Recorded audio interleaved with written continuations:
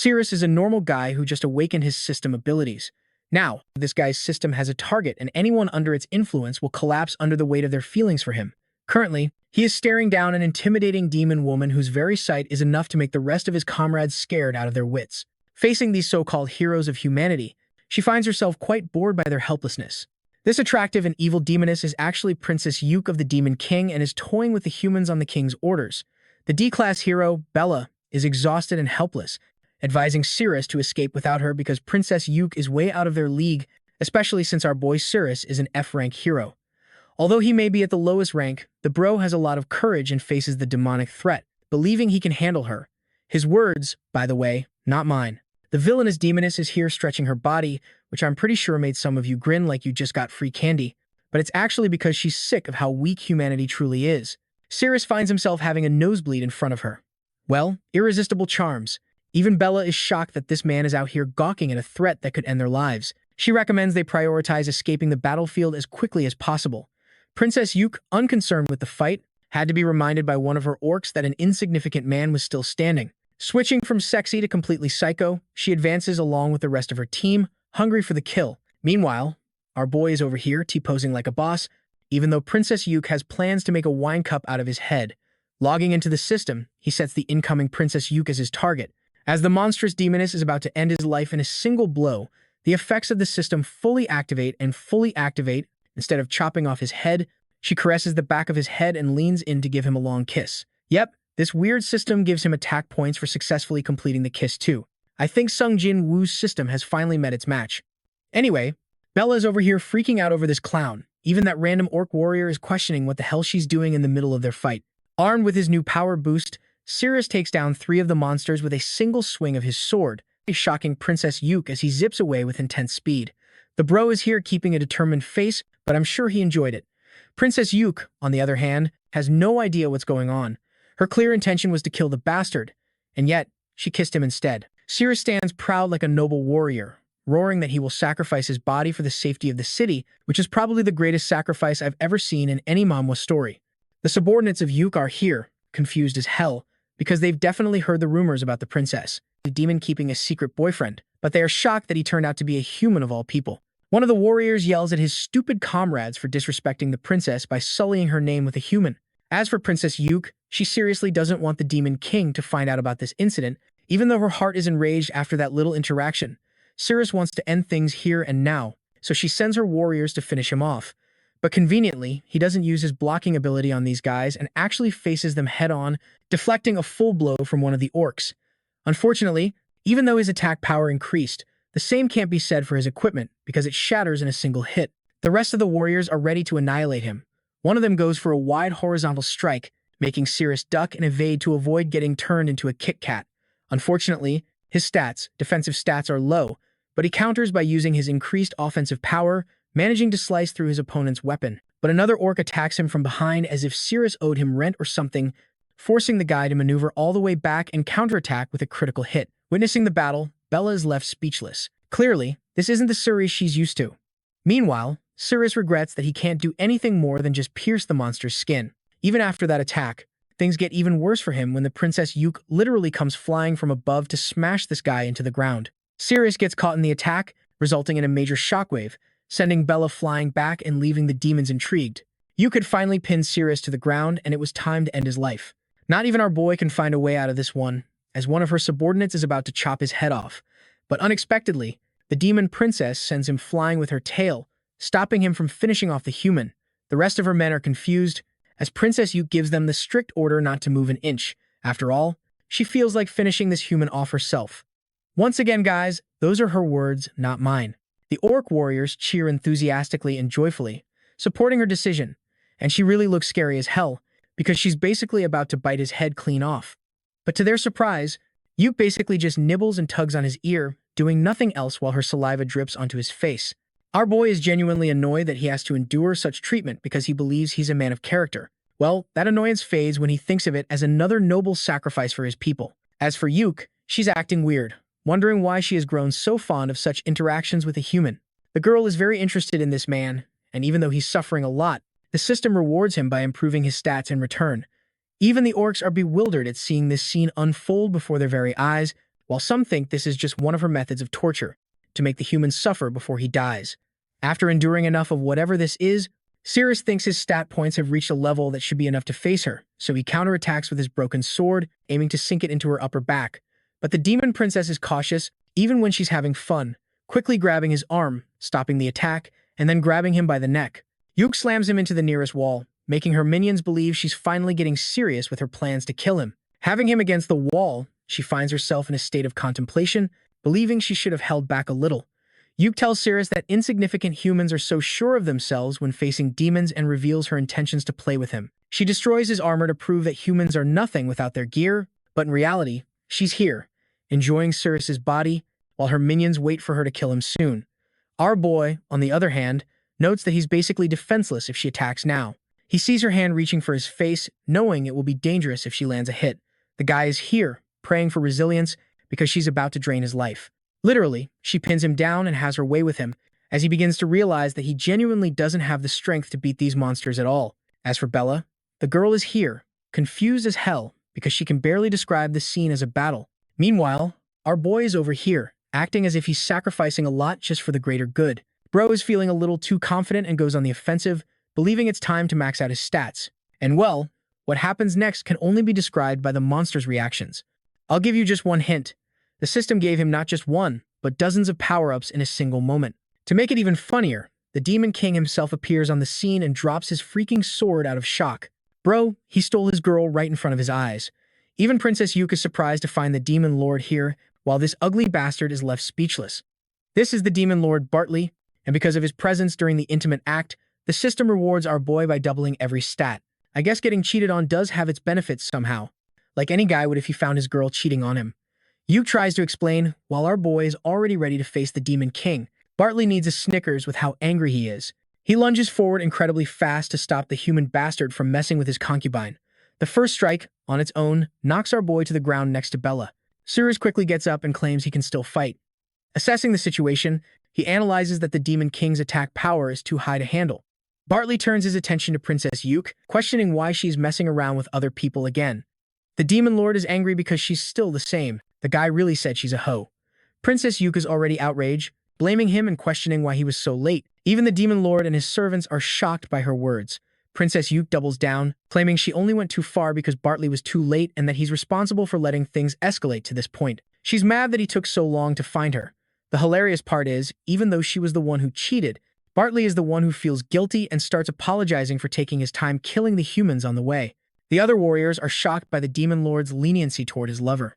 It's a display of affection never seen before. Anyway, while they're having their lovers quarrel, Siris figures this is a good chance to get the heck out of there, so he grabs Bella and helps her escape. Her leg is already useless, so she needs care and attention. Meanwhile, Yuk starts crying, saying their precious relationship has been tainted by another man's interference. Realizing that the despicable human caused all this, Bartley gets serious and declares he will end his life. However, Yuk stops him right there, grabbing his leg and declaring that he is the only one she truly loves. Bartley yells at his idiot servants, who are just watching the drama unfold instead of actively catching the humans. One of the warriors explains that Yuk strictly ordered them not to interfere, which makes the Demon Lord so angry that he uses his godlike speed to go straight for Siris and Bella. The ceiling shatters as the Demon Lord descends to kill the human fool who dared to seduce his concubine. Bartley sends our boy flying with another powerful blow, smashing him to the ground in pain, while Yuk just watches the fight. At this point, even Siris knows he's outmatched, not to mention his body is already failing against Bartley's overwhelming attacks. He's clearly no match for this guy. To make matters worse, the Demon Lord rushes in to finish the job, intending to tear our boy in two. After all, it's a fitting punishment for committing such a heinous act. Realizing there's no way out of this, Siris pleads for the system to lock down, which curiously causes Yuk to intervene on his behalf by slapping the Demon Lord and deflecting his attack. Bartley is speechless again, and while he's stunned, Siris makes a break for it, moving faster than lightning to get out of there. Meanwhile, the Demon Lord is whining like a child because his concubine intervened for the human. The system registers this as a critical hit on the Demon Lord, even granting Siris a free level up. But Siris knows it's not time to fight and keeps running. Meanwhile, this wicked demoness is going crazy for the human, openly declaring that she wants his body. Bartley tries to stop her, but she breaks free immediately and launches herself at the human, ready to have some fun. The demonic concubine lunges toward him, believing it's time to embrace her freedom. She successfully pins Siris down with a powerful tackle, probably broke his remaining intact ribs. Anyway, with this act of passion, Siris gains stat points, on top of the fact that it's happening right before the Demon Lord's eyes. Bartley accepts full blame for his mistakes and tries to immediately help the human girl, but she is extremely hostile and curses him out, telling him not to dare interrupt her fun. And well, that's probably the most damage Siris has ever dealt to the Demon Lord, because the guy collapses to his knees in despair. Bella lunges forward to free her friend from the shameless demon's embrace, although our boy just tosses her against the wall. Meanwhile, Yuk is enjoying Siris's body all to herself. She wonders what is making her behave so erratically, as if she's no longer the same person she used to be. But instead, her thoughts have been replaced. Bartley gets up. His sadness has now been replaced by anger and denial, to the point that he lunges forward again at full speed to kill her. But just before the sword is about to cut her in half, the Demon Lord stops, roaring that he still loves her and just can't bring himself to deliver the final blow. The guy literally breaks down as his deteriorating mental state is even recognized by the system. The self-destruction process is underway for a demon's unstable state, which causes great concern for Princess Yuk as her minions run to save their own lives. Bartley's condition reaches a total collapse as the system grants Siris a skill for reaching level 10. Executing a clean and decisive blow to the Demon Lord's neck, Siris marks the kill with the use of his special skill, called the Swift Body Slash. Bartley's body falls to the ground, avoiding the self-destruction sequence and preventing total destruction. Even with a broken sword, our boy was able to land this fatal blow thanks to his skill. Princess Yuk, on the other hand, is a little disappointed that the Demon Lord reacted in this way and still has no idea why things had to end like this. Speaking of the Demon Lord, it seems that even after his neck was cut, this guy lunged towards her. Even in death, he rests on Yuk's body, causing her to cry out in agony. This also helps to free Bella from his tail. The Demon Lord asks his concubine to fulfill their previous promise, swearing that they would both die together. It turns out this guy is still in his self-destruction mode, while Yuk pleads to be released because she doesn't want to die. The girl is acting like a damsel in distress when her hero Siris cuts off the Demon Lord's arm and quickly pulls her away. The decapitated Demon Lord is still able to speak, but he quickly meets his end when the self-destruction sequence reaches its conclusion, completely destroying the area. It's only thanks to Siris grabbing both Bella and Yuk at the last moment that they manage to survive and reach a lower level of the dungeon. Resting at the bottom, Siris catches his breath, wondering if he just landed in the place of the dead. At the bottom, the surprising thing is that the gigantic Yuk has been replaced by a small salamander. Its magic value has been reduced to nothing, and it doesn't even have 10 hit points. The guy is bewildered, while the salamander Yuk quickly hides in his pockets. Meanwhile, Bella gets up in a questionable pose and asks about Siris's condition. The system fully confirms the defeat of the Demon Lord, allowing our boy to access the dungeon map as his reward. Bro is here, wondering if he should inspect it or not, all the while having a nosebleed, because Bella is giving him a good view over here. She gets off him and shrinks in embarrassment, while Siris commands the map window and learns a bunch of things from it. The map allows displaying marked features to know where resources can be gathered and even target bosses. With this, Siris will never have trouble getting lost in dungeons again. Even Bella is surprised by what he's saying, because she can't see the system window. Anyway, he helps her up, and they're about to leave when suddenly, the guy experiences a sudden pain inside his body, which causes him to cough up a stream of purple liquid.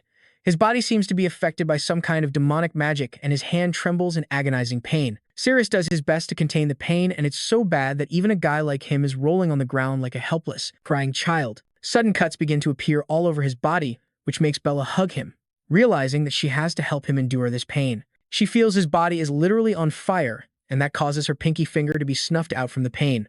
That's the end of the painful sequence for Siris, who has gone numb and takes a moment to recover. He finally concludes that he's okay now, while Bella is shocked by what is happening to her body or why her pinky finger just suddenly melted.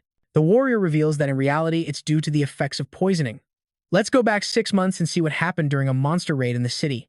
He watched a group of monsters facing a hero in battle, and the fight seemed to be happening because of some kind of special box. By the way, the box was cut by the monster, releasing violent and thunderous shockwaves. Unfortunately, Siris was near the area when that happened and was thrown into the ruins. The open box let out the special liquid it contained, when suddenly the sky turned crimson red and it started to rain blood. The nauseating smell alone was enough to make Siris vomit, not to mention the hero who was affected by the rain to the point that his body melted. The same goes for the monsters. They all experienced an endless amount of pain. Siris had been the lucky one who had no contact with the rain and, despite waking up later without having touched it, he received a lethal condition, poisoning. The doctors concluded that he only had 1 year left to live until the system window. A system appeared out of nowhere, revealing that only the demon god's blood was capable of curing her condition.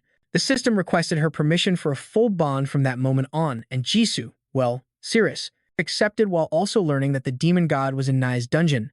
Currently, she also discovered that there is an antidote for the poison somewhere in this dungeon, but right now she just wants to go to a room, change her clothes, and recover before facing another fight. The scene shifts to the perspective of some strangers who are approaching a dungeon room when, suddenly, the group's tank senses something as a laser beam appears and, somehow, everyone manages to avoid being skewered by it. Well, except for the tank. That is, the squad's vice captain urges his men to stay right where they are to prevent any other mechanisms or booby traps from suddenly appearing. So they're all just standing there, as if someone just asked a question in a foreign language. Their best defender and the group's tank were taken out by a single trap, so they have to be careful. Unfortunately, they can't even use anyone as bait to test for any traps. Still, that doesn't mean the group should suddenly retreat. The Crusade's captain, Siris, believes they should follow the traditional rules and use the weakest soldier among them as bait. Poor guy. He's thrown forward and is ordered to pay with his life by finding the correct route. There's nothing he can do in this situation, as Siris is ready to kill the guy anyway if he disobeys orders. While he's in despair, luckily, Clotail is going to suggest a different solution. He has a special arrow that can allow for scouting and increase the chances of survival. But to his surprise, Siris literally cuts the equipment in half, which is just plain stupid, as the D-rank warrior sinks into greater despair. Siris is angry about the vice captain's little toys and says he's going to kill the vice captain if he keeps messing around any longer. The scoundrel orders the D-ranker to get up and start scouting. The poor guy is trembling in fear and starts to take a step. Luckily, he hasn't triggered any traps yet, but the next step is the trickiest because he doesn't know where to go.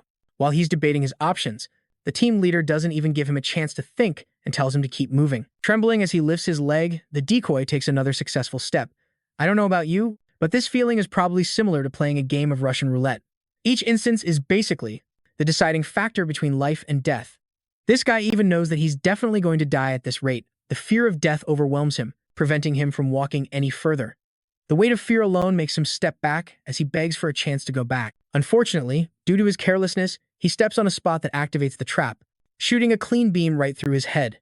The party members are terrified because, according to the beam's trajectory, they could be hit from almost any angle. With his body falling to the ground, the leader Siris orders the next lowest ranked among them to come forward. But to their surprise, the door opens on its own, stealing his attention. Our boy emerges from the door, certainly not expecting to see these guys here. Also, do you guys remember the decoy team they talked about earlier? Yes. Well, it turns out that Bella and Siris were originally supposed to be the group's decoys. The shocking part for the team leader is how they both managed to survive and escape from the dangerous levels. His blood boils upon discovering Siris' survival. The man can't even catch a break. Let's talk about the events that happened before their departure to the dungeon. Siris was arrested for apparently knowing special information about Siris' wife's underwear.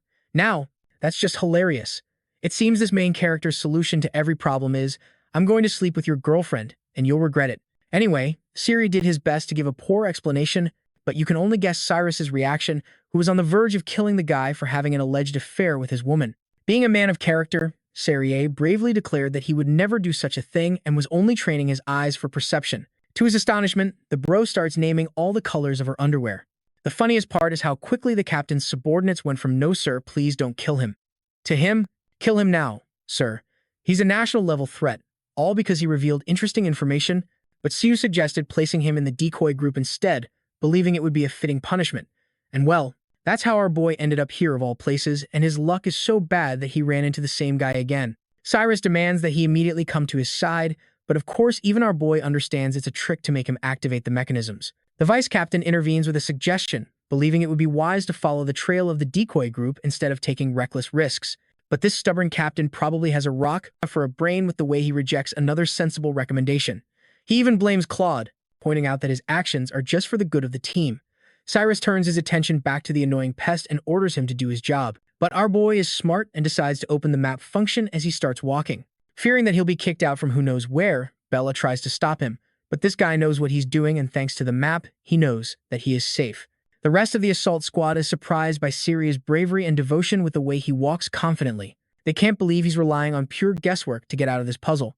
Siris takes every step according to the system's precise instructions, walking towards the spot. The rest of the team is starting to think this guy has divine luck on his side, while our boy continues to move casually, turning around and taking more steps forward.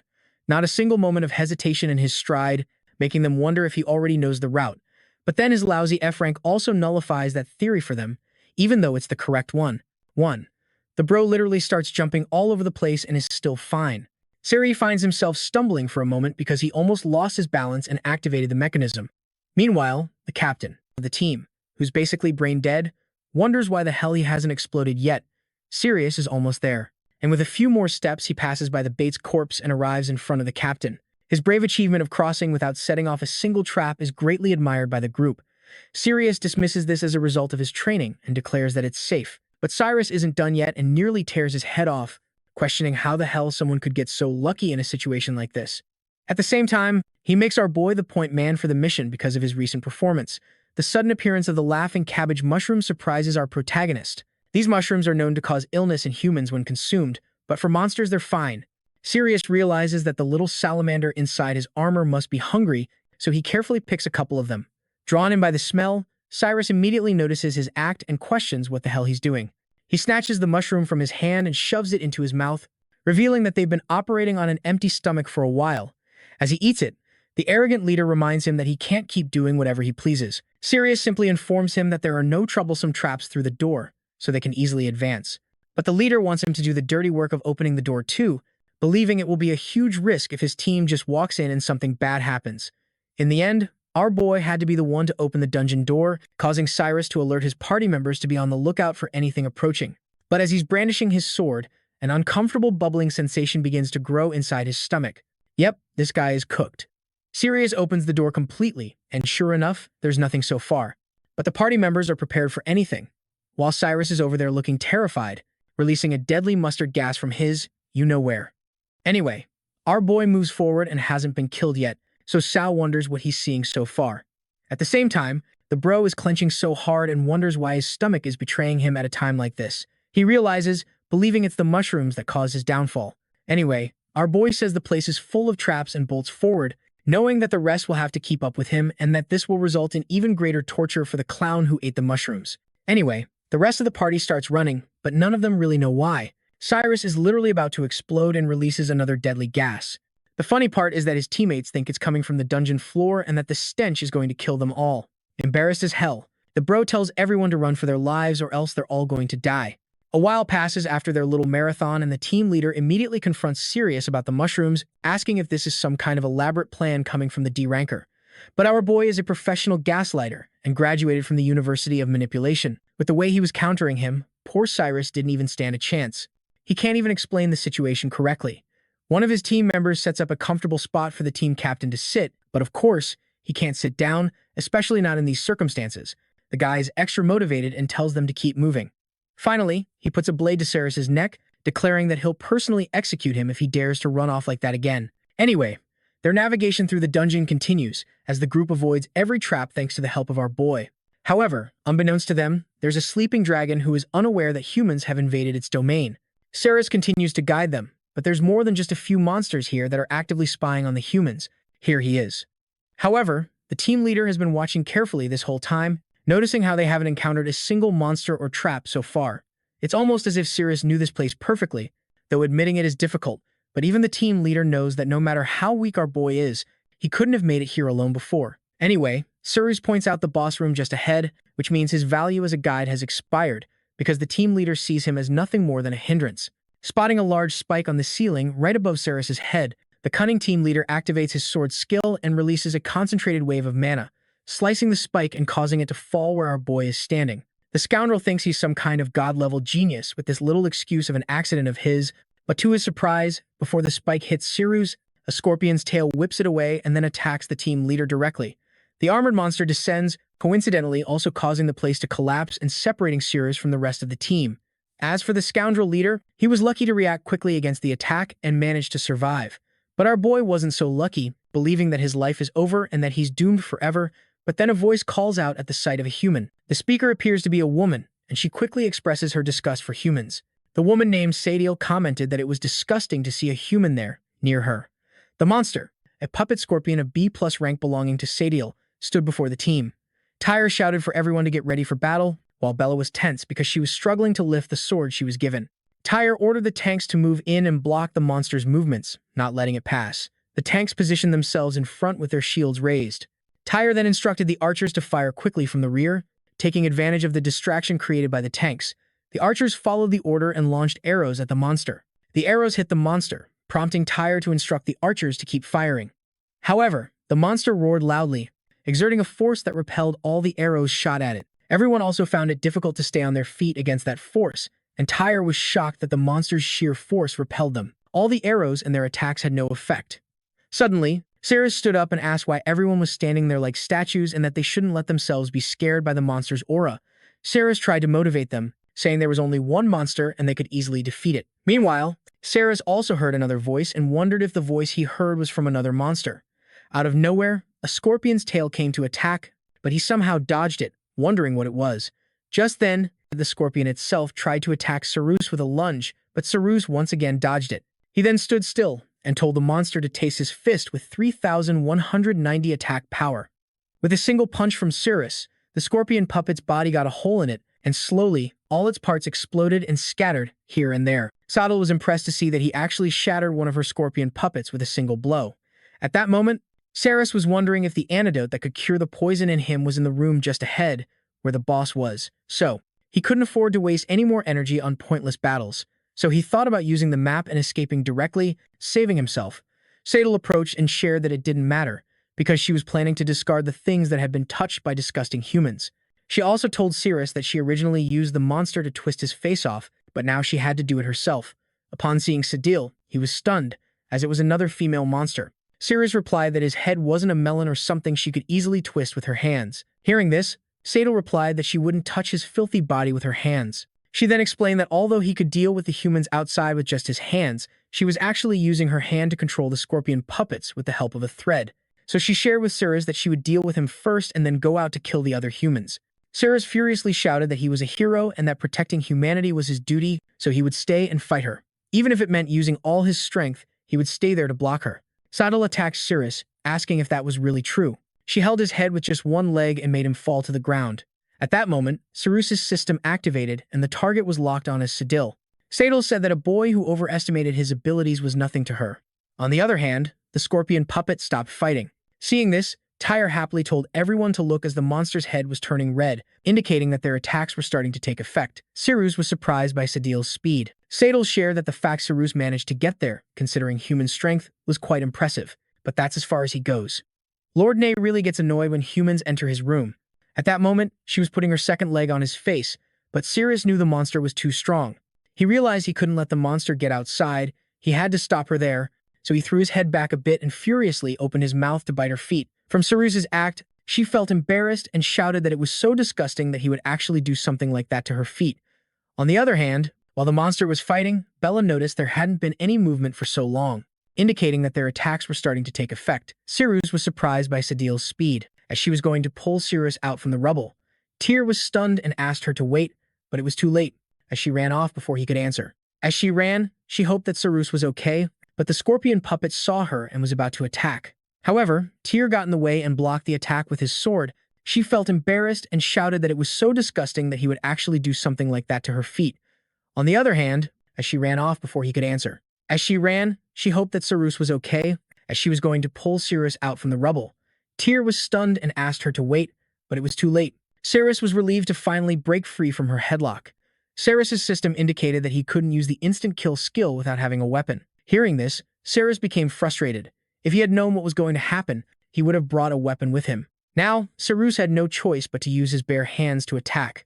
He tried to punch Sadal, but she dodged it and kicked him in the face. As she kicked, she felt that his face was so squishy. Because of that kick, Siris flew through the air and crashed into the rock. Sadil shared that she felt very comfortable kicking him. Hearing this, Siris had no response, and Sadil also tensed up, wondering what was happening to her. So she decided to quickly defeat Siris, as it would be troublesome if humans from outside entered Lord Ney's room. She then picked up the tail of the puppet monster that Siris had dealt with, and she tried to attack with it, but Siris saw the attack coming and dodged it because his agility was good enough to dodge the attacks. He then concentrated magical energy in his hand and cut the tail into 2 pieces. However, it was like a distraction for him, because while he was cutting the tail, Sadal came back with her leg and locked Siris's face in a hold.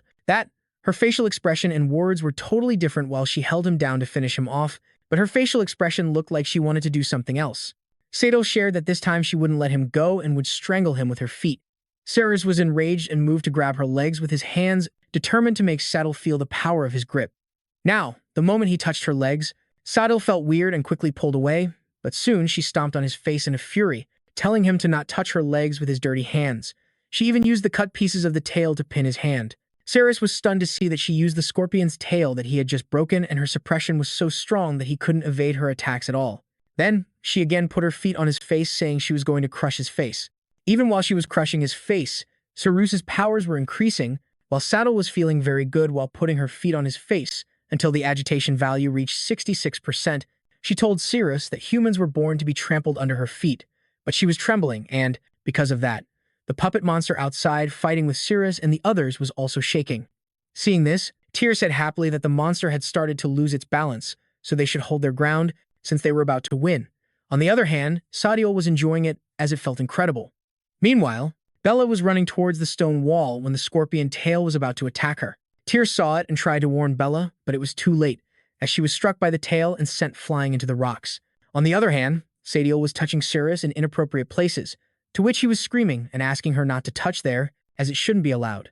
Near Siris, the tail was about to come at him and Siris was ready to block it. He somehow dodged it with the help of his sword, but he noticed that even from such a long distance, the tail could still penetrate the wall, which meant the monster's range had surpassed that of an elite monster. There, Sadie felt it was very soft and squishy, and the agitation value had reached 95%.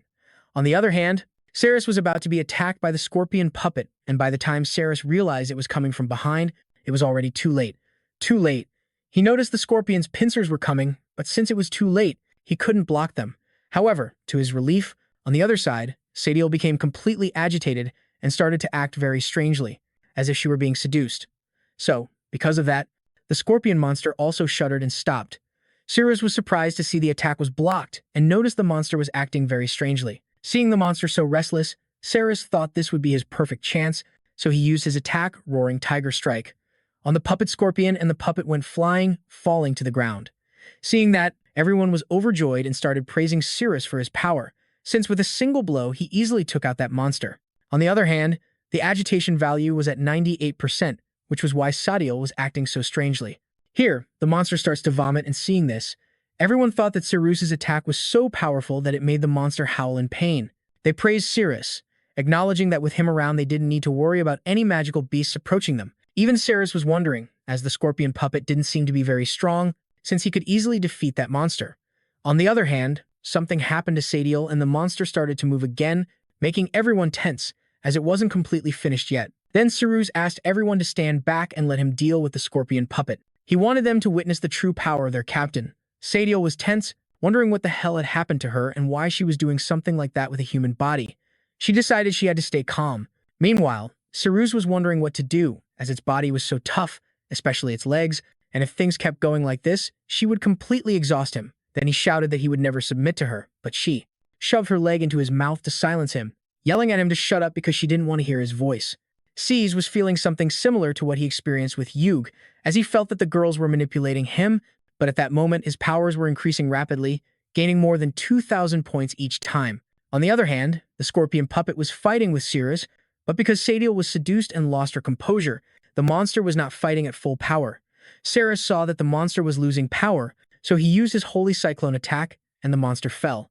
Everyone was happy that Siris used his signature attack to defeat the monster, but then they noticed the monster was still roaring continuously.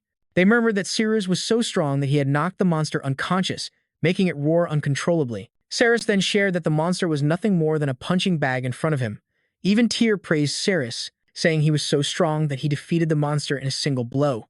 On the other hand, Siris's defense increased by 3,304 points, and his agility increased by 4,310 points, making him much more powerful.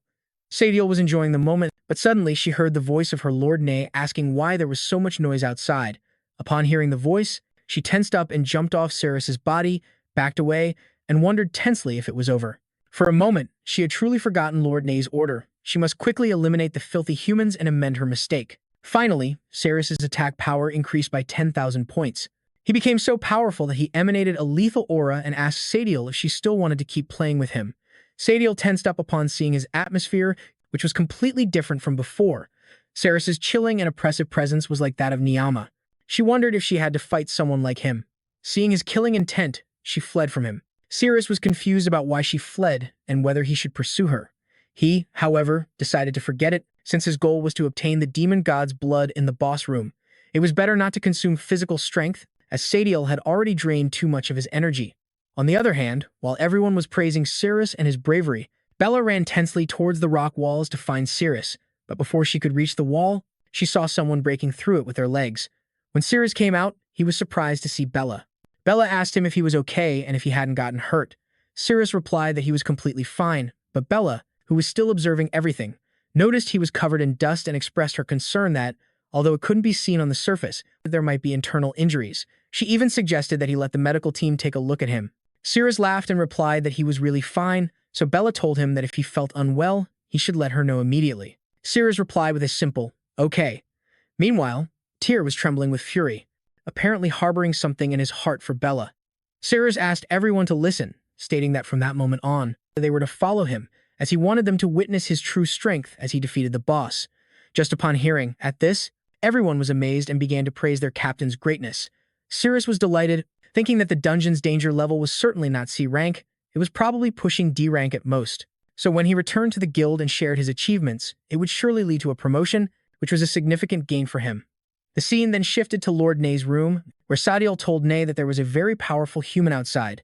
She didn't know what method he used, but his strength, initially weak, skyrocketed to an unimaginable level in an instant. She asked Ney to be more careful when facing that human. In a strange voice, Ney asked Sadiel what she was ordering him to do. Tensely, Sadiel replied that she was ordering him to guard the door and not let any creature enter his room.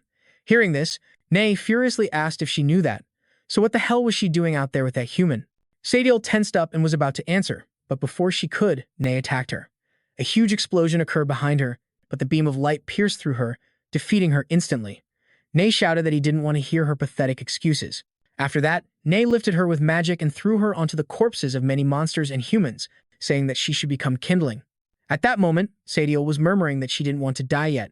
When Sadiel was thrown onto the corpses, a pool with a green liquid substance inside it emerged. Ney shared that, after waiting for so long, he had almost finished using thousands of humans and monsters as kindling and, finally, the demon god's blood had begun to boil. Suddenly, someone burst into Ney's room, breaking down the door. Hearing the sound of the door breaking, Ney turned around and asked, who was so brave as to dare to enter his room? Siris replied that it was him, your daddy, who came to give you a beating. Siris saw the demon god's blood and his system told him that the demon god's blood could eliminate the toxins from his body after consuming it. Ney asks if Siris was the powerful human that Sadiel mentioned.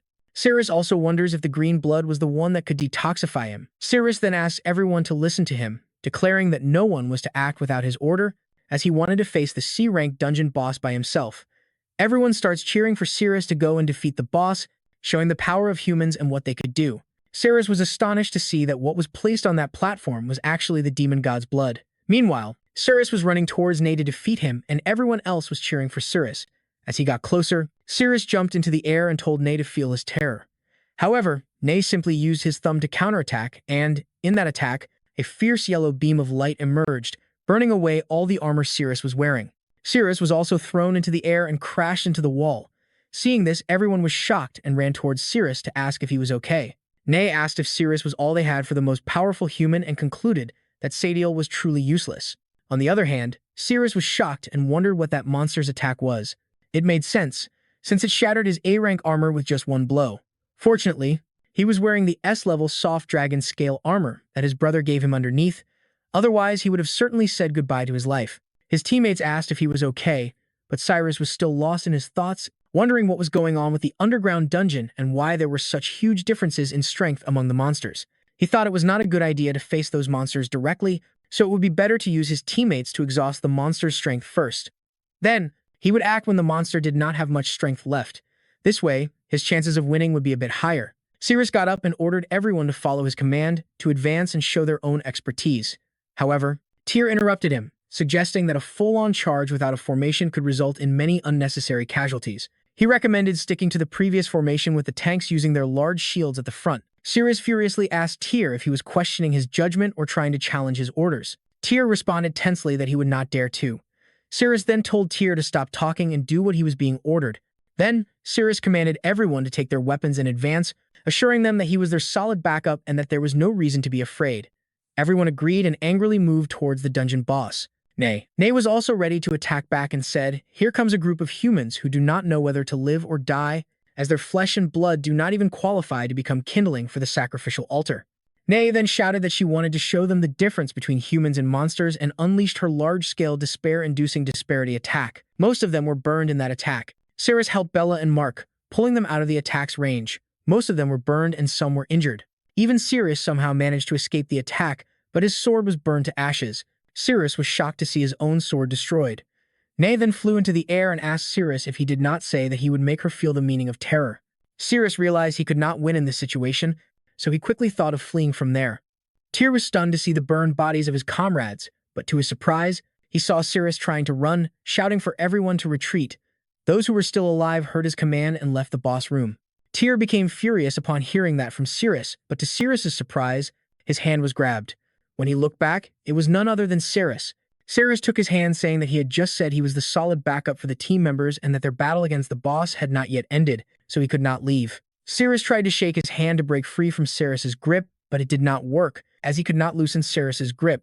Siris told Siris that he was the team captain, and his words were law. If Siris wanted to stay and die, he was welcome to do so. But he did not want to drag Siris into it. Even Nay furiously thinking about how he had dared to invade her domain and cause havoc, Siris still wanted to escape now. Nay then went for another attack. Seeing this, Siris got scared and began to shout tensely at Siris, calling him a fool for not looking back, as the dungeon boss was about to unleash the same beam of light again. He even tried to run by pulling his hand away, but was surprised that he couldn't and wondered why Siris had such a strong grip. Siris again asked Siris to let him go, as the boss was aiming at them. But Siris wasn't moving, so Siris became furious, thinking he could defeat the boss on his own, and also couldn't pull his hand away from Siris. In his fury, he tried to lunge at Siris, but Siris grabbed his hand and twisted it. Because of the pain, Siris howled in agony. Siris then pulled Siris toward him and lifted him up, preparing to throw him toward Nay. He shouted that as the captain, Siris must live up to his words. The moment Nay unleashed her attack, Siris threw Siris toward the beam, saying that he should be solid support for the team. He instructed Siris to block the boss's attack with his body and cover his teammates for their retreat. Siris was launched directly into the beam of light, allowing everyone else time to retreat. They ran outside while Siris was injured by the beam. A teammate was shocked to see this. After that, Siris glared furiously at Nay, shouting that it's his turn now. Bella shares that she wants to stay. Tyr also agrees with Bella, saying that he too wants to stay and deal with the monster. Bella replies that he doesn't need to stay, since she's staying for Siris. Tyr shared that he knows, but that he was the #1 ranked B-class hero and came to eliminate monsters, therefore, he would never run away. He also expressed that he didn't want to take orders from that idiot Siris again. On the other hand, Nay asks Siris why he didn't flee even after witnessing her power, implying that Siris was looking down on her. Nay then goes to unleash the beam again, but Siris counters it with a quick body slash, causing Nay to tense up and pull her hand back. Nay was infuriated that Siris was so fast, but to her surprise, Siris started to run toward the altar of the demon god's blood. Nay began to wonder why the human was running toward the altar. She soon wondered if it was possible that the guy's objective wasn't to kill her, but to get the demon god's blood. Siris kept running toward the altar, as he was just a few feet away from it.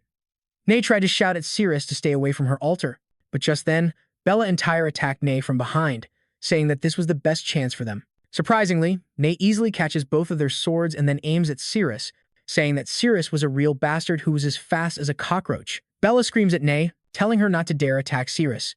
Both Tyr and Bella try to push Nay back, and, just as Nay unleashes her attack, her foot slips a bit, causing her aim to be off. Siris is also able to dodge the attack because of the bad aim. Siris then happily leaps toward the altar, thinking he has almost made it, gotten what he wanted. But the moment he approached the altar, he saw a magic array. He tensed up upon seeing it, and just as he touched the array, an explosion occurred, and he was blown away from the altar.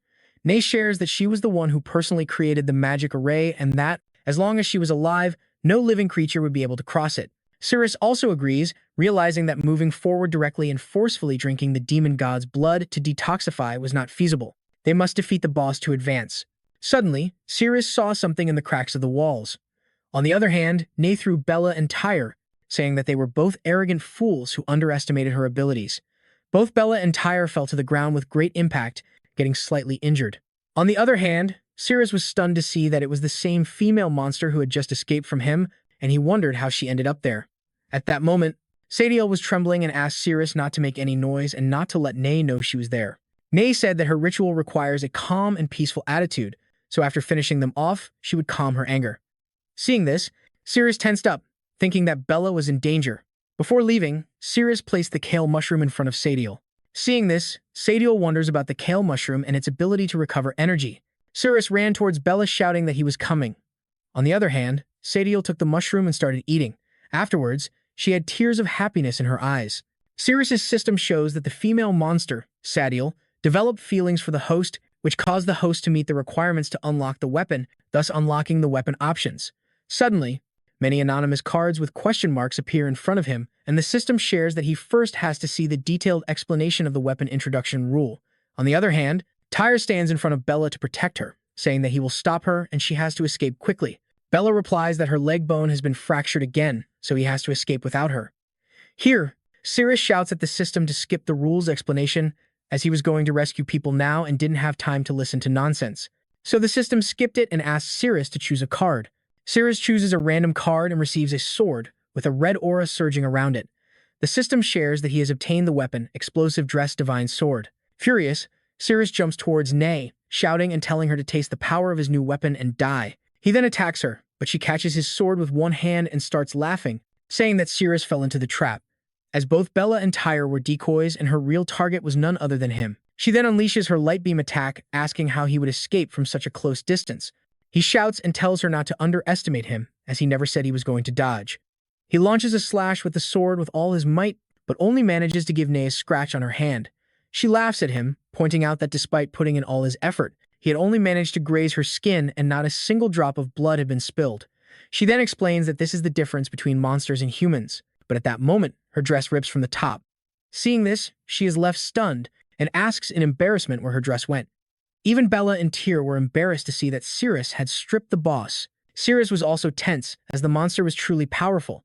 At that moment, his screen shows that the garment exploding divine sword, upon striking an enemy, would cause their clothes to be blown off.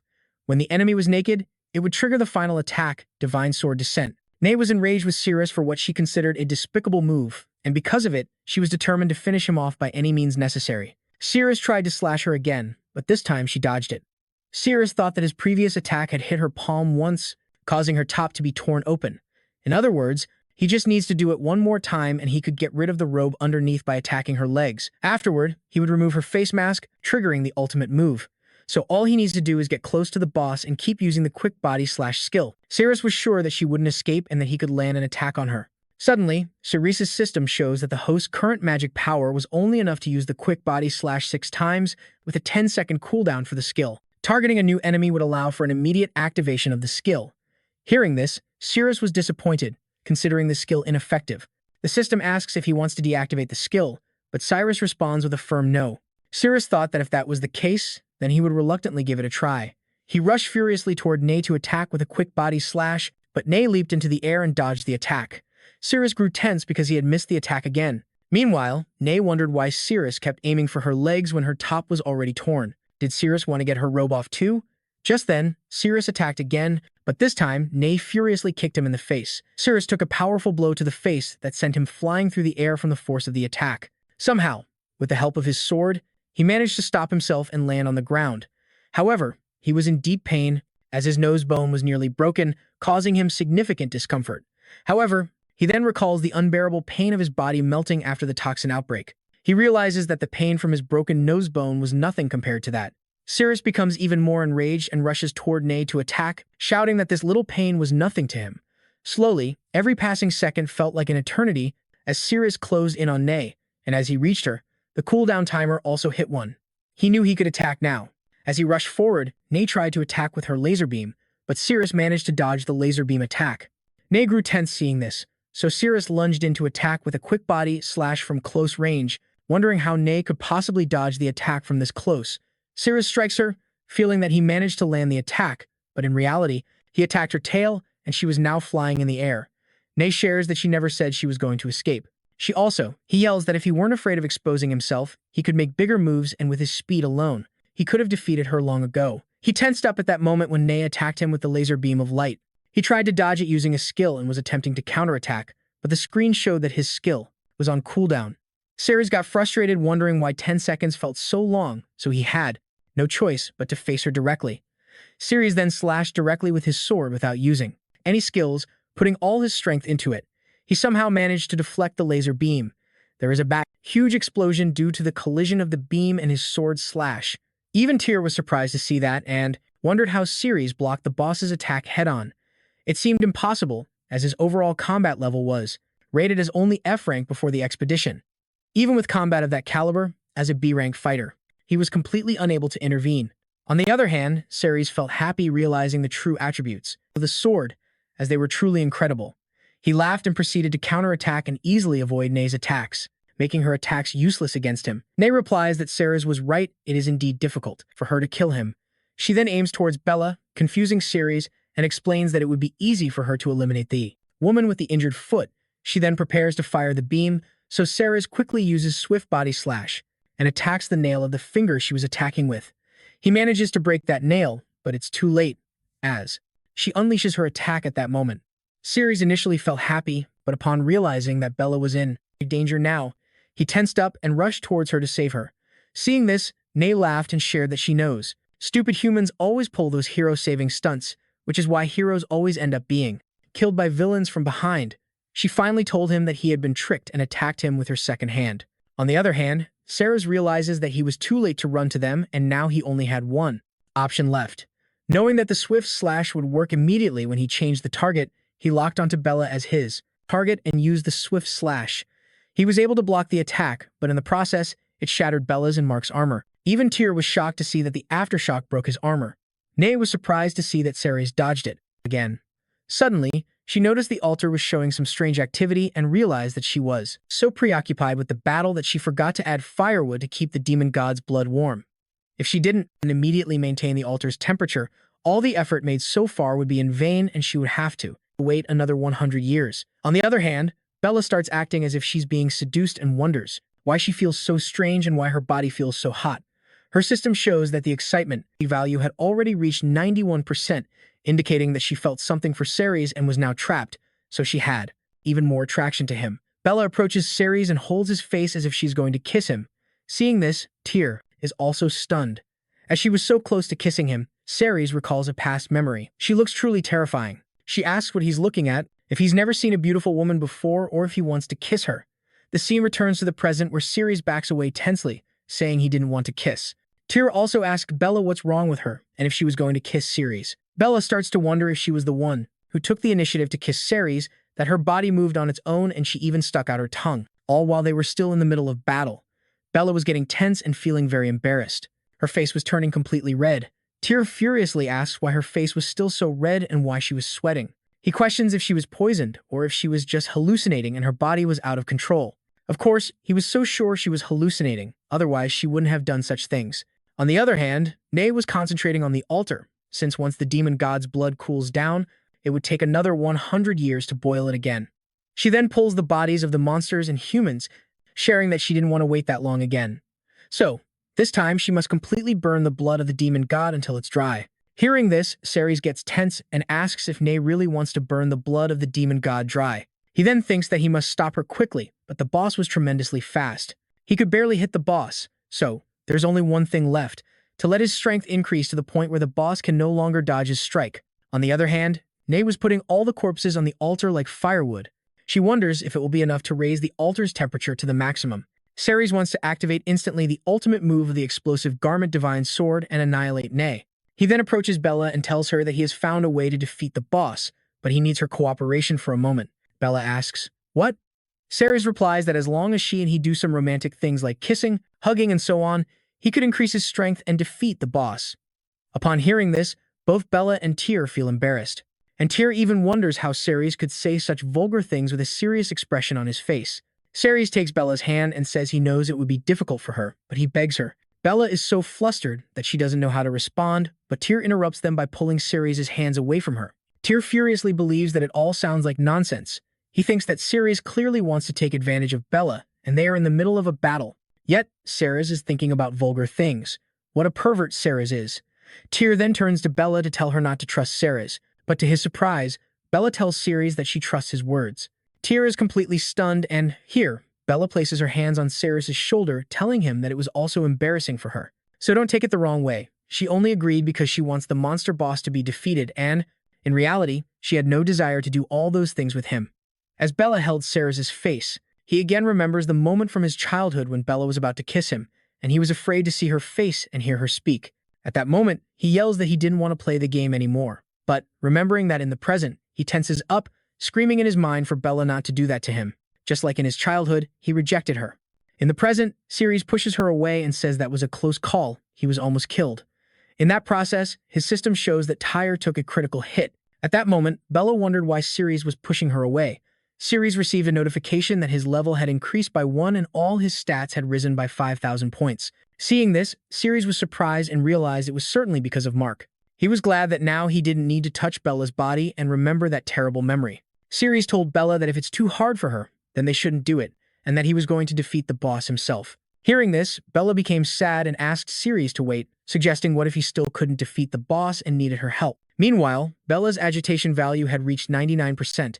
Siris responds with a mocking expression, saying that he didn't want her help and then runs towards Naya. Hearing him say no, Bella feels hurt and asks why. She even wonders why Siris showed no interest in her at all. Tyre then interrupts her and says that he understands. Siris is stronger than him, which is why she's in love with Siris, but he still wants to ask. Bella asks if she could do that thing again. The scene shifted to Siris, who was thinking that to activate the final move, he must hit both the head and the legs at the same time. Before, he almost hit the boss's leg, but now all his stats had increased by 5,000 points, so if he could just find the right opportunity using rapid body slash, he could surely achieve it. On Naya's side, she was confused, since the altar wasn't connected yet, wondering why the temperature was still so low. If she didn't fix it soon, the temperature would drop rapidly, so she thought about using the filthy humans to compensate for some of the heat.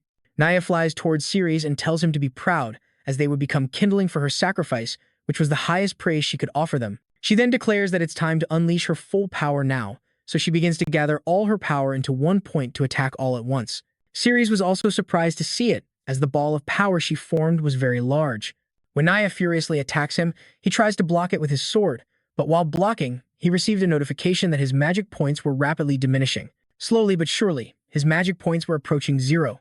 Finally, he somehow manages to deflect the attack, but he was almost out of magic power. Now he only has 11 magic points left and can't use any skills due to the low magic value. Siris became tense, realizing he had no power left and didn't know what to do. Naya was pleased and told him that she knew his magic power had run out and that the battle was over. Siris was wondering what to do, but to his surprise, Bella came and held his face, saying that power and didn't know what to do. Naya was glad and told him that she knew his magic power had been depleted and that the battle was over. Siris wondered what to do, but to his surprise, Bella came and held his face, saying that she clearly needed his help. Then she put her face on his chest, which surprised him and left him heartbroken. Siris also thinks that Tyr was a good man. Bella also thought that she had already told Tyr a long time ago, and that she already had someone in her heart, and from childhood to the present moment, it has never changed. Because she and Tyr were heartbroken, Siris gained a 5-level increase in his power and a glow emanated from his body. Siris realized that a surge of power was rising within him. He received a notification that all his stats had increased by 27,500 points. Seeing this, Naya was shocked, thinking it was impossible. Siris shouldn't stand a chance against her now. Siris was glowing brightly, as if he had acquired a higher power. Naya said that no matter how much his strength increased, he was still a mere human, and in front of monsters, he was nothing more than an ant. But as she was speaking, Siris rushed towards her and attacked with all his might. Naya replied saying that she could always dodge those attacks. However, Siris quickly slashed her body. Naya didn't notice at the moment of Siris' attack, but when her mask and robe were torn, she was stunned to see that he had actually destroyed her mask. With that attack, Siris' system showed that the ultimate move of Holy Sword Descent had been unlocked. Naya screams furiously, "How dare he ruin her face?" She then gathers all her power and infuses it into a beam the size of a ball. Siris also attacks Naya and she tries to counterattack. A huge explosion erupts in the room. The beam also hits her and the entire floor is destroyed in seconds, leaving only the line of ground Siris was standing on. Even Bella and Tyr were severely affected by the explosion. After the mist clears, Siris sees that Naya is unconscious on the ground, believing he has won. Siris' system shows a 20-second cooldown for the Divine Sword's descent. He then runs towards the altar, but is surprised to see that the magic altar is still active. He wonders why the magic altar hasn't been deactivated. Suddenly, he hears Naya's voice asking if he thought he had already won, as she would never allow filthy humans to touch the demon god's blood. Siris notices that there are still 9 seconds left on the cooldown. He shouts back at Naya that he will finish her in 9 seconds, but then Siris looks over at Bella and sees that her health is dangerously low, on the verge of death. Naya gets to her feet, yelling that she won't let him get away with this as long as she is still breathing. She challenges Siris to come forward and see who will be victorious, humans or monsters. Siris finds himself in a critical situation, torn between rescuing Bella and Tyr and continuing the fight for the demon god's blood. He prioritizes Bella and Tyr, neglecting Naya. Siris quickly flies towards the entrance to get out of the room. Naya feels momentarily relieved to see them leave, thinking that humans are truly naive. On the other hand, Siris shouts at the map to open and find the shortest route to the exit, as he needs to get to the hospital as soon as possible. Now, just as he leaves the room, he is attacked by monsters. Siris quickly prepares to fight them. Meanwhile, Bella remains unconscious, recalling her childhood memories. She remembers everyone laughing at her, mocking her appearance and wondering who would ever want to kiss her. Bella still wants to play house, but others sarcastically suggest that she play the role of a gorilla instead. At that moment, he was approaching her, and some kids tried to warn him not to get close to her, telling him he would catch it and become an ugly freak. To their surprise, Siris slaps one of the boys. The scene shifts to the present, where Siris easily defeats the monster with a quick slash attack. Meanwhile, in Bella's dream, the boy whom Siris slapped is crying. Siris tells Bella the game isn't over yet, explaining that since he's a boy and she is a girl, he should play the dad and she should play the mom. He promises to take care of her.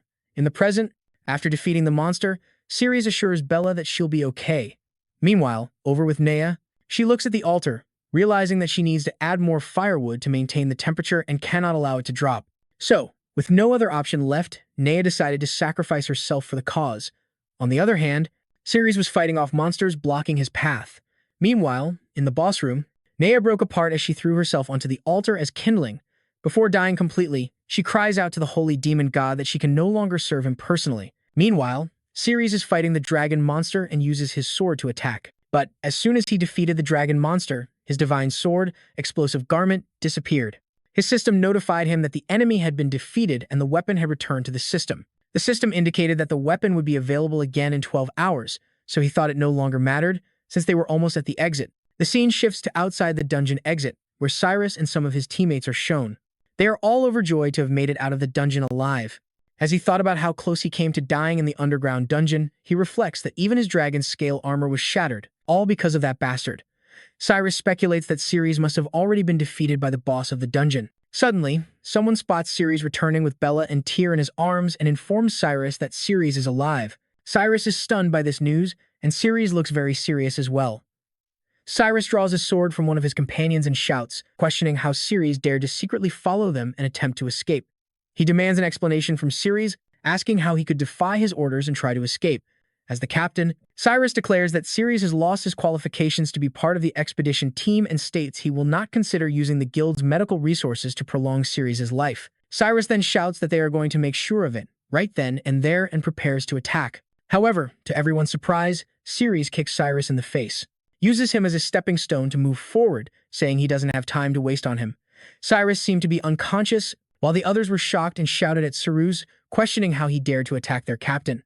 A member shouted and informed everyone that it was serious, because Siris had kicked the captain and made him pass out. They needed to hurry and take the captain to the hospital. Then, the scene changed to the guild hospital, where staff members were seen running with Bella and thanks in advance on stretchers, shouting about an emergency case. Siris felt relieved after making sure Bella and thanks in advance were taken to the hospital. Safe and sound, he decided to return quickly to the dungeon because he was just one step away from obtaining the demon god's blood to cure the poison. The scene changed to the dungeon, where a red-colored substance emanated from the altar. Gradually, it rose and began to take the form of a humanoid figure. Sadiel watched everything and wondered what kind of entity Boss Nai had summoned by sacrificing herself as she contemplated its transformed appearance. It seems Nai was living under the identity of Bio in front of everyone, and they didn't know she was actually a girl. The red-colored substance took the form of a dress and a hand emerged from within it. As the hand emerged, the atmosphere became more tense and intense. Feeling the sensation, Sadiel became tense and described it as a chilling sensation, as if she were being stabbed with countless needles in her bones. A monster with a human appearance emerged from the red substance and commented that the scene felt very familiar, as if it were truly her own domain. When she first appeared, Asatho had a youthful body, but long hair like a girl. Sadiel, feeling the intense sensation, tried to flee from there tensely, thinking the place was becoming too dangerous. She sensed Sadiel's presence and approached the wall, pushing it with a finger. With her touch, the entire wall began to collapse, surprising the monsters who were standing on the floor above as they wondered why their floor was exploding. Asatho had caused this to reveal the person she had sensed. After falling, all the monsters were injured and speculated whether Boss Nai had caused the collapse. However, one of them shouted for everyone to look up, pointing out that the underground dungeon had collapsed and they could now see the sky above. They speculated if the collapse was caused by Boss Nai, but they quickly dismissed the idea, realizing it would take someone with more power than Boss Nai possessed. As they debated, Asat intervened, saying that Nai was dead and that she now needed a servant. Upon hearing this, the monsters tensed up and debated whether they should escape or stay. One monster even approached Azat, saying that its lineage had endured through time due to its immense power and they were willing to follow someone even more powerful than Boss Nai. All the others started to clamor that they also want to serve, but Asat shouts that they are all too ugly and proceeds to destroy them. Asat declares that she doesn't want ugly minions. Then, she walks over to Sadiel, praising her appearance and instructing her to look up and open her mouth. With tears in her eyes, Sadiel opens her mouth and Asat pours her blood into it, instructing her to drink. After drinking, Sadiel feels a sudden change in her body, perceiving a sensation, different, as if her body is beginning to heal itself. Asatut approaches Sadiel and explains that Sadiel's body should feel very comfortable because his blood has the ability to repair all damage, strengthen the immune system, and enhance strength. Asat adds that during the digestion process, it might bring Sadiel an immense pleasure. Asat then tells Sadiel that it's getting dark and advises her to go find a clean room waiting for her. Sadiel, unsure of what to say, nods her head. The scene then shifts to the guild headquarters, where Darren is shown holding Siris's head. Darren, visibly furious, demands to know what Siris said about the mission's failure. Siris apologizes to Darren and explains that if he loses his position as captain, Darren would have to take over and audit the remaining assets of the guild's investigation team. He urges Darren to find a solution to the situation. Siris also tries to convey that if it's discovered they have been secretly selling the guild's resources, it would be a serious problem. However, Darren shoves Siris back and yells at him to shut up, saying he already knows. Darren then asks Siris if he just said that someone from his team disobeyed his orders. Siris confirms it and mentions that the person's name is Siris. Darren checks the document and sees that Siris is an F-rank hero. He instructs Siris to place all the responsibility for the failure on Siris and orders that he be sentenced to death for desertion. The scene shifts to the dungeon where Siris is confused. Upon seeing its collapsed state, he rushes towards the altar to check if his antidote is still intact, but is shocked to see that it's empty. Meanwhile, Sadiel waits quietly for Asathoth while sitting in her place. Suddenly, Asathoth places his hands on Sadiel's shoulders, prompting Sadiel to ask Asathoth not to. Surprisingly, Asathoth hugs Sadiel from behind, and Sadiel is stunned. She feels something soft touching her back. Sadiel, who initially thought Asathoth was a boy, becomes confused as she tries to reconcile this perception with the soft sensation she is feeling. Out of nowhere, Asathoth whispers something in Sadiel's ear, which entices her and makes her pull away from the hug. Embarrassed, Sadiel turns around and is stunned to see Asathoth, whose appearance has suddenly changed to that of a proper girl. Asathoth asks Sadiel if she doesn't like hugs, confused. Sadiel asks how Asathoth could change like that. Asathoth explains that there's nothing surprising about it, since at night she loses all her strength and returns to her true self, a girl.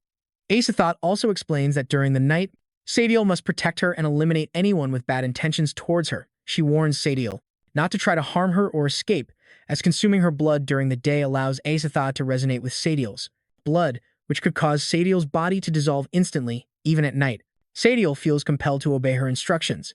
On the other hand, Siris is tense as he searches everywhere in the dungeon for the demon god's blood, but he can't find it. He wonders if the demon god's blood must be hidden somewhere in the dungeon, holding on to hope. Siris asks the system to open the map so he can thoroughly explore every corner of the dungeon. Here, Assad explains to Sadiel that she doesn't want things. They end up like this, but her heart is sealed within the Hero Guild, preventing her from being in her full form. As a result, at night she transforms into a weak human. But while she waits until day and restores the demon god's power, they will head to the headquarters of the Hero Guild to retrieve her heart.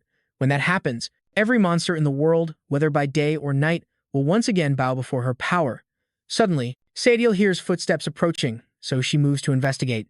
Assad stops Sadiel and instructs her that during any fight she must remain within a radius of 5 kilometers. Assad warns that if Sadiel exceeds this range, he will consider it an escape attempt and threaten to dissolve her body. Assad asks Sadiel again if she understands, and Sadiel responds that she does at that moment. On the other side, Siris's system informs him that the blood of the demon god is in the underground dungeon of Nea. Siris is glad to know that it is indeed in the dungeon. Siris runs toward the room where Asat and Sadiel are, thinking it is the last room of the dungeon he has not yet checked. Before he reaches the room, Sadiel hides by the door, ready to attack him. When Sadiel attacks Siris with a kick, he easily dodges it. Sadiel is surprised to realize that he is the same human she met that morning. Meanwhile, Asat begins to feel strange and wonders, what is happening? As her body trembles unexpectedly. What is happening? As her body trembles unexpectedly. This usually happens only when she is near her heart. Sadiel asks why Siris returned when Neo was already dead. She urges him to leave the dungeon before dawn. Siris is stunned to see Sadiel's body, which has regained enough strength to fight. He then asks Sadiel if she enjoyed the mushroom-flavored snack he gave her. Upon hearing this, she is embarrassed and responds that it was not tasty at all. It was the most disgusting mushroom she had ever eaten in her life. She tells him to get lost, but Siris' system shows that Sadiel's favorability rating is at 71%. Siris is pleased to see this and comments that she is blushing and that her favorability towards him is higher than he expected. Before he can finish speaking, she kicks him, saying he was talking nonsense and that she had no feelings for him at all. She kicks again, this time hitting her own face and smashing it, expressing that her feelings towards humans were simply disgusting. But suddenly, to her surprise, her body disappeared from under her leg. She is stunned, and when she turns around, she sees and crushes her, expressing that her feelings towards humans were simply disgusting. But suddenly, to her surprise, her body disappeared from under her leg. She is stunned, and when she turns around, she sees that he is running toward the room. Sadiel wonders how he managed to escape after she clearly stomped on his face. Siris explains that he has urgent matters to attend to, so they can play later. Upon reaching the door, he feels that the blood of the demon god is behind it. Before he can open the door, Asat opens it herself, and accidentally, Siris places his hand on her chest. He is surprised to see a human girl there, in the dungeon. Realizing that his hand is on her chest, she quickly pulls it away. Sadiel asks Asatat why he came out, because Siris put his hand on her chest. She furiously grabs his hand and squeezes it. Out of nowhere, a spark of light emanates from that spot, and she is stunned to see that it is her heart. She then wonders why her heart was in that part of a human. Siris pushed Asatat back and tensely asked her to let him go, questioning what she was doing to him. Siris' system then revealed that the human girl was his blood of the demon god. Siris was surprised and wondered how his antidote had turned into a human. Without thinking, he grabbed her hand and made a cut on her palm to drink her blood. He then drinks her blood, wondering if her blood could be his antidote. Following this act by Siris, Asatat feels strange and shudders. After drinking the blood, the system of Siris shows that his poison had not been cured and that his remaining life expectancy was 101 days. Siris wonders how her blood could be ineffective. Asatat smiles, thinking that since she became human, her blood was naturally ineffective. Just then, Sadiel interrupts them by kicking Siris' hand and telling him to release Asatat, but Siris easily dodged the kick and backed away. Asatat then wonders how her heart was absorbed by a human and transformed into an essence stored in her dirty body.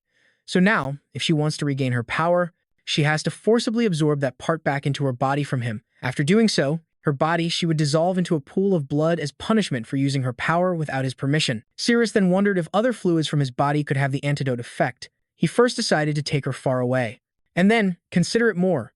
As he slowly moved towards Asatat, to his surprise, something emerged from underground. It was actually a monster named Ghana, who was boss level. Ghana shouted cheerfully and shared with Asatat that even from thousands of miles away she felt her presence, and the sensation bewildered her, stirring her senses. Ghana also mentioned that she had never taken off the bell that Asatat had granted her, proving her unwavering love for her. Ghana then asked Asatat if she could devour her now, declaring that after that Asatat would only belong to her. Sadiel was stunned by this, while Asatat seemed tense, but suddenly, to her surprise, Siris lifted her into his arms and started running towards the hole in the wall, jumping out of it. As he jumped, he wondered how a boss-rank monster could appear in the dungeon so suddenly, so he thought he should first take Asatat to a safe place. Ghana also jumped through the hole following Siris, shouting at him to give Asatat back and not to run away. The scene then changed to a few seconds later at the Heroes Guild, where Siris had taken Asatat thinking it was a safe place. He was relieved to have finally managed to lose Ghana, who had been chasing him. In the hall, Siris was sitting next to Asatat. Asatat asked tensely where he had taken her. Siris replied that it was the Heroes Guild in Zone Z, his home. Hearing this, she became happy, thinking that if it were true, her plans would be much easier. Regain her power, she could go on a destructive rampage, and everyone would pay the price for messing with her heart. So Asatat got up, held Siris' face, and with a helpless expression told him that she had been cursed by a terrifying monster and, if she didn't find a human to mate with soon, she would die. Please, save her. Siris replied that he was a noble and honest hero and that he would never exploit someone's vulnerability. But still, Asathot jumped on Siris, and with a sad face shared that she was in deep pain at that moment, begging him to save her. Hearing this, Siris tensed up and wondered how he could have found himself in such an embarrassing situation. His inner voice told him that he must never exploit the vulnerabilities of others that way. Otherwise, his righteous soul would experience unbearable anguish. But Siris thought that, as a hero, it was his responsibility to help those in pain. He couldn't just stand by and do nothing. Siris then approached Asathot, thinking that he was willing to sacrifice himself to save her and endure the process. Pain from the depths of his heart, alone. On the other hand, when Asathot leaned in for a kiss, she thought that, once she extracted his essence and regained her power, she would finish off every single one of them. But when she got very close, Siris saw something between her legs and, confused, asked if it was a tail and how she had one. Siris then remembered that a tail is supposed to be on the back and Asathot's tail was on the front, which meant that it was a male organ. Realizing this, Siris was stunned and forcefully pushed Asathot back. He was so scared that he scrambled backward, and in the process, Yuk fell out of his pocket. Siris asked Asathot pointedly why she had a sword between her legs. Asathot got very close to Siris and seductively said that he had already agreed to save her. At that time, Asathot was aware that dawn was breaking and her body was starting to change. This meant that Asathot had a dual personality. During the day, her body would turn into a boy's, while at night she was a pure girl in human form. So she again placed her hand on his leg and was about to kiss him, saying that Siris couldn't take back his words. Siris was tense and didn't know what to do, but to his relief, an unexpected scene occurred when Yuk began to transform. Asathot even asked, in confusion, what was happening with his pet. In seconds, Yuk completely returned to her monster form and began to say that she was very hungry. She was starving. Yuk asked Siris for help again, addressing him as her master. Siris saw an opportunity and told Asathot that he believed Yuk needed his help more urgently, so he would help Yuk first, and then it would be Asathot's turn. Asathot was now speechless, not knowing how to respond. Meanwhile, Yuk was thinking that Siris' pocket was so small that she couldn't even stretch out completely. Meanwhile, Siris was running to the kitchen saying that if Yuk was hungry, he would make her something to eat. In the kitchen, he started cooking while wondering how he had somehow found some time under the pretext of cooking. However, he wondered what he should do. Continued. If he didn't save Asathot, she would really die and he also had no means to resist her. So he wondered if he really had to mate with Asathot. He soon became frustrated as he couldn't decide. While he was cooking, Asathot also approached from behind, thinking she could wait until morning to recover her powers. Siris noticed her but pretended he hadn't seen her. Seeing this, Asathot realized he didn't want to do what she had in mind. She thought that if Siris didn't want to cooperate, she would have to force him to do strange things. Out of nowhere, Asathot approached Siris and was about to put her hand on that part, but Siris quickly grabbed the food from the plate and started running outside to Yuk. He said he had finished preparing the food and needed to go out to help Yuk first. Asathot was enraged because her human body was too weak to overpower Siris. When Siris left the kitchen, he noticed Yuk's tail sticking out of the bathroom, which led him to investigate. When he looked inside, he was shocked to see Yuk drinking toilet bowl cleaner. He wondered if she would be okay after consuming it. To his surprise, Yuk was actually happy and smiling, saying it was delicious. In the next scene, Yuk was eating the food, so Asathot came to Siris and insisted that he had already prepared food for Yuk and now it was her turn. Siris asked Asathot to calm down and listen to him first. To his surprise, Asathot went wild and shouted that she didn't want to hear any excuses. She wanted to do it now. Just then, his system showed that the deadline to return the weapons had arrived. While she was still wild, she forcibly tore off Siris's clothes, leaving him stunned and with only a piece of cloth. Asathot, blushing, slowly approached Siris. Meanwhile, Siris's system alerted him that he had to complete the mission, which was to run through the streets and greet 33 people. Seeing this, he became enraged and shouted that he would never do such things. Suddenly, his system warned him that if the host failed to complete the mission, he would be returned to the advanced paradise upside down. A door appeared behind Siris and began to open slowly. Siris waited anxiously to see what was behind the door. When it finally opened, he was shocked to see many little boy dolls asking him to come play with them. Siris screamed that it seemed even more terrifying than running through the streets without clothes. Siris started to think about how such a small piece of cloth could cover him. Horizontally, it wasn't long enough to cover his waist. Vertically, everything in the back would be exposed. Standing, with both hands pressing the front and the back, there was no way he could greet passers-by. Siris became frustrated and started to cry, realizing the cloth just wouldn't cover him properly and that no matter what, he would still be exposed. Without thinking, he ran towards the door and told Yuk and Asathot, explaining that he was going out for a few minutes. Seeing Siris leave without clothes, Yuk was astonished, wondering if this is how humans go out. Asathoth also felt sad, realizing she would have to wait until tomorrow. Yuk then asked Asathoth if she wanted to drink the toilet bowl cleaner, since it tasted good, but Asathoth gave her a resounding no. No. Outside the room, Siris covered his face with a piece of cloth, thinking it was the best option to avoid showing his face to others. He then ran towards the barbecue square, knowing there would be many people there at that time. And to add to Siris's problems, when he arrived at the barbecue square, the monster Ghana also sensed his presence in the area and arrived there. She was frustrated that Siris had managed to escape so quickly. Siris, upon arriving at the place, began to wave his hands to get everyone's attention.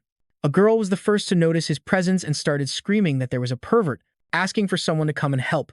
More people came out upon hearing the scream, but Siris managed to slowly complete his task in the midst from the commotion. Now that he had completed 1/3 of his mission with only 7.55 seconds remaining, Siris began to be chased by some men because he was running without clothes in the city and heading towards a more crowded area. The scene shifted to Siris' house, where Sadiel appeared at the window. Yuk tensed up upon seeing someone at the window. Sadiel was relieved to see Satad and then warned them that they were in the city of the Brave Heroes Guild, so if they were caught, it could be very dangerous. Sadiel urged them to hurry and leave. Asatad replied that since it was almost morning, there was no longer a need to hide. Then she ordered Sadiel to go find Siris. Asatad told Sadiel that when the sun rose, he should let his blood fall to the ground and she would find her way to him. Sadiel replied yes and started running to find Siris. As he ran, he wondered what would happen to Siris after claiming the essence if humans would turn into blood. This thought made him tense up. Suddenly, he heard everyone shouting something, and when he looked down, he was surprised to see Siris running naked with some people chasing him. In the street, Siris was still waving at others with his hands, surprising the people chasing him that he would still greet people despite being chased. His system indicated that he had completed 2/3 of his mission, which made him happy, as there were only a few people left to greet. Suddenly, out of nowhere, a large spider monster appeared and attacked the people chasing Siris. Siris heard the sounds of destruction and turned around to see what had happened. He was shocked to witness the scene unfolding before him. Other people, upon seeing the monster, urged everyone to evacuate the area and called for reinforcements. On the other hand, Siris was confused about how a monster could appear at such a critical moment. Despite his confusion, he decided to confront and fight the monster. Siris asked the system to open, but it informed him that during the weapon return mission he could not use the system, as everything was reset to the initial F rank. Hearing this, Siris was shocked and wondered what was happening. An announcement was made in the city that a monster had been sighted, leading everyone to evacuate. At the same time, a boy named Sam was shown to have captured a stinging spider by holding its leg and was asking someone to give him a weapon. To his surprise, Siris approached and shook Sam's hand, congratulating him.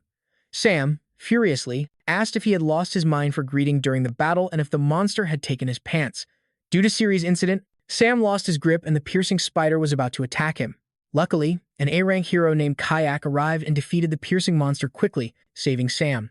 Kayak asked Sam if it was that difficult for heroes of C rank to defeat such small spiders. Alongside Kayak was Charton, the vice president of the Heroes Guild, who was also present. Charton praised Kayak, acknowledging that his actions counted as being on the battlefield. Then, he emphasized the need to escort Kayak back quickly. However, Kayak reassured Charton, telling him that with his security team, no monster could possibly harm him or get near him. Suddenly, Ghana arrived, sensing Siris' essence. Upon seeing her, everyone tensed up and Kayak immediately ordered that everyone ensure Mr. Charton's safety. Kayak tried to attack Ghana with his sword, but she dodged the attack quickly and then touched her face to his hand, asking if that was all he was going to do to get close to her. Suddenly, Kayak's hand began to melt and his entire body started to burn slowly. Kayak howled in pain, realizing the effects of the poison and warning everyone to stay away and not touch Ghana. Ghana laughed, finding humans fragile for not being able to withstand even a small amount of poison. Another hero instructed the others to take Mr. Charton while he held Ghana off. Ghana smiled and asked if he wanted to hug her, mentioning that they had underestimated her. On the other hand, Siris was only one person away from completing his mission when a hero was burned by Ghana, poisoning him. She commented that the noises humans made when being poisoned were truly pleasant to her. When the hero died and his screaming stopped, Ghana commented that she still hadn't heard enough screams. She moved slowly toward Charton, who began to scream for help. Siris arrived and demanded that Ghana leave Charton alone. He urged Charton to look at him, and when Charton did, the mission of Siris was completed and his clothes were returned to him. Then, Siris asked the system to open, and it presented him with the option to choose a card. Upon selecting a card, the system revealed that Siris had acquired a weapon called the Silent Divine Finger. The weapon seems to have a special ability where when Siris touches surrounding objects, they transform into the enemy's body and he can feel their sensations. When the enemy screams from the depths of their heart, it activates the silent force associated with the weapon. This ability suggests a powerful and potentially transformative aspect of the weapon in combat or strategic situations. Upon seeing Siris, Ganna was pleased, identifying him as the human associated with her lord, Asatho.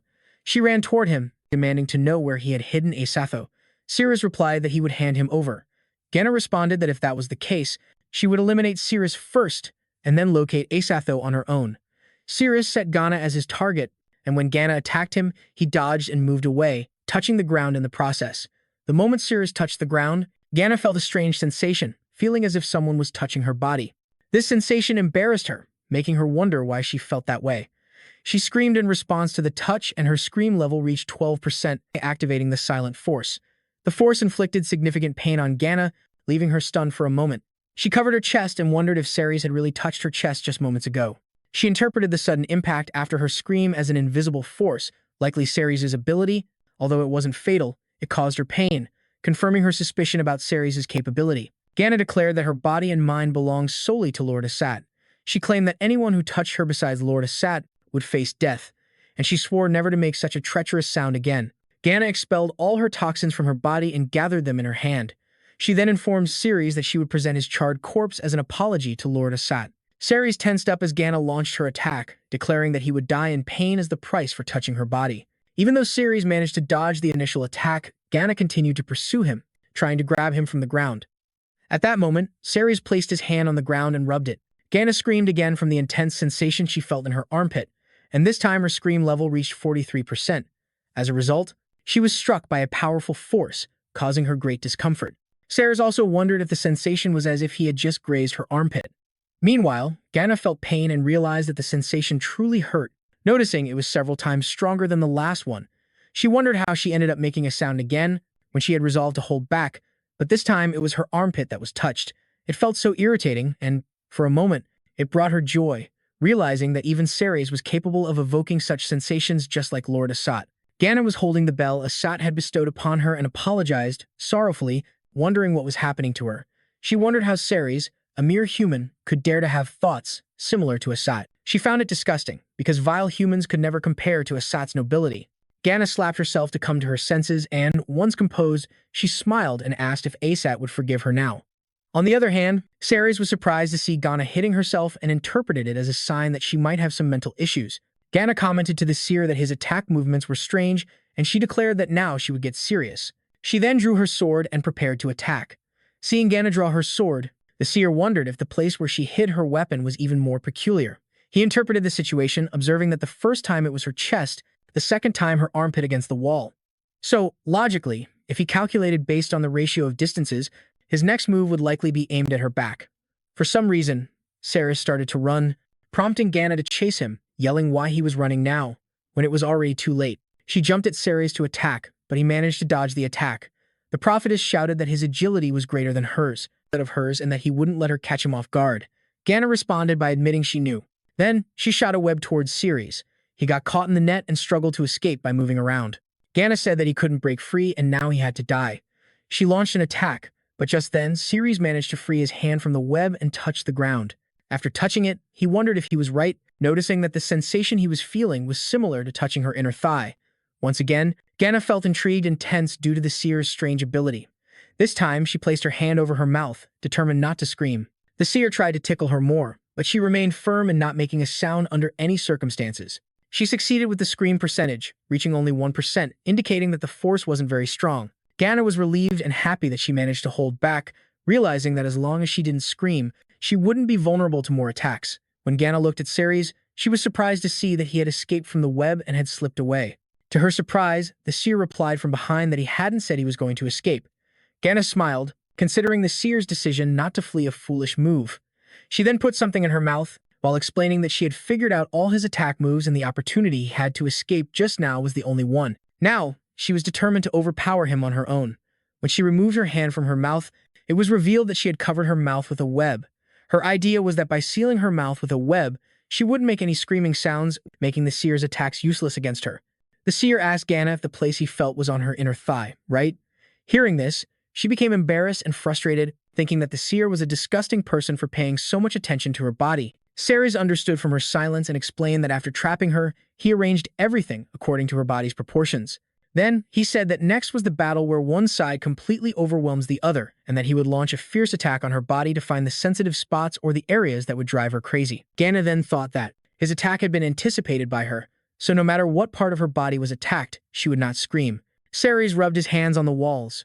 Ganna knew it was coming, so she somehow endured it and didn't scream. Siris was also surprised to see that there was no reaction at all. Meanwhile, Ganna was tense, realizing that the sensation was completely different from before and seemed to come from the bottom of her heart, but she somehow held back. She still thought of Lord Asat. The sensation came from the bottom of her heart, but she endured it and did not betray Asat. This level of pleasure still couldn't compare to Asat. Siris again rubbed his hands on the walls and then rubbed them together, telling Ganna to enjoy it. Ganna was being seduced and wondered why the sensation was going straight to her mind. On the other side, Charlton was noticing everything and saw that the female monster started to writhe again, which was incredible. Charlton wondered what kind of trick was what made the female monsters emit those moaning sounds, and he wanted to learn that technique too. On the other hand, Ganna wondered how the seer could do it, as the sensation was coming from the depths of her heart and was more intense than anything she had ever felt. Suddenly, she noticed that the images of Lord Asatho were beginning to blur before her eyes.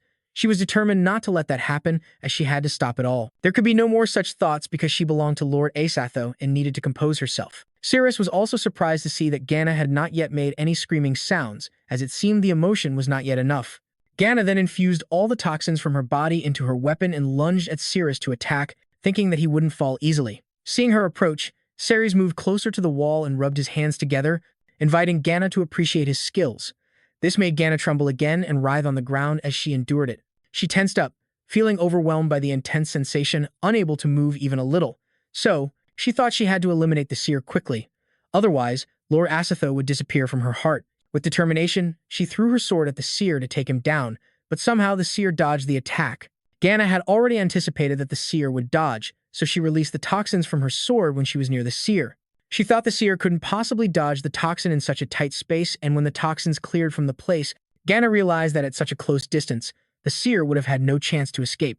Now that his entire body was surely contaminated with her toxins, there was no doubt he would perish. Suddenly, to her surprise, she heard the seer's voice saying that just like the spiderweb trick she used on him before, tricking and striking, he wouldn't fall for the same trick again. Looking up, Ganna was shocked to see that even in that situation, the seer had managed to jump onto the roof. Then, the seer shouted that it was now his turn, and jumped from the roof into the narrow space, rubbing both hands on the walls from the top down to the floor. As the seer descended, Ganna felt a much stronger sensation that intensified with each passing moment. Ganna tried to hold on as the sensation was supposed to end in a few seconds, but due to the height of the walls, the sensation persisted longer than expected. She tensed up, realizing it wasn't over yet. She was thinking that it had all been over in the blink of an eye last time, so why wasn't it ending this time?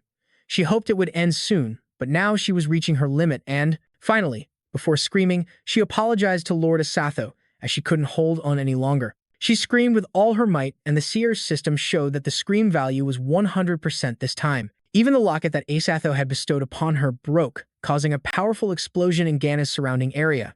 In the explosion, the force slowly drained Ganna's magical energy until her magic value reached 0.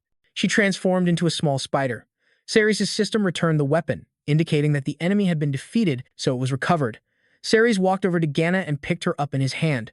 His system showed that Ganna's favorability towards him was 100%. Siris' system indicated that a passive conquest had been unlocked, and after defeating the boss, he would obtain the boss's exclusive skill. So, the skill that Siris acquired was Toxic Fusion, which allowed him to attach potent poisons to weapons. Siris wondered if he could also attach poisons from his own body to weapons. The scene shifted to Sadiel, where she used her blood to summon Asathoth. When her blood fell to the ground, Asathoth disappeared from the room, astonishing Yug as he witnessed it. Upon being summoned, Asathoth appeared in his human form. From now on in the story, we will refer to him as a man. Asathoth asked Sadiel where Siris was. Tension filled the air as Sadiel responded with an apology, admitting that he had lost sight of Siris. Upon hearing this, Asat was stunned, explaining that the human body he inhabited was originally his heart, and that if he didn't recover it, he would revert to being a powerless human at night. Despite this revelation, Sadiel confirmed that he had indeed lost track of Siris. Suddenly, Asat heard distant sounds from the city and felt it was the power of the system. Without hesitation, Sadiel watched tensely as he departed. The scene shifts to Siris, where his system shows that he has unlocked a new ability called Placement, allowing him to teleport conquered monsters back to his home. When Siris pronounced placement, Gauna disappeared from his hand and teleported to Yuk's room. Yuk was confused when something hit him on the head, and upon seeing it was a spider, he reacted with surprise. On Siris' side, Asathoth suddenly grabbed him, and before Siris could react, Asa captured him by blocking his head. Asathoth then looked at Siris, expressing disappointment because Siris had promised to save him but fled halfway, which infuriated him greatly. Seeing Asathoth in his human form, Siris became convinced that Asathoth was indeed a man and the entity that had deceived him about the curse. Asathoth responded affirmatively. Siris then asked Asathoth what he wanted now. Asathoth asked Siris to continue fulfilling his unfulfilled promise. Siris replied that he was not interested in men. Then, Asat changed his appearance and asked Siris. Now, Siris turned his face with tension and was surprised to see that Asat had transformed into a character that looked like a girl in a cat-themed dress. Asat even said meow. Asking if Siris would be interested now, Siris vehemently denied it and shouted that no matter what form Asathoth took, he would not be interested because he did not like men.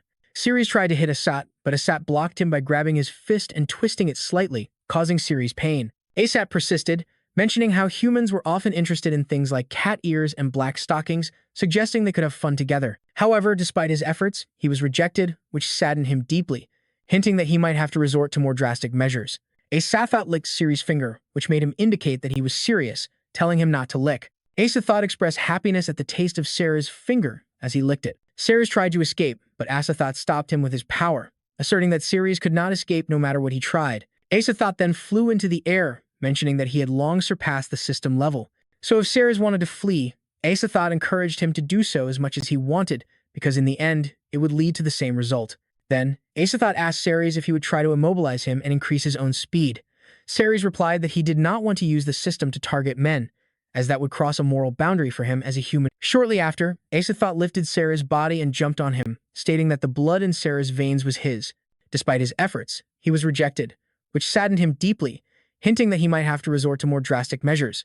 Asathoth licked Siris' finger, which if he was serious, indicating that he should not lick. Asathoth expressed happiness at the taste of Siris' finger when licking it. Siris tried to escape, but Asathoth stopped him with his power, stating that Siris could not escape no matter what he tried.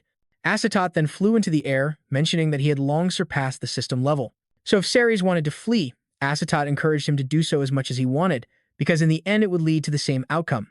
Then, Asathoth asked Siris if he would try to immobilize him and increase his own speed. Siris replied that he did not want to use the system to target men, as that would cross a moral boundary for him as a human being. Shortly after, Asathoth lifted Siris' body and jumped on him, stating that the blood in Siris' veins was his antidote and hinting that Siris had always wanted him. Asathoth also told Siris that if he behaved and followed him, he would cure him. Furious, Siris replied to Asathoth that if the only way to obtain the demon god's blood for the antidote was to do it with him, then he would rather let his body melt and decompose, since he would never engage in such acts with a man. Asathoth was enraged when Siris resisted him and prepared to attack, claiming that Siris was not obedient and needed to be disciplined. He threatened to force his way into Siris' body, claiming that Siris would beg for it. Asathoth then touched Siris' back, intending to return the power, the system, and Siris' heart to his original master's body. To his surprise, his magic did not work and vanished instead. Confused, Asathoth wondered what had happened and why his magic had failed. Siris' system indicated that it refused to return, making all of Asathoth's attacks against Siris useless. After this, Siris' system asked him if he wanted to sacrifice half his life to have a chance to defeat Asathoth. Siris replied furiously, questioning if the system was really stupid, because in the current situation the answer was definitely yes. The system explained that when Siris aimed at the target, the Spear of Oblivion of Asathoth would activate. It would then be completely absorbed by Siris and the poison could be completely detoxified. Siris' life countdown was reduced to just 50 days. On the other hand, Asathoth was stunned to see that the system had actually refused to return to his body, which was unbelievable to him. Siris also realized that as long as he could see Asathoth within 10 meters, he could lock onto him. But before Siris could lock on, Asathoth used his power and red smoke enveloped Siris' surroundings. Siris was stunned to see it and wondered if the red smoke was Asathoth's doing. The smoke was so thick that Siris couldn't open his eyes. At that moment, Asathoth cut his own hand, causing a cut to automatically appear on Sadiel's hand. Seeing this, she tensed up and wondered what was happening. Within seconds, Asathoth teleported to her location. Upon arriving, Asathoth was sweating and tense, realizing he had narrowly escaped and was now safe. He was furious that the system refused to return to him, feeling betrayed. Seeing Asathoth in this state, Sadiel was confused and wondered what had happened.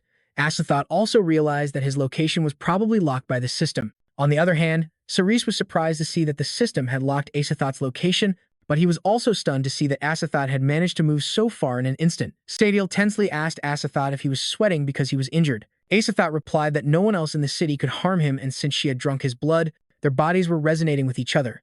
He explained that if he were to get injured, the damage would be transferred first to her. Hearing this, Sadiel tensed up. However, she first asked about Siris, inquiring if Asathat had been able to take care of him. Asathat replied no, stating that now all his attacks would be useless against Siris. Sadiel reacted differently and asked Asathat if what he was saying was true. Asathat in turn asked her if she was happy that Siris was alive. Sadiel replied no, expressing her dislike for Siris, and suggested that if Asathat couldn't harm Siris, they should return to the dungeon. Asathat eagerly replied no, as he had been with the system for thousands of years and knew it well. He acknowledged that his attacks were useless against Siris, but pointed out that pleasure did not fall into the category of attacks. Therefore, he believed he could still give Siris pleasure until it led to his death. Asathat explained that the system had difficulty selecting a host with a compatible symbiotic body, so once Siris died, the system could only choose him.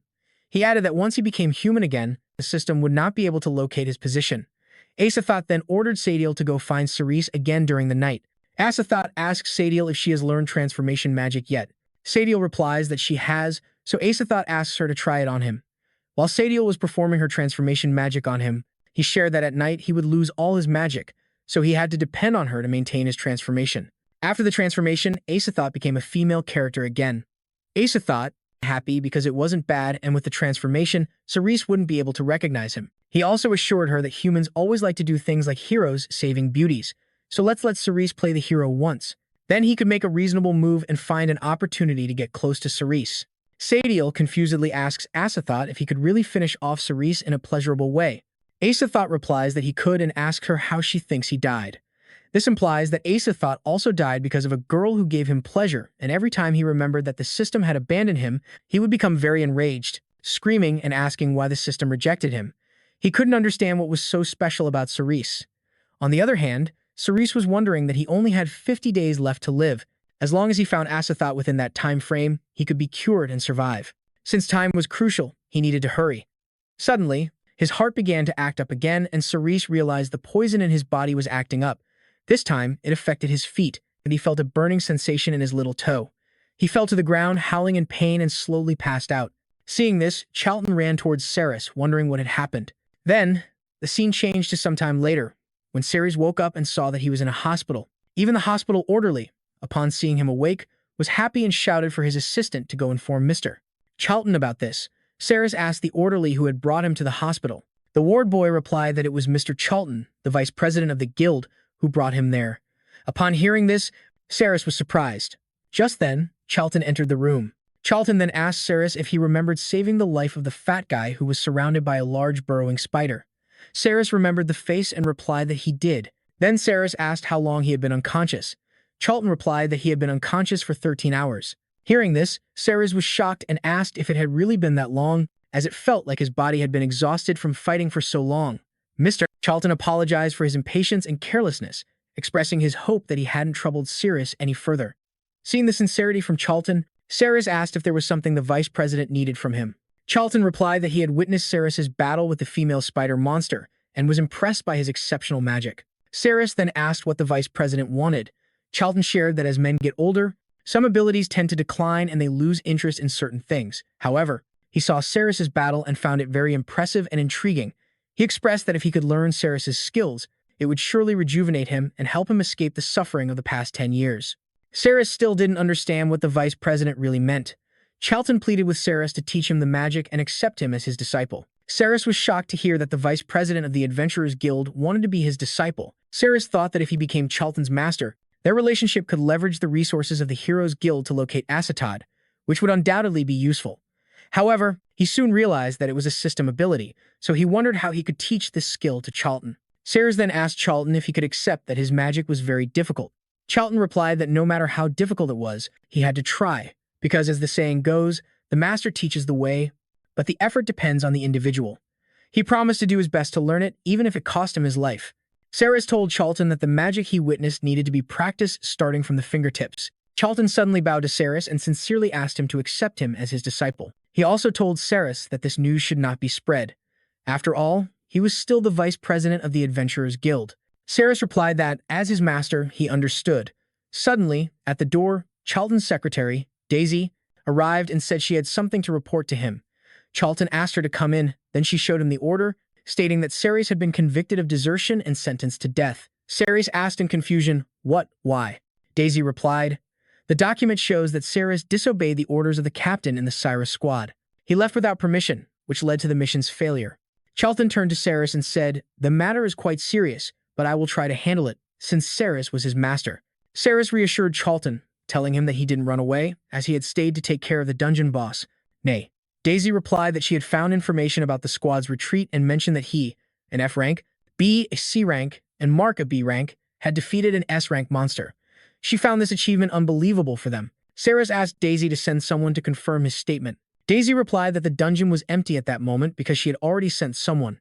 However, she added that during the investigation, it would be necessary to detain him to prevent any possible escape attempts. Charlton interrupted Daisy and told her there was no need for detention, as he trusted Siris's words. Daisy replied that that was against the rules. Charlton then said that if that was the case, he would take responsibility for supervising Siris during the investigation process. Daisy informed Charlton that he needed to attend the guild's appreciation banquet that night. Charlton asked her to let Siris accompany him. Daisy, once again, urged Charlton to reconsider, emphasizing the great importance of the banquet. Charlton thought for a moment and then told Siris he had decided not to bother him for the rest of the day and would come later in the evening to pick him up for the banquet. Siris replied with an okay. When they both left, Siris was relieved, and then Siris thought about checking Asat's location. Once he was ready, he planned to go out to look for Asat. When Siris opened the system panel, he was surprised to see that Asat hadn't left the city. Upon closer inspection, he was stunned to realize that Asat was very close to him.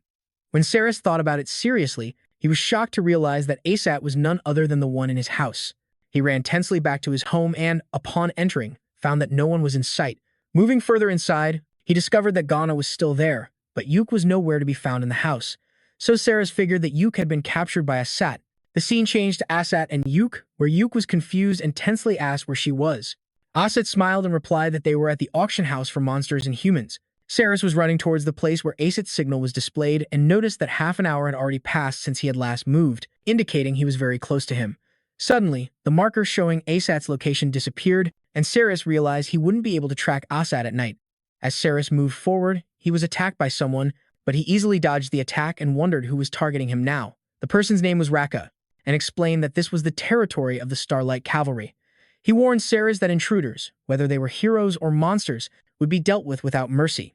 Upon hearing the term Starlight Cavalry, Siris wondered if they were the bandits known for thriving on kidnapping. Everyone prepared to fight Siris, with Raka mentioning that the monsters and the women in the prison were likely bait released to lure them in. He also warned that there might be other heroes lurking nearby.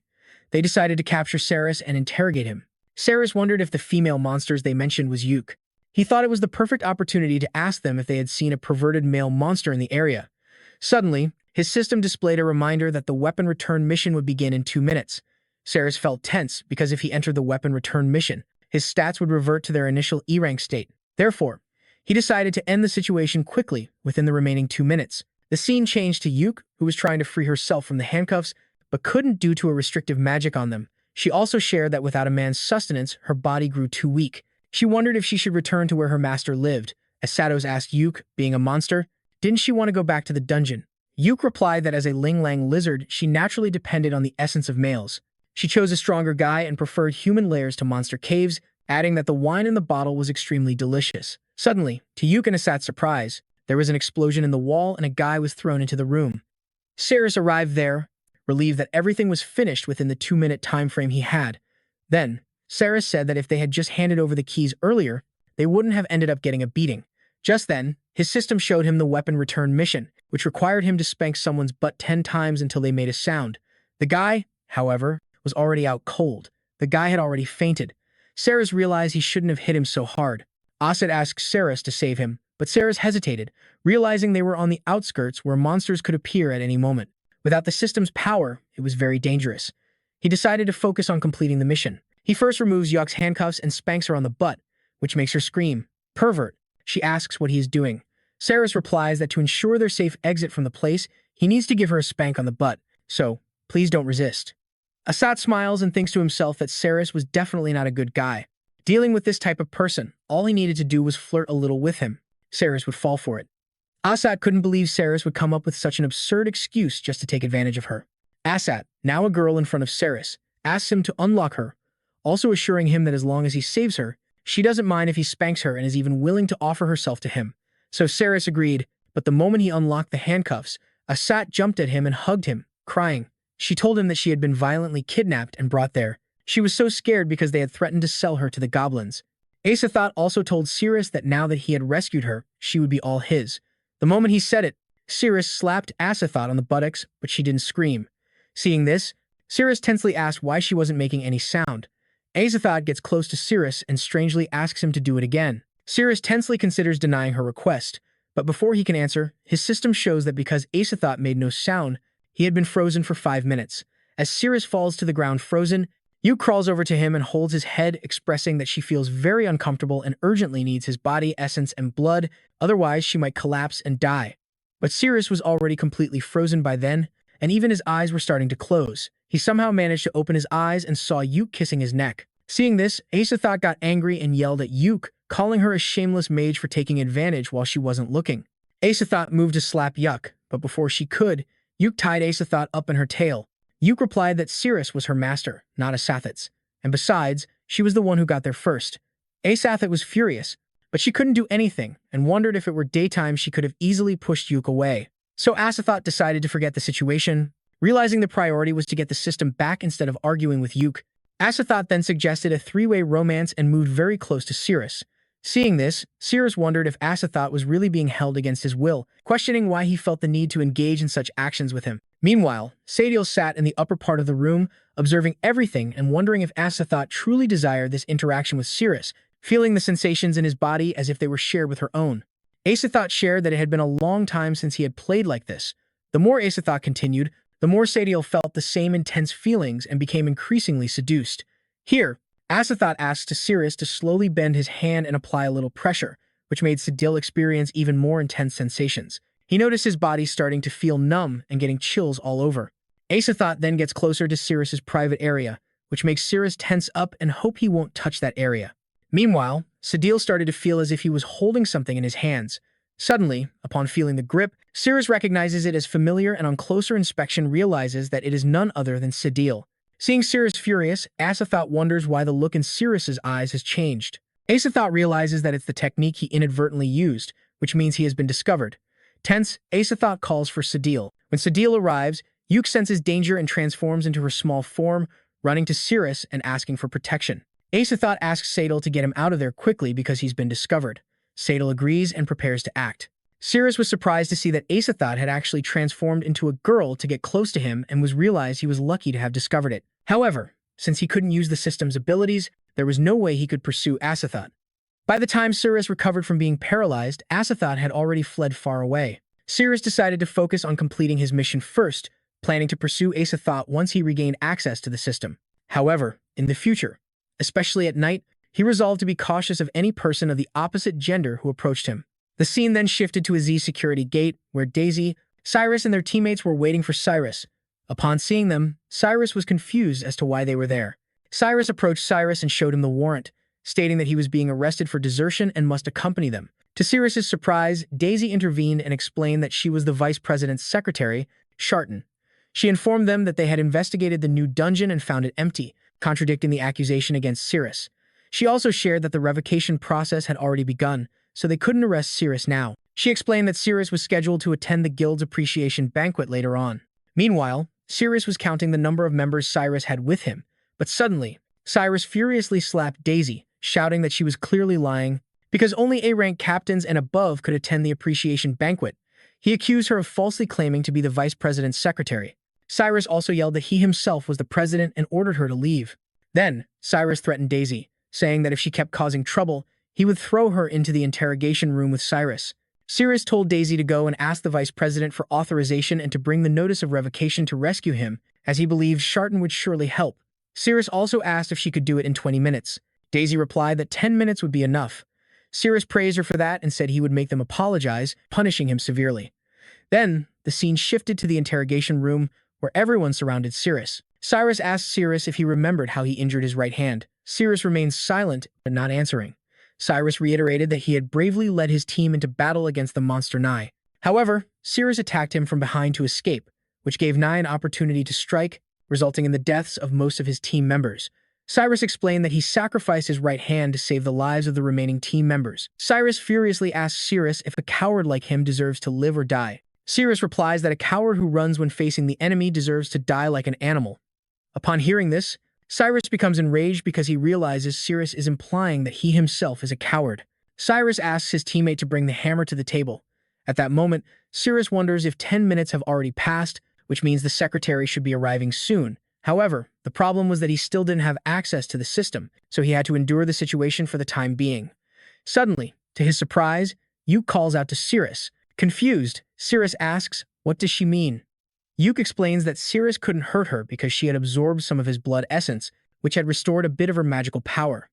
This was more than enough to withstand human torture. She also makes a deal that after they return home, he would have to repay the favor twofold. Suddenly, Siris slams the hammer on the table near Siris's hand, making Siris tense up. Siris asks Siris to choose a finger they should start with, or if he prefers, Siris will choose one for him. Just as Siris is about to strike, one of his teammates interrupts, saying that it's not a good time, because the vice president's secretary has arrived with the revocation notice for Siris. Upon seeing the notice, everyone tensed up and found it hard to believe that the girl was actually the secretary of the vice president.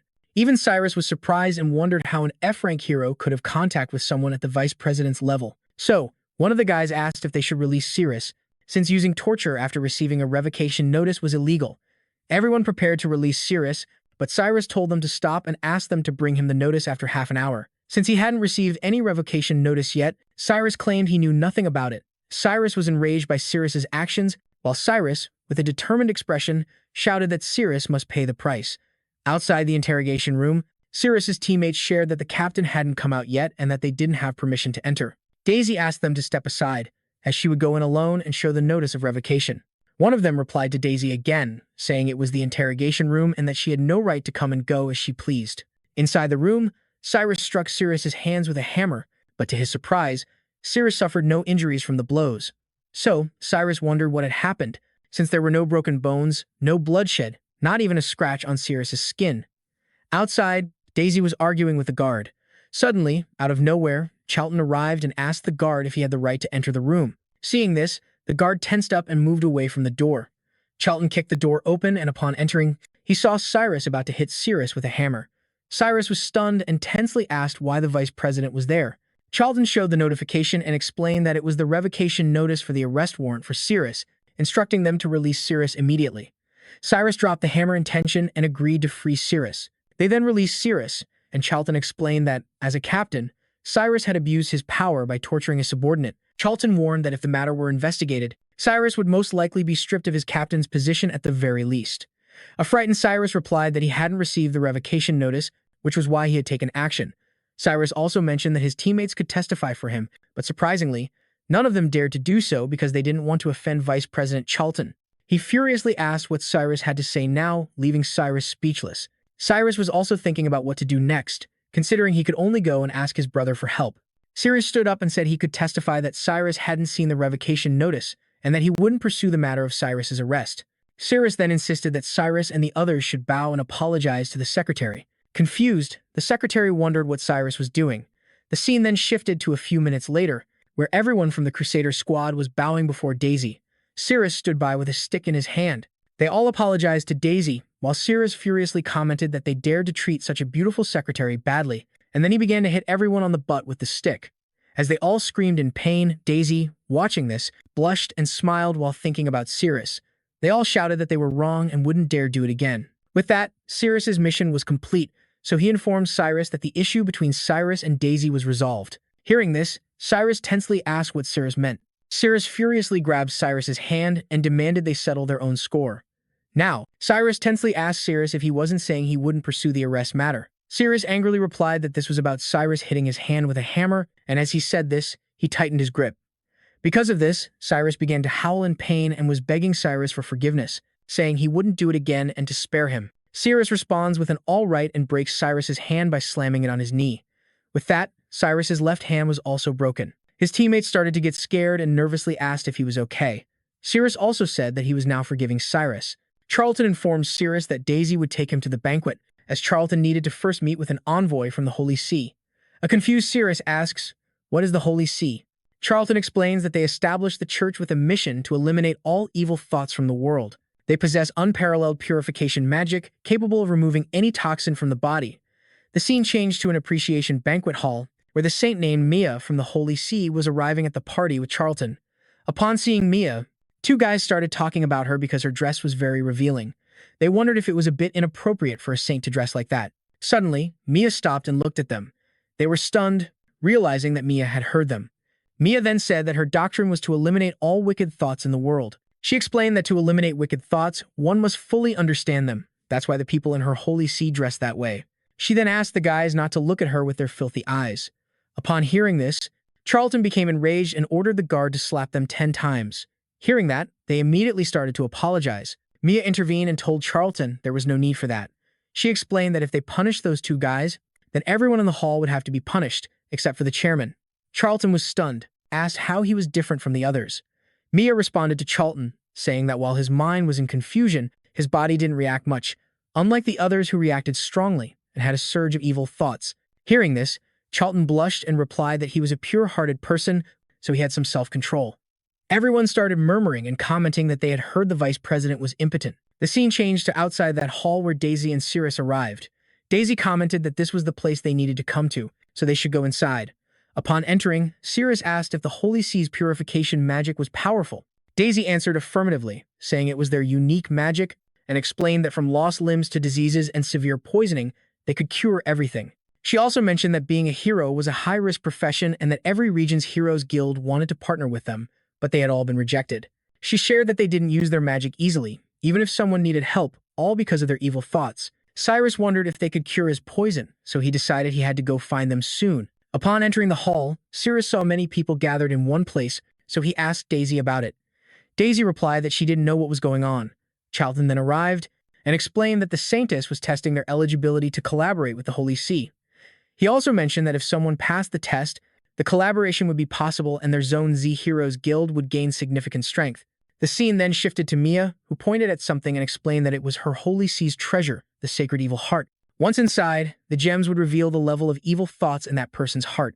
The possibility of collaborating with their Holy See depended on the purity of someone's heart, and no one from the Heroes Guilds of other regions had succeeded. Everyone then began to question what was inside and how they would measure it. Mia replied that if they wanted to find out, they should go in and try.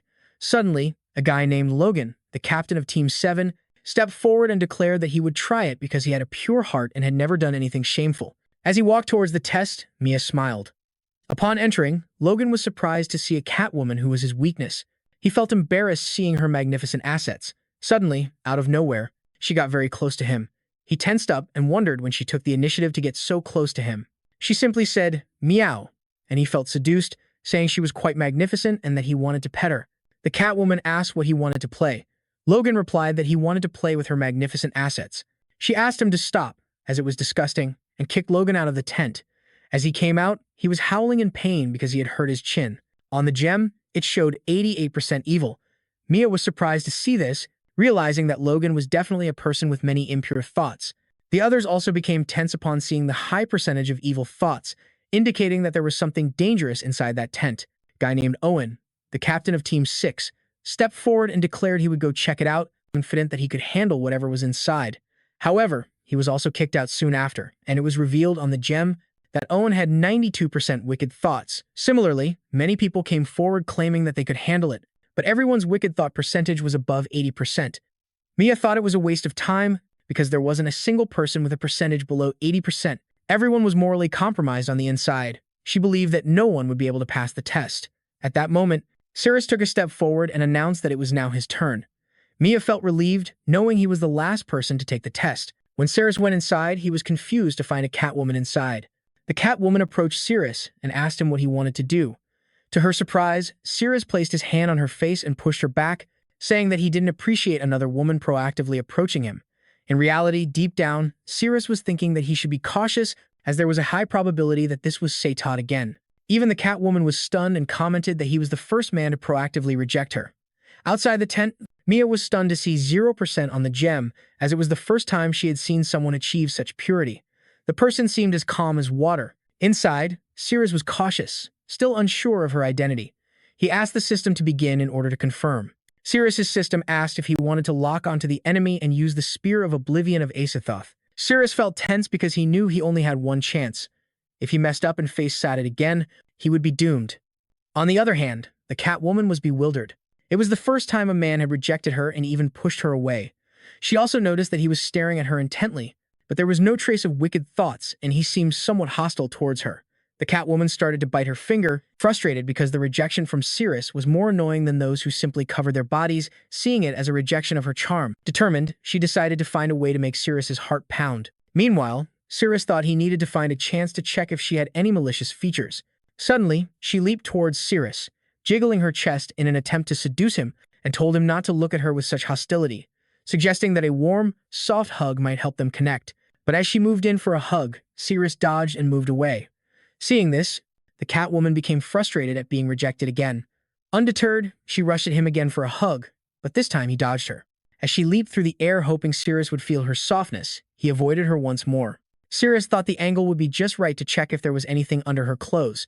He moved in the opposite direction of the Catwoman to get a clearer view.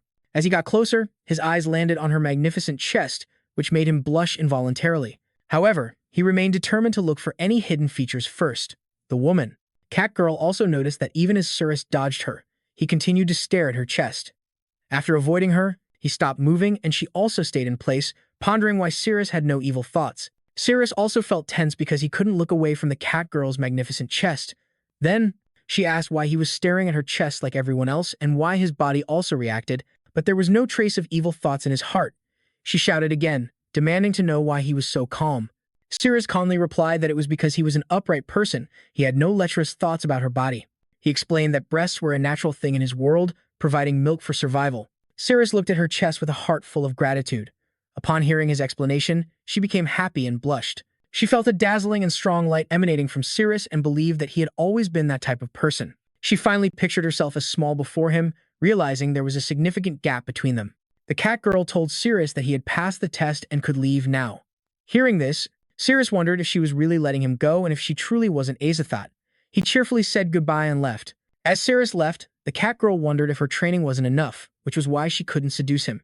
Meanwhile, in the hall everyone was discussing how Siris could achieve 0% evil thoughts, as they believed there was no way a man would have no interest in a Catgirl. Mia shared that it was the first time she had seen someone with a completely pure heart. Excitedly, Siris asked if he had passed the test and if she could use purification magic on him to remove the poison. Mia replied yes and asked everyone else to leave. The scene then changed to a moment later, where Mia and Siris were in the hallway. Mia told him she was going to detoxify him now and asked him to lie down. After lying down, Siris asked if he needed to do anything else. Mia replied by telling him not to move. She then explained that her purification magic was bestowed upon them by the Holy See and that each person had a specific body part to perform the magic. Mia took out her right foot and revealed that her purification magic was in her feet, using stepping motions to perform the magic. Mia then shared that while she used the purification magic, Siris must not harbor any evil thoughts, as it would gradually decrease the magic's effectiveness. Attentively, Siris asked if those evil thoughts only referred to him. Mia answered affirmatively, explaining that ever since she became a saint of the Holy See, her desires were eliminated. She asked Siris to relax completely, assuring him that she would proceed from top to bottom to assess his physical condition, as it was a necessary part of the process for Mia to treat his body more accurately. Siris was in agreement.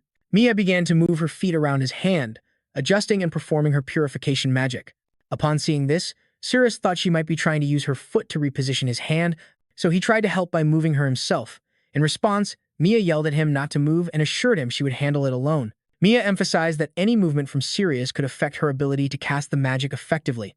She then mentioned feeling uncomfortable in the chair and asked to use his face as a support. Placing her feet on his face, she carefully moved her left foot toward his hand.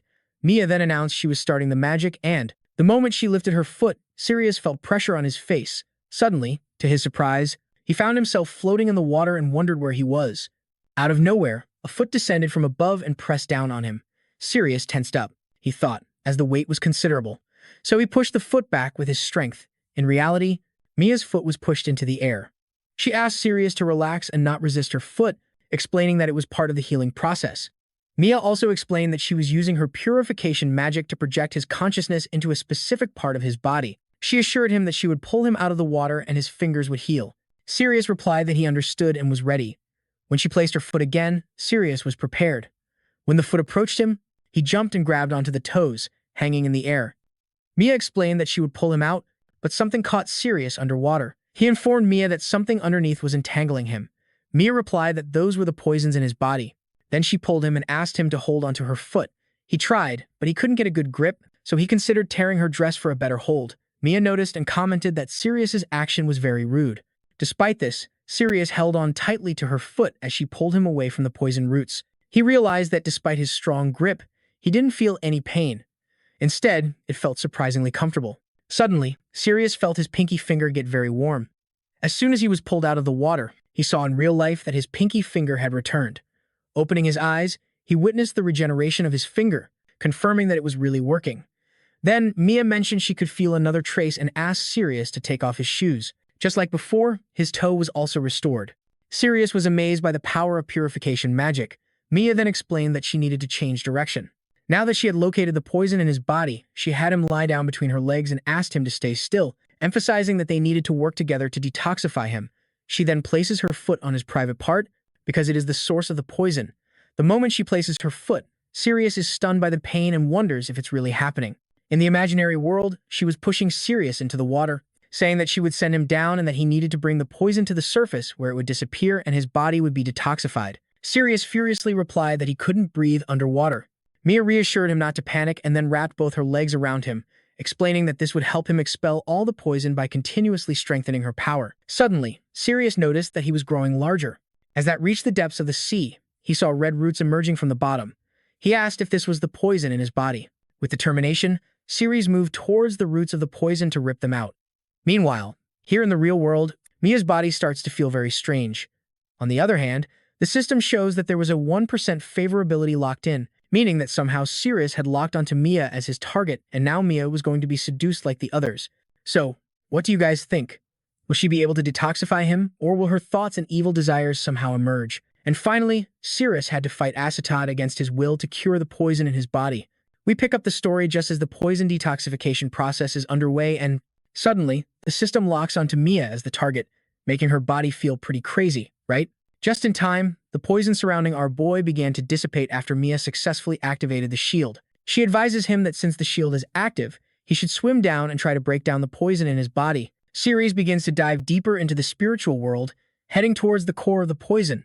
The tentacles are destroyed as soon as they touch the shield, so he's making good progress. He should reach the source of the poison soon.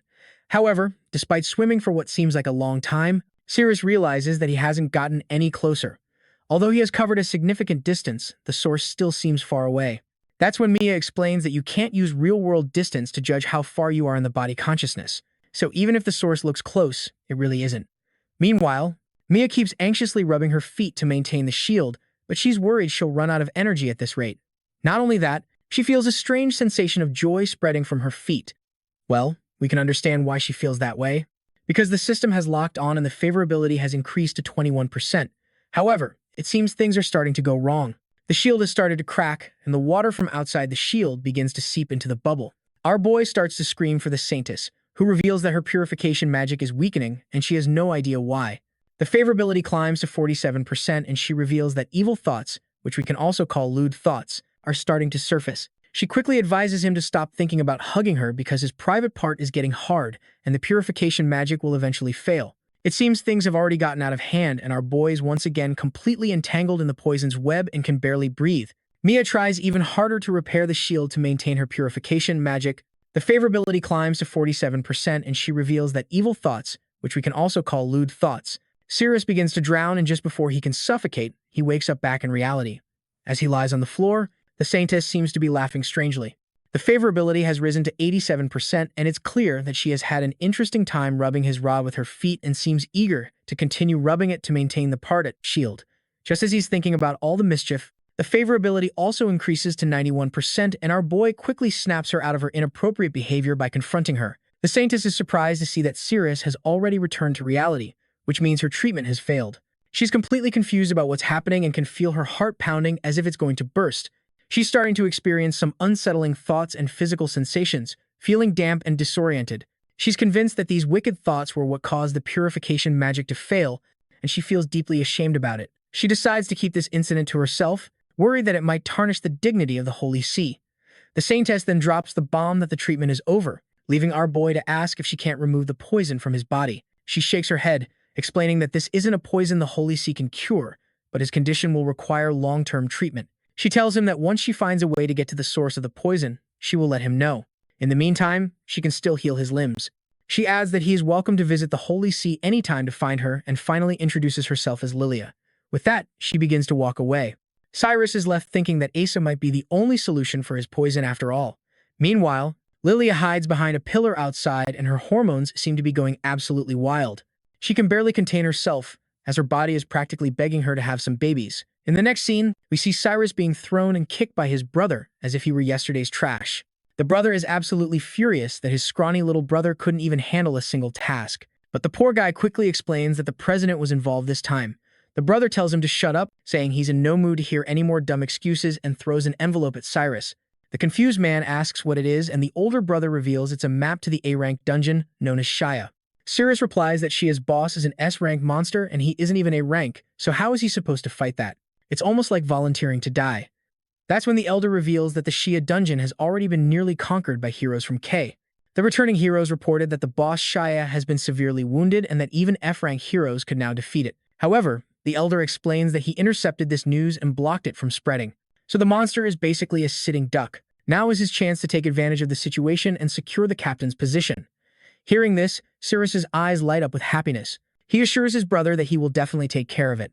However, it seems he's celebrating his victory a little too soon, because as we see, Shia, the monster, is being patched up once again by Acetod, and Acetod is feeding some of its own blood into the monster's mouth, causing Shia to heal completely. It rises from the rubble like a furious bull. The monster takes a deep breath of relief after narrowly escaping death. He quickly reminds Acetod that he has been saved once again and feels deeply indebted, promising to do whatever it takes to repay the favor. As expected, Acetod tells him to simply kill a human for him, and nothing more. Another person. Of course, that person is our boy, who is also looking for this gender-bending character. We then see the eager vice president, who congratulates our boy on his significant contribution to the guild. He explains that their Z-Zone will be cooperating with the Holy See and their combined forces have increased considerably. He tells our boy that if he has any requests, to let him know. Our boy doesn't hesitate and demands the captain's position. This way, he will have the authority to choose which dungeon he wants to take on. The vice president quickly agrees to grant his wish. Siris then says that he will go home to prepare and plans to leave the city by noon. After all, with only 49 days to live, he can't afford to waste any more time.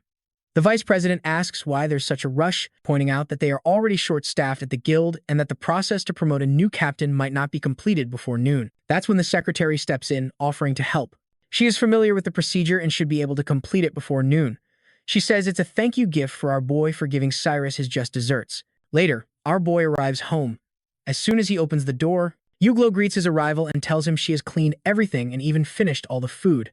She starts rubbing up against him, boasting that now that the house is spotless, she is the epitome of every human's dream maiden, and she expects to be praised by her master. Reluctantly, the boy acknowledges that she's amazing, mainly because he doesn't want to suffocate against her massive chest. Then, she asks if she can stay here forever, since she is so useful. The boy asks the maid if she doesn't want to return to her own home. The girl pretends not to understand what a home and declares that for a monster there is only a lair, not a house. She keeps squeezing his face and finally our boy tells her she can stay but warns her not to let anyone find out she is a monster given that they live in a city full of ordinary humans. Otherwise, they will both be in trouble.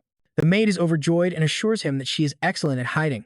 Just then, the level of favorability reaches 100% and the system announces that getting close to her has doubled the increase in values. She then reminds our boy that since her job is done, it is time for him to play his part too. Siris remains confused and asks what she is talking about. She then reminds him that in the dungeon she took a bunch of hammer blows for him, which used up a lot of her magic. Now she expects him to give her back double what. It seems our boy is on board with that, since sleeping with her will also double his strength, which will be very useful for the upcoming journey. Well, that sounds like a win-win situation. The secretary is shown anxiously driving her car to get to Siris's place to deliver his promotion. Meanwhile, the man in question is being stripped of his clothes by against his naked body. She comments on how fantastic his physique is. She starts to get closer and closer, and as soon as she goes crazy with notifications, announcing all the sweet stat upgrades that he is getting. Meanwhile, the maid feels completely excited with all the power surging inside her. She doesn't stop and keeps squeezing him, and just when he lets out a loud groan of pain, she quickly softens her grip and apologizes for getting too excited. Suddenly, the doorbell rings, and our boy knows that the visitor must be the secretary coming to deliver his promotion notice. He quickly tells the maid to hide for a while. Once she is out of sight, he opens the door and finds the secretary standing there. He tells her he was just in the shower, so she shouldn't pay attention to his shirtless appearance. As expected, the secretary announces that he has been promoted to captain and hands him the ID card and the promotion notice. He gratefully takes the documents, and the secretary also offers him some fruit that she brought. Once again, he thanks her for the kind gesture, especially since he has run out of food, and we all know the reason why he is low on food. Yuk listens attentively as the secretary blushes and tells our boy that he can call her for help anytime. It's quite clear that Yuk doesn't like seeing her master getting along so well with the secretary. Just then, she comes out of her hiding spot. The secretary's jaw drops upon seeing a tall woman with a pair of attributes that could compete with the entire adult industry. My friend is left stunned at the sight of her and wonders why Yuk came out of her hiding spot. To his surprise, she has taken on a human form and starts hugging him again, introducing herself as his passionate sister. As Yuk gets affectionate, kissing him all over, the secretary gets jealous. She snatches the fruit she brought, says an annoyed goodbye, and leaves in a huff. Yuk continues with her passionate chatter, which only irritates the secretary further. Frustrated, she throws all the fruit into the trash. Later, our boy puts on his armor, and while at the door, he tells Yuk he has an important task for her. She has to transform into a human, buy some food, and make sure not to get caught.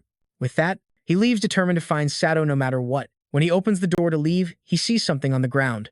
It turns out to be the fruit with a note that says, "Sorry for getting mad earlier. It's pretty clear that it's from the secretary." Then we encounter Siris and his goons, who are excited about hitting the jackpot after defeating the boss monster. Siris in particular feels quite smug with the map his brother gave him. This whole journey seems like a walk in the park. His lackeys point out that around 10 A-rank hero teams came to the Area K and everyone failed to conquer it, but they weakened Boss Shay quite a bit, which gives them an easy victory. Siris then gets all cocky and makes it clear that, according to the guild rules, the team that defeats the boss first gets all the resources. So it's not his fault if those previous heroes left the dungeon boss alive. Just then, a giant monster falls and guess what? It's our boy, who just took down the giant A-rank rock monster and got the area map. It seems all that effort and being a little bold with Yuk paid off, after all. He then checks his system and notices that Atot has already advanced deep into the dungeon, reaching the boss room.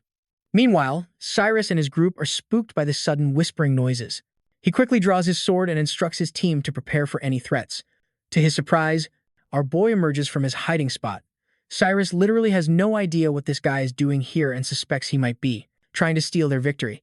So he asks our boy directly, "What the hell are you doing here?" Siris simply replies that he's here to kill some monsters like everyone else. Siris asks about the team he came with, but our boy says he'll do it alone and walks away, clearly focused on his own mission. Siris starts to tremble at the thought of Siris taking on an A-rank dungeon by himself. The realization that Siris might already know that Boss Shay is weakened only adds to his anxiety. He quickly rallies his group and tells them to move faster and follow him. He's determined not to let our boy find the weakened Shay first and steal the victory. Meanwhile, Siris opens his map through the system, which promptly announces that the map has been activated. A new notification pops up about this sword known as Bunker Spectre, indicating that drawing this sword will cause the paths ahead to be swapped from left to right and can also disable or enable traps. Meanwhile, Siris is feeling confident with the secret map information from his brother. He thinks he has the upper hand. According to the map, there's a fork up ahead. The path to the right is a dead end, and the path to the left is the correct one. Siris believes that he's ahead of our boy, but he doesn't realize that Siris's system has already told him everything he needs to know. Siris charges down the correct path, feeling sure of his strategy. He believes that once he takes the left path, he'll seal our boy behind him. It quickly becomes clear that Siris's information was wrong. As he charges down the right path, he runs into a dragon enormous, and it also seems like someone else is beating the crap out of this monster. This arrogant guy has no idea what's going on because his brother's map and information didn't mention anything about this monstrous enemy. The dragon roars and whips its tail, destroying the surroundings. It's a chaotic scene with debris flying everywhere, and the adventurers barely manage to avoid being crushed. Then we see that person from before fighting the monster. She clenches her fist and throws a devastating punch that brings the huge beast down. The dragon is finally defeated, collapses lifelessly on the ground right at Siris's feet. He stares in shock, completely at a loss, as to how this woman managed to take down a giant creature with her bare hands. After the monster falls, she quickly approaches Siris and his team. It seems she's an S-rank adventurer named Daphne from Zone K. Upon landing, she asks what zones they're from. Siris seems quite nervous in her presence and admits they are from Zone Z. When Daphne asks if they're here to conquer the Xia dungeon as well, the anxious guy says yes. Daphne then points out that Zone K didn't ask for help from Zone Z, so she wonders if he's trying to compete with her. She makes it clear that fighting her wouldn't end well. Siris tries to stay calm, suggesting that they could work together and it would be an honor to team up with her. But Daphne makes it clear that she isn't interested in teaming up because only the weak depend on others, and she is definitely not weak. Then, she suddenly gets a transmission in her ear asking if there are any heroes nearby because dragons have appeared and they need help. She quickly crouches down and, before launching into the air, tells these idiots to go home. She saw them panic after seeing the monster, and she definitely doesn't want to have weaklings like them around. With that, she takes off with so much force that the ground cracks beneath her. She soars into the sky, leaving an impression with her peachy backside as she flies away. Meanwhile, our boy is still stunned that she can fly. On the other hand, the stupid Siris is still focused on defeating that boss monster before she gets back, even though she clearly warned him to stay away. Even Siris can't help but notice how incredibly stubborn Siris is. Siris activates quickly the mechanism and drops the huge stone doors, feeling confident that he sealed the place off. Now, he thinks no one will bother them and they'll finally get the credit for killing that monster. Meanwhile, outside, our boy grabs that sword and his magic power begins to drain rapidly. With a strong push, he finally pulls the sword from its place, leaving him with only 35 of 30 mana. The whole area begins to shake, leaving Siris and his minions bewildered. On the other hand, our boy, now holding the sword known as the Bunker Scepter, takes the right path. Siris feels quite confident and calculates that they will reach their destination in a few minutes, since all the monsters in the area have been eliminated, but everyone's jaw drops when they see peculiar B-rank monsters, known as Obsidian Claws. It's clear these monsters are no joke. They growl and quickly charge at Siris and his group. We're back in Boss Shia's room, where we find Sadat and his minion. Once again, Asat seems quite bored and exhausted, especially since he had to feed a lot of his blood to Xia, so he tells his pet not to leave him. Down below, the monster replies that it can feel the power flowing through it from all that blood and is sure it will give a good beating to. And our boy when he shows up. The purple head then asks Sadat if Xia can really kill our boy, that he can actually increase his strength during battles. Eidos reassures her, saying that this time it's different because all the monsters in this dungeon are male, so there's no feminine touch to help our guy. This time, a pack of wolves suddenly appears and our boy is eager to test the edge of his new sword that he got after spending a lot of energy. The system announces that using the sword to slash at certain points can activate hidden traps. Our guy detects all the trigger points in the dungeon and notices the first one right in front of him, which will unleash a storm of arrows. Without wasting any time, he thrusts his sword into the trigger point and a shower of arrows begins to fall, wiping out all the wild beasts as if they were nothing more than cucumbers in a game of Fruit Ninja. There's still one monster left alive, but our guy remains calm and collected, takes his stance, and swings his sword with such force that it slices through the beast. Just as he finishes, another monster leaps at him. He tightens his grip on the sword and brings it down on the monster's head. Meanwhile, Siris's group is being absolutely destroyed by these same wolves. He realizes that these wolves are definitely stronger than B-rank ones, and his only option is to flee with his tail between his legs. But when they reach the entrance they came through, Siris sees that he has already sealed it behind him. This means they're royally screwed with nowhere to escape. The wolves are closing in fast, and it's only a matter of time before these idiots get eaten. Siris quickly tells his minions to hold off the wolves while he checks the map to find a way to open the door. The poor guys scream for their captain to do something before they end up as a tasty dinner for these beasts, but their captain is feeling completely hopeless. He has no idea what to do other than cry his eyes out because the map only shows mechanisms to seal the door and there's no mechanism to open it. Meanwhile, our guy is surrounded by those same monsters. As the beasts lunge at him, he simply leaps from his starting position and lands on the other side. That's when he spots another trigger over his left shoulder. Just as the monsters rush towards him, he smashes that trigger and a stone slab begins to descend from above, crushing the poor wolves like tomatoes under a fast car. On the other side, the door for Siris opens and they start to escape. However, the monsters are still in hot pursuit and one of the monsters even grabs this arrogant guy by the leg, leaving him in a real bind. But just then, our guy quickly pulls his sword out of the trigger point. The stone slab that crushed the monsters begins to rise again and, at the same time, the path that had opened for Siris closes once more. The slab descending crushes the monster that was biting Siris's leg, freeing him from its sharp fangs. Once our boy finishes off the remaining monsters, he realizes this sword isn't half bad. As he moves forward, The system guides him to turn right, and he continues to leave a trail of dead monsters behind. So, Siris, despite everything and barely escaping with his life, still refuses to give up. He's more worried that Siris might get to Shia first. If that happens, Siris knows he'll be in big trouble. His brother even provided him with a map, and if he returns without having killed the monster, his brother will definitely make him regret it. Then he realizes that all the monsters here are dead, and the path structure perfectly matches the map. It's clear he's on the right path now, and he's furious thinking that his brother gave him a map drawn backward that almost got him killed. Well, it seems that ever since our boy pulled out that sword, the paths have changed, so I guess it's not exactly the map's fault. After walking a bit more, he comes across another fork in the road. They're not sure which way to go, and the map indicates they should go to the right. This time, Siris decides to play it smart and takes the left path, but it's pretty obvious he's making another mistake, because the map was actually correct and he's about to get into trouble again. Meanwhile, after taking many left and right turns, the system announces that he has finally reached the boss room. There, in front of him, is the notorious monster Shia, who is quite surprised to see our boy wielding the Banker Scepter sword, which means he has some moves after all. However, Siris couldn't care less about this monster's chatter. He takes his stance focused solely on getting through this final room, because a sop must be around here somewhere. It's then that Shia speaks up, saying he's going to take our boy's head to his goddess. As soon as our boy hears the word goddess, he perks up and asks the beast if it thinks Asatad is a woman. The monster then talks about how the goddess Asatad has a bust like you wouldn't believe, skin so flawless it's unreal, and a scent that just screams femininity.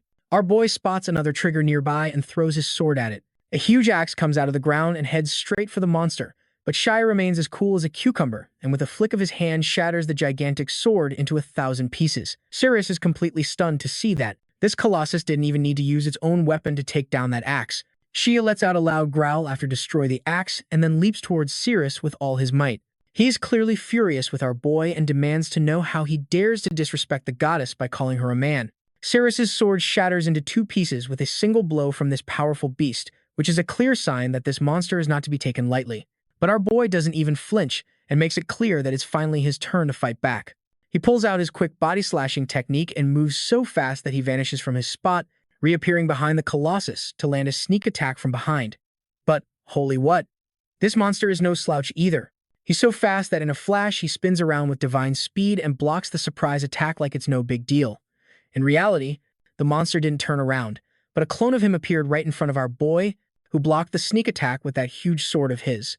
The clone then wastes no time and swings that gigantic sword at him with so much force that the ground under Siris's feet begins to crack. The monster boasts with arrogance that the goddess Asatho has boosted his power so much that finishing off our boy will be as easy as crushing a bug. Well, it's true that our boy is struggling under the crushing weight of that sword.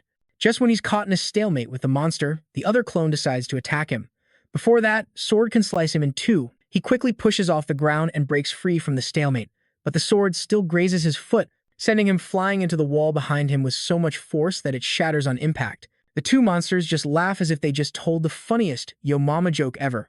On the other hand, our boy is still alive, thankfully, but he's seriously doubting if he can handle this monster, especially with that annoying clone hanging around. Meanwhile, Siris and his group are getting completely wiped out by this huge knight of stone. Just as the whiny Siris is about to be crushed under the monster's huge leg, something smashes the rock giant right in the head, shattering it to pieces like it was nothing. And guess what? It's the same kind woman from before. The woman asks this whiny man if he's the one who is calling for help. Siris still has no idea what's going on and remains silent, but then the woman asks him one last time if he's the one who was asking for help. The poor, terrified young man quickly says that he was indeed asking for help because he was about to die. Upon hearing this, Daphne doesn't hesitate and delivers a solid kick to his face. Honestly, even if you were the one getting kicked by someone like her, I'd say it's a kick worth taking. Anyway, that kick sends the bastard flying like a rag doll, and the woman starts to scold everyone, calling them a bunch of useless trash from Zone Z. She claims they all think their hero's brave, but they're just trembling in fear in front of these monsters, which is ridiculously pathetic. While she continues her speech, it seems Siris is finally out for the count. The lady orders her minions to take their trash leader and get the hell out of there. They quickly start dragging their captain and leave the scene. Suddenly, she notices something on the other side. She crouches down and, before jumping again, remembers that according to the information room 3055 should be at the southernmost point in 37. To get there faster, she jumps and starts breaking through 10-foot thick walls as if they were just sheets of paper. Meanwhile, our boy looks completely exhausted, as if he's on the verge of collapse. As exhausted as he may be, he has no choice but to fight these monsters, and nothing seems to work against them. And they're tossing him around like a rag doll, and it's like he's barely doing any damage. Siris needs a power-up, but the only way to get one is if there are women around. Luckily, he might not have to worry about that anymore, because Daphne has jumped right into the fight. Once she sees him standing back, she gets pretty curious about what someone from Zone Z is doing here. Daphne tells him to just get out of there, since he's clearly no match for the boss, but our boy doesn't back down. He insists this boss is tougher than he expected and asks for her help. Well, the woman gets annoyed at hearing this because she's an arrogant person who doesn't like to cooperate with the weak, and it's clear she's not happy about being asked for help, but Siris simply utters those magic words, lock on target. Meanwhile, Daphne is still being her arrogant self and trying to boss him around, but those words start to play with her mind. Even though she wants to tear him apart, she finds herself moving closer to him. They finally end up in an intense kiss, giving Siris a much-needed power boost and raising the favorability level to 77%. As soon as Daphne realizes what she's done, she pulls back with her lips in shock, completely bewildered by her own actions. She starts scolding him again, accusing him of stealing her first kiss and telling him she won't forgive him for it. Meanwhile, the monster, annoyed at being ignored, swings its sword at Siris, but with his newfound power, Siris dodges the attacks as if he were playing tag with a bunch of kids. Then he leaps into the air and swings his sword at the monster, slashing it across the throat. The monster can clearly tell that Siris has gotten stronger. Daphne, still trying to process what just happened and why she kissed him, is also feeling a bit conflicted. Despite her shock, she enjoyed the kiss, and the warm, soft feeling lingers on her lips, raising the favorability bar to 85%. Suddenly, the monster tries to strike her with its sword. Siris quickly warns her to stop getting distracted, and before the monster's blow can land, he pushes her out of the way. The blow shatters the wall above them, and Daphne's armor also takes the brunt of that hit. Her large breasts quickly start to spill out of her broken armor, leaving her totally embarrassed. Siris reminds her that she almost got sliced, so she'd better stop slacking off. The monster, on the other hand, tries to attack again, but Siris blocks the attack with his broken sword. As Siris continues to help her, the favorability level climbs to 88%. Daphne's armor has been shattered, leaving her slender body and thick thighs completely exposed. She feels an electric shock run through her body, making her feel paralyzed. Just as the favorability increases even more to 92%, our boy's power keeps rising, and even the monster can't ignore his growing strength. Meanwhile, Daphne's body starts to react intensely. She can feel a tingling sensation spreading through her lower body, causing her legs to lose strength. She's feeling something she has never experienced before, and if it continues, she fears her whole body might go limp. The favorability level reaches a staggering 97%, which makes Daphne fight against her overwhelming urges. She doesn't want to be a burden and can't let Siris help her any more than he already has, because her pride won't allow it. Siris gets rejected once again and asks for her help, admitting that he can't win this fight alone. However, Daphne remains stubbornly arrogant. She insists that teaming up goes against her principles, and that she has always defeated monsters on her own, but in the end, she suggests a compromise. Since there are two monsters, they can each take one on separately. This way, she can uphold her no-collaboration rule while still fighting alongside Siris. With this new understanding, Siris stands beside her and, in a rare show of sincerity, draws his sword close. He reassures her, saying that with her by his side, he's sure he can win against anyone. Daphne's breathing is heavy, and the feeling of the tingling from before has returned.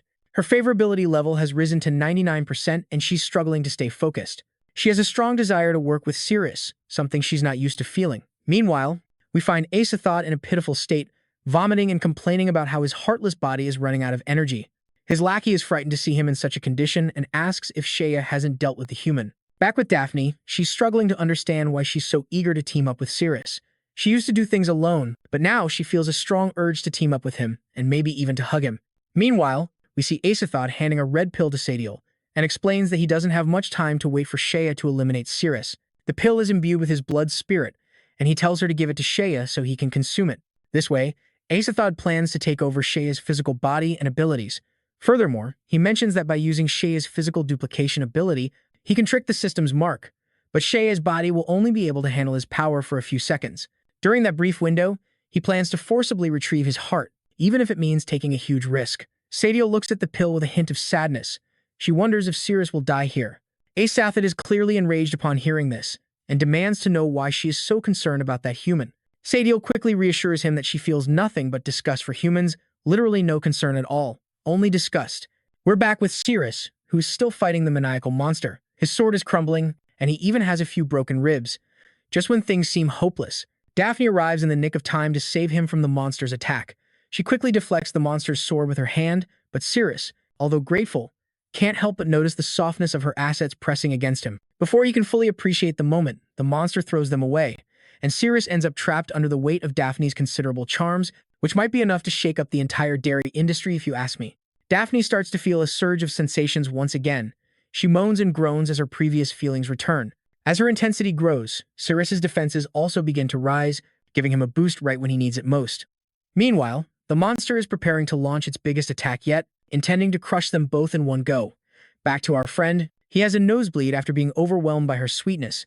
She is worried that she caused it with her pressure, so he quickly steps back and apologizes. The monster is ready to launch its huge ball of energy and quickly hurls it right at the pair. The ball incinerates everything in its path, destroying the walls and leaving a huge hole. The two clone monsters are grinning like Cheshire cats and are pretty sure that they've blown our heroes to bits, but it turns out they underestimated the power of a large chest. It seems she blocked the gigantic energy ball with a single hand. Although her armor shatters and falls off after absorbing the impact, she turns to him asking if he's okay. He replies that he's fine, although a few ribs are broken. She reminds him that he's no match for Shia at all and warns him that if he keeps fighting, he's definitely going to die. She then stands up confidently and makes it clear that this battle is hers alone and she's ready to drive the monster away right now. But despite her determination, she can't shake the urge to touch him. She's overwhelmed by an intense desire to grab him and pull him close, wanting to feel that sense of dominance. She then tells him that her blue armor has already been worn away by the last attack, leaving her body completely exposed, and she definitely doesn't want this monster looking at her large breasts. She admits that she can't cover her body while fighting, so she shyly invites him to hold her milky breasts for her. Although she's saying it out loud, she's struggling with her inner feelings, trying to stop her desire from overwhelming her. She reminds herself that she is a top-tier heroine, trained to the highest level, but all her training seems to be fading as she struggles to control her own impulses. Meanwhile, our boy is doing his best to stay on his feet despite his injuries. It's then that Daphne realizes why she feels so intensely for him. She convinces herself that what she's feeling isn't desire, but a duty to protect the weak, since she's looking at an injured man. It's a nice way to rationalize things, but deep down we all know she's just fooling herself. Eventually, she extends her hands towards him, ready to pull him closer, because it's her responsibility to protect him. Her favorability level has finally reached 100%, and the system reminds him that by having close contact, all his stats will be doubled. Just as she is pulling him in for a close hug, the monsters make another attack, but when their blows land, the stupid monsters are hitting nothing but the empty ground, because our boy has already leaped out of the way with Daphne in his arms. Her body then starts to react intensely, and she can feel a burning sensation inside, which has become stronger than ever. As her desire grips her heart, her grip on him tightens and he starts to get a nosebleed after being overwhelmed by her softness. But that passionate embrace gives him a huge power boost and they finally land on the ground. She tells him that she's only hugging him to protect him while he's injured, so he shouldn't read too much into it. He replies that they are both good people and that every sacrifice is worth it to defeat the monster. Meanwhile, the monster starts to generate even more clones, and now there are a total of 4 on the field. On the other hand, our boy is also doing his best to stay close to Daphne, because he wants all the strength he can get from her embrace. The scene then cuts to Sadiel, who's still staring at the red pill with worried eyes. The words of Asat keep echoing in her mind, reminding her that since she drank his blood and resonated with his body, if he dies, she won't survive either. Asat tells Sadiel that once he gets his heart back, he will gain great power, and she will become part of his crew and feel this supreme bliss. He tells her to go look for Shia, and Sadiel replies that she's on it. Asathad mentions that whenever he closes his eyes, he can see through the bloody spirit. Then, she asks Sadiel if she doesn't like hugs. Sadiel replies that she's not very used to physical contact, so it's not necessary. Asatat laughs, saying he has no plans for that. Anyway, only a worthy demon king gets that privilege, and Sadiel is just too annoying for it. She's just a good guardian, so she should get going.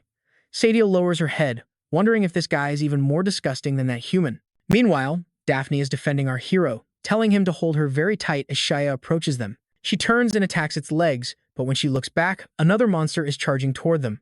When Siris holds her tight, the system immediately shows that her defense has increased along with all her other stats. Shia roars and leaps to slash and strike them. Daphne has a firm grip on that enormous sword, while Shia applies pressure and laughs, watching Daphne struggle to keep it under control. The system notifies everyone that she has just leveled up as she enters berserk mode. The ground trembles with all that energy, and our guy feels like he can't move anymore. His stamina is draining rapidly. Shea roars that it will kill them all to earn Asatat's love. Even if he loses a part of his power, he's okay with sacrificing a physical clone, since it's a small price for him to pay. His three monsters create this enormous mana ball that's charging the ground, and Daphne realizes that without her armor, she's in serious trouble. Shay is super excited and challenges them both to survive this attack, but what he doesn't realize is that our hero just reached level 25 with all his attributes super buffed, which is why he breaks free from Shaya's hold.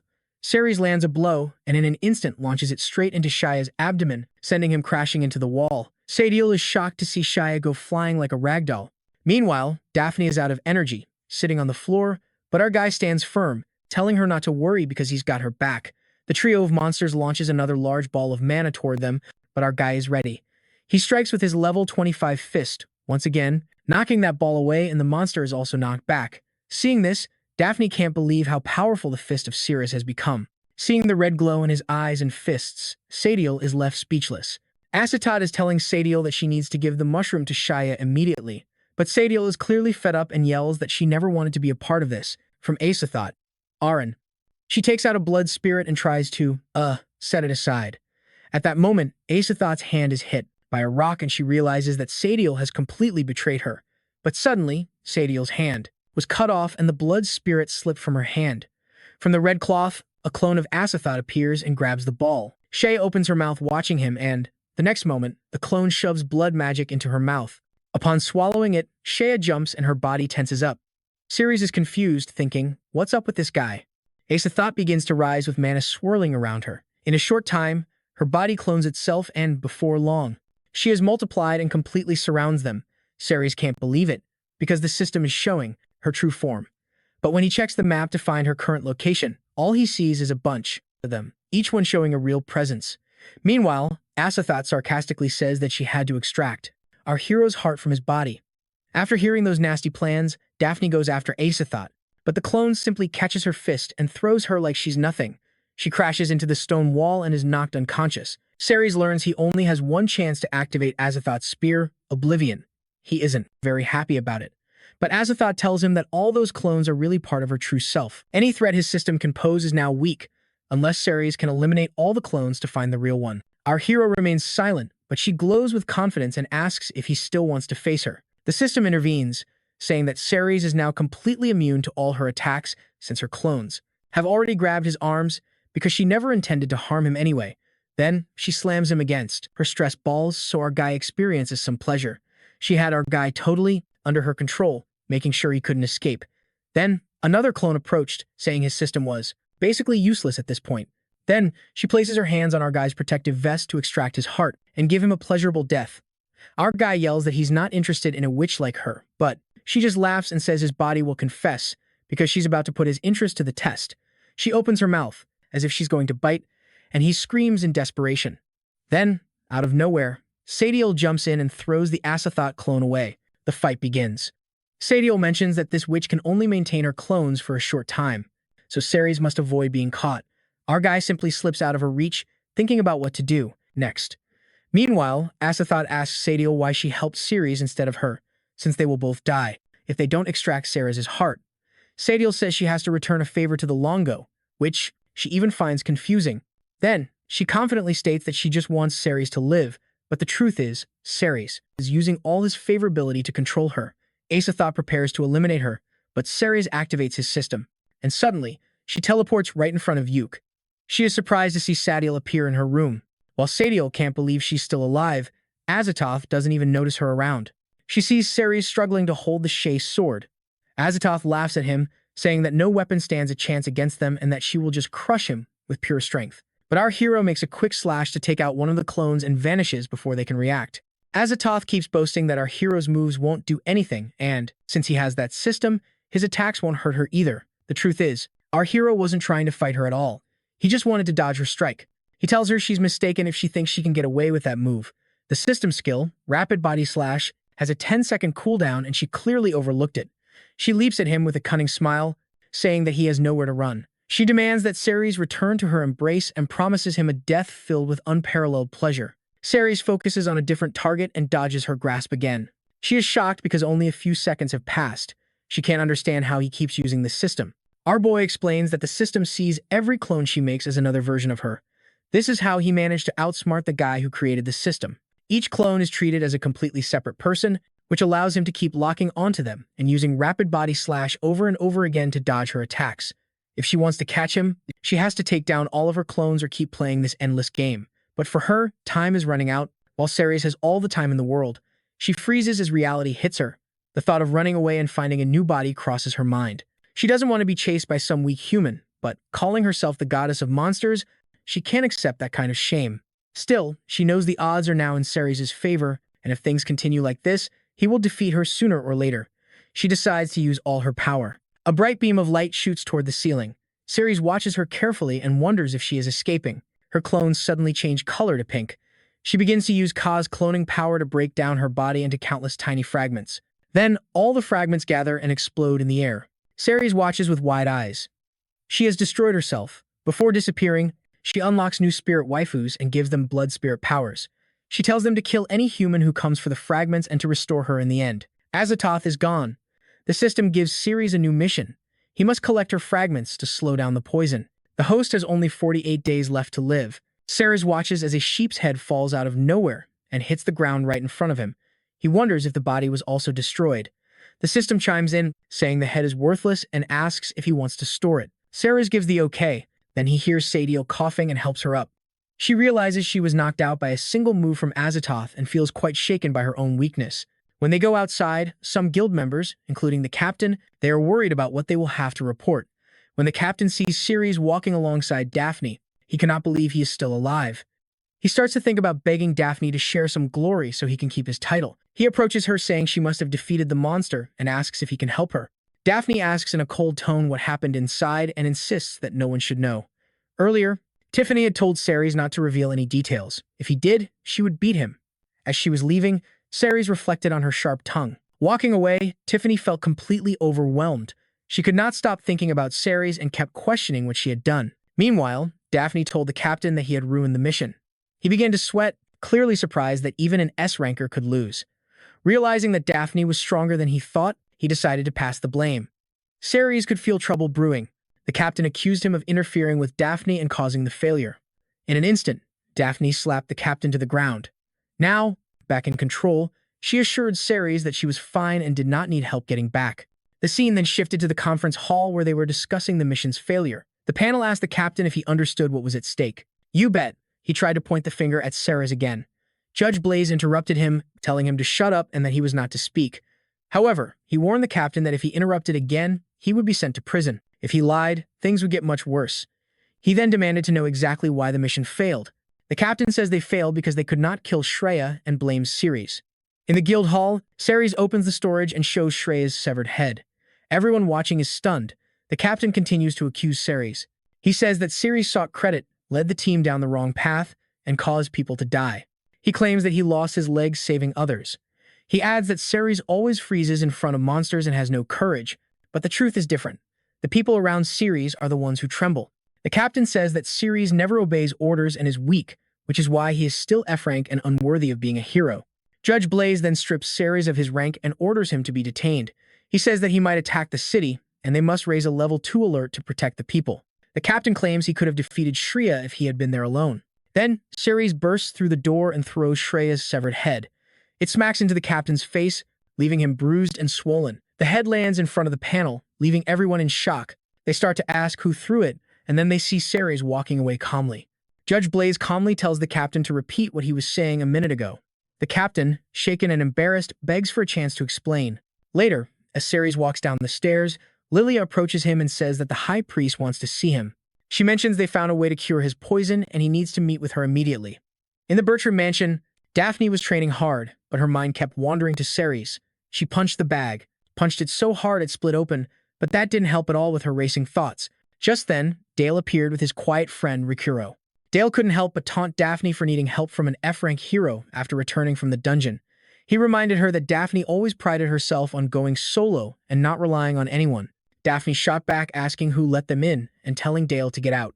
Dale called her a mean older sister and joked that her anger would ruin her skin. He then pushed further, asking how Siris somehow managed to get through Daphne's walls. Daphne yelled at him to stop meddling. Dale said that he rushed over after hearing about Daphne's failed mission and added that, while most people grow and develop their minds, all Daphne seemed to develop were her muscles. Daphne retorted that she wasn't so sure about Dale's intelligence, but it was clear his body wasn't developed either. Dale was momentarily speechless before yelling at Rikuro to handle her. Rikuro politely refused, saying he couldn't hurt the older sister.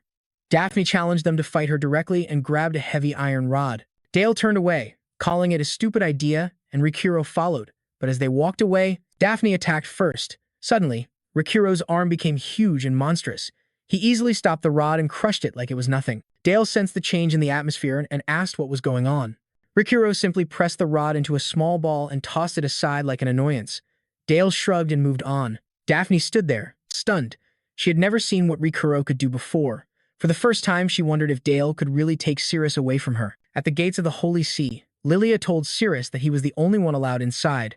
Just as he was about to enter, she asked him to wait. Turning back, she confessed in a quiet voice that maybe she just wanted to spend a little more time with him. Inside, Siris saw chairs set for two, and waiting for him was Seraphina, the high priestess of the Holy See. She crossed her leg over the next chair and told Siris to sit down. She wanted to talk face to face. He hesitates, but agrees. She calmly reveals that she already knows the poison in his body comes from the blood of Acetod, leaving him stunned. She explains that Acetod's blood greatly enhances monsters, but it melts human flesh instantly. Somehow, his body is fused with it, though it is slowly killing him. Siris acknowledges her deep understanding of the poison, but before he can respond, she puts her foot in his mouth and warns him not to interrupt. He is shocked again. She claims that if monsters were to consume his blood, it could trigger a catastrophe. To prevent that, she has decided to consume him herself. Siris jumps back in disbelief, thinking she wants to eat him, even though they are both human. Then his eyes go wide as he sees her rise from the ground, monstrous tentacles unfurling from her body. She declares that though she may be a monster, she still stands with humanity, and for its future, she must consume him. Determined to survive, Siris locks onto her as a target. The system displays multiple cards before him. He selects 1. They are the Angel of Happiness's gloves. He puts them on, a shockwave expands, and he knows that hitting the right spot will unleash his ultimate move. Siris stands there looking totally confused. A small question mark floats above his head as he looks at Seraphina. She holds a shiny pink piece of Acethot and she tells him that this power is the only thing that can keep someone alive in this world. Without hesitation, she begins to absorb the pink fragment and energy begins to flow through her. As the power builds up inside her, her veins stretch and twist until strange mouths start to form at the ends. Siris watches with amazement as even the tips of her veins turn into mouths.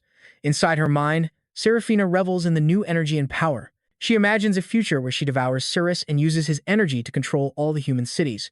In her vision, people are trapped like cattle, everyone following her rules, which she calls the Holy See.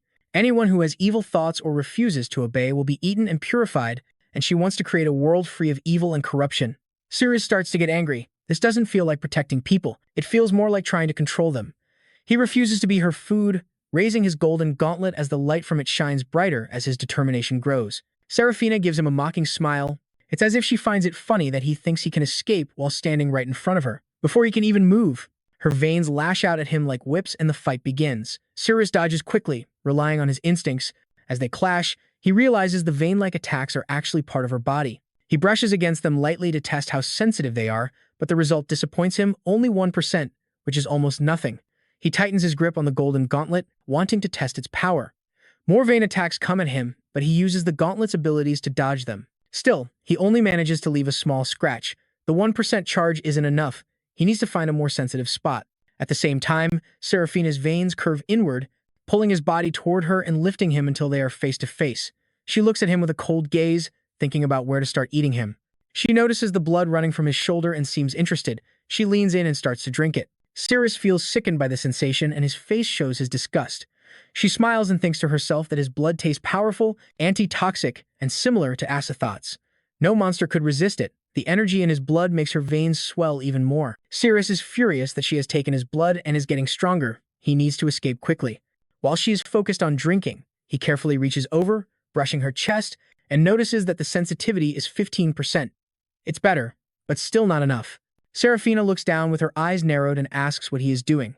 She warns that she could eat him, and yet he is still thinking about touching her. The disgust is evident in her voice, but Siris has already made his move. He has figured out that if she has a weak spot, it has to be the most sensitive place she can't protect. There is really no other option.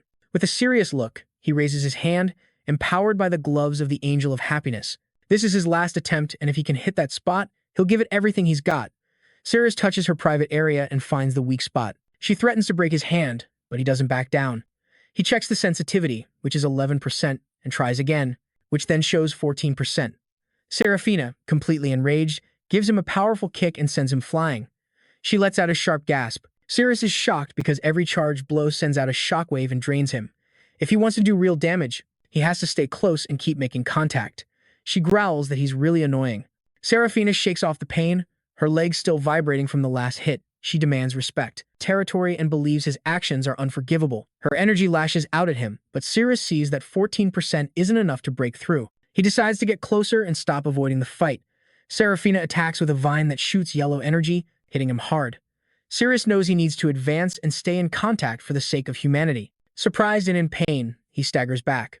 Serafina can't believe it when he goes flying. Surprised by her counterattack, he landed awkwardly and quickly activated his Angel of Happiness gauntlet to touch her again. Her skin felt strange, all stiff, and he could tell the sensitivity was only 6%. Serafina, furious, yells at him to let go and calls him a complete idiot before kicking him so hard that he falls even further back. Siris knows he has to get out of there fast or she's going to completely devour him. He thinks that the charge of 6% is just enough to pull away. With his eyes wide open, he sees a mouth on one of her vines, and yes, they really do have mouths. Just then, Serafina's vines coil completely around him. She taunts him for not going after her vines anymore and asks if he's already giving up. She tells him that no matter what he tries, she's going to consume him in the end. She smiles maliciously, enjoying every second, and says it's been a long time since she's tasted something like this. Trapped in her living vines, Siris feels the slippery slime all over him. Serafina winces in pain, clearly surprised, and asks aloud what he is doing inside her vines. The sensitivity level reaches 25%. Serafina quickly throws Siris out of her vines and he lands hard on the ground. He feels disgusted as the slimy innards spill out everywhere and the smell is terribly strong and foul. He checks and sees that his sensitivity level is at 25%, which is just a quarter of 100%. She has exactly 4 vines and he starts to wonder if touching each vine would raise it to 100%. If that's the case, touching another vine should bring it to 50%. Serafina, feeling the effects, thinks that the sensation she had pushed away is starting to return. If things continue like this, she won't be able to use her purification magic anymore. She knows she can't let Siris reach that special place inside her. Furious, she decides he must be eliminated and she will consume him again. Her vines open like jaws, transforming into plants that want to devour him. They lunge at Siris, highly agitated, squeezing in his teeth. Siris realizes that one of the vines is the same one that just spat him out. He also sees that it's much faster now. 2 vines suddenly lunge at him from both sides, taking him by surprise. Still furious, he decides it's a good time to check the sensitivity. He again shoves his hand into one of the vine's mouths, causing Serafina some pain. When he checks, it's still at 25% sensitivity.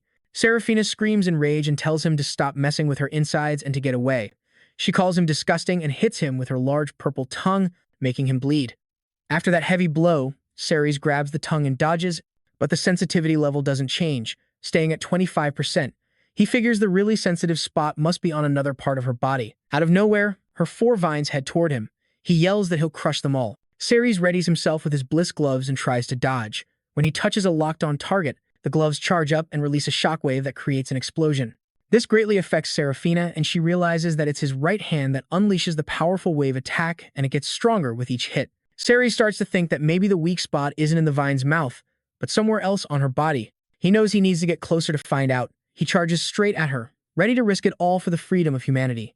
He's willing to explore every inch of her if it means winning. Serafina is furious, trying to understand how he can act so heroically while saying such outrageous things. Siris lunges toward her with his eyes glowing red, which really takes her by surprise. He mentions starting with her chest and reaches out for it. Suddenly, Serafina releases a dense cloud of purple smoke that has a super strong and terrible smell. Siris jumps back, shocked by the horrible stench, wondering if she's trying to use the smoke to hide something. He's losing his grip because his Bliss Angel glove isn't charged yet. Now he has to rely on his strength, but something doesn't feel right and he's starting to get dizzy. The smoke is affecting him. From the smoke, her tongue suddenly strikes at his heart. He tries to grab it, but it quickly retracts. She retreats back into the smoke, avoiding his reach. From the shadows, Serafina laughs. She mockingly tells him that soon he'll be paralyzed and knocked out cold. Then, she'll have total control over him. Inside the smoke, Siris feels his head spin and his body feel heavier. Then, he understands. When he touches her with his right hand, he can unleash a wave of light attack, and he realizes she's trying to keep his right hand away from her. That's when he suspects there might be a vine wrapped around his hand. Suddenly, one of her vines lunges at him again. He thinks this is just a distraction and the real threat is coming from the left. She's aiming for his left hand, but her attack actually gives him the perfect opportunity to reach out and touch her. After hitting his left arm, her vines throw him to the ground. Serafina tells him his body is surprisingly tough. She thought that one bite would be enough to remove his left arm. After inhaling so much of her poison gas, he should be about to collapse. In the pungent purple smoke, Ceres starts to cough as her vines continue to attack and bite. With a wicked smile, Serafina says that once she rips off his left arm, she will slowly swallow it, lick his blood, and enjoy every drop. Her vines keep chewing on his left arm, making him bleed. Then Ceres tells her that the power to release shockwaves comes from his gloves, not his right hand. So, he thinks to himself, and then sticks his hand into Serafina's vine, which really hurts. She feels about 25% of the pain. After a moment, he pulls his hand back and a burst of yellow energy comes shooting out. As he discharges his gloves with glee, he lunges towards Serafina, ready for another strike. He can't help but think how strange her monstrous body is. Although she looks almost human on the outside, on the inside, she is totally different. He reaches his hand toward her chest, searching for those hidden sensitive spots he's heard about. According to what he's learned, creatures like her usually have nerve-rich areas in the most unexpected places. When he touches her chest, he's surprised to find her sensitivity is at 38%. Serafina quickly raises her hand to block him. She notices he's getting a little too close, putting her neck in real danger. Furious, she responds with a powerful kick and yells at him to get away. The kick makes Ceres crash into the ground. He's surprised that her chest only reacts with 36% sensitivity. In retaliation, his body releases a burst of bright, luminous energy. A huge yellow explosion erupts from him. Serafina senses the danger just in time, bracing herself and dodging the incoming attack. The explosion shakes the ground, sending debris flying everywhere, showing how strong his blow was. Meanwhile, someone in California notices the commotion and wonders if there's a fight inside. Ceres is just sitting there, resting his head in his hand, feeling exhausted. The pink smoke has finally cleared, and his mind is beginning to clear up. Meanwhile, Serafina laughs at him, saying his attack did nothing to her.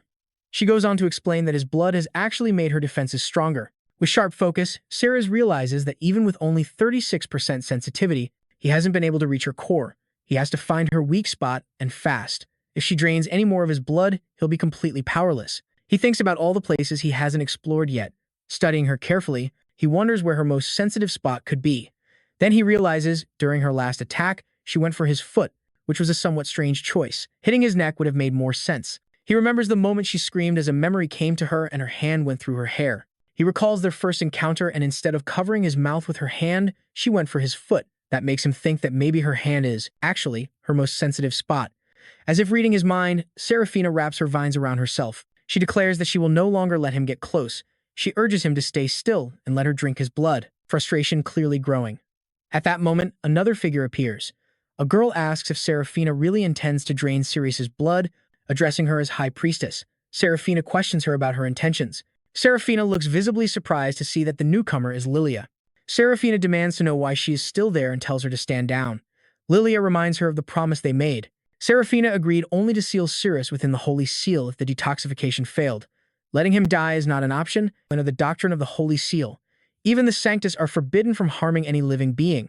Even if he's sealed, Siris could break free someday. Serafina argues that consuming him is the safest solution. Serafina tells Lilia that calm down about him. Rules.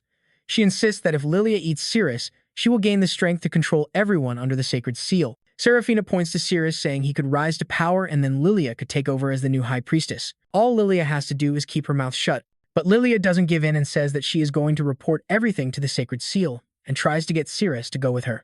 This greatly enrages Serafina, and she accuses Lilia of being too stubborn. She then decides to take them both out, and some vines shoot out towards Lilia. But Siris jumps in front, protecting her and pushing her aside. The vines meant for Lilia ended up hitting Siris instead. He feels a sharp sensitivity of 32% when he touches them. He quickly launches a wave of light, but Serafina notices he's moving slower and his body is reaching its limit. A strong blow to the stomach sends Siris crashing to the ground. He manages to prop himself up on one arm, groaning in pain. He realizes that the blow damaged his internal organs. The pain is unbearable, and he feels like his body is about to collapse. Lilia kneels beside him and places her foot on the wounded area.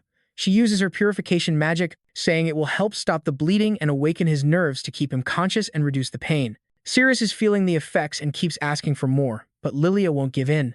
She tells him it's just an emergency spell that acts like a caffeine boost. If he takes too much, He'll feel completely numb as if he were under anesthesia, and then he won't be able to do anything.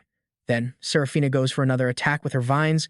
They grab Lilia, and Serafina warns her that she doesn't really want to kill her. She gives Lilia one last chance to back off peacefully if she just keeps quiet. She tells her it's not worth risking her neck for a guy who doesn't really matter, but Lilia doesn't think twice because Siris isn't just some guy, he's her patient. According to the rules of the Sacred Seal, when you start helping someone, you must stay by their side. You have to do everything you can to protect them until the very end. Serafina looks at Lilia, who is still tangled in her vines, and says she'll make sure that Siris falls right in front of her. Meanwhile, Siris is twisting and moving to avoid the blows from Serafina and realizes the sensitivity level is only at 2%. Suddenly, Serafina starts to feel dizzy and the vines that were going after Siris retreat. Siris sees that Serafina is a bit vulnerable and takes advantage of his opportunity.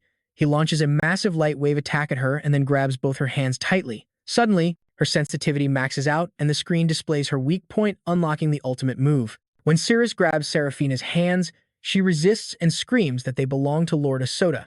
She struggles, thinking that his grip is too strong, and feels pain as her hands swell, veins bulging under her skin, and Siris sees them begin to transform. Serafina realizes that, like a Galilean carnivorous plant, all her sensitive nerves are in her hands. The pain hits like an electric shock and she collapses, begging Siris to let go. But Siris holds on, and the vines surrounding them begin to release impurities. Watching closely, Lilia notices the High Priestess's body is full of toxins. She realizes that Siris is purifying Serafina from the inside out. Serafina transforms into a monster, vowing to rip out Siris's heart. Trembling with fear, Siris tries to move, but his hands are paralyzed, suspecting Lilia's magic is to blame. Serafina, completely enraged, says that eating Siris is the only way to save humanity. Siris disagrees and unleashes a massive shockwave. The energy from his bisque gauntlets is so intense that it blows up the entire building and even reaches Lilia, who watches in astonishment, wondering what kind of magic he just performed. Siris clutches his face in pain and mutters that the recoil was so strong it broke his teeth. The scene continues with Siris and Lilia watching as Serafina reverts to her original form of a massive carnivorous plant. Siris staggers, breathing heavily, muttering that something is wrong with him, and then collapses into Lilia's lap. Lilia reacts with alarm, calling his name and checking his forehead. She realizes his temperature has dropped dangerously low. He used too much energy during the battle, and if she doesn't act quickly, his life will be in danger. She gently lowers him to the ground and places her glowing foot on the injured area of his body. She concentrates, saying she will start by healing his internal organs. Suddenly, Siris feels confused as he notices the water around them has turned to mud and asks, "What's happening?" Lilia calmly explains that the mud is a physical manifestation of his wounds, which means his body is critically fragile. Siris tries to move but feels completely weighed down by this thick, heavy stuff. He complains that it's too cold, even colder than before, since he can't move at all. Lilia continues to use her purification magic through her foot, watching the mud as it shifts and darkens. She can tell it's risky, because if it's not dealt with, it could freeze him from the inside out, so she starts clearing it away with her foot before it has a chance to harden. Siris exhales slowly and seems calmer. Then, a glowing message appears on the screen, informing them that the target has been registered. Lilia stays focused and tells him to breathe and relax. Her magic, which comes from purification, needs his mind to be clear. If he starts thinking negatively, her healing weakens. It could fail completely. He has to finish things before that happens.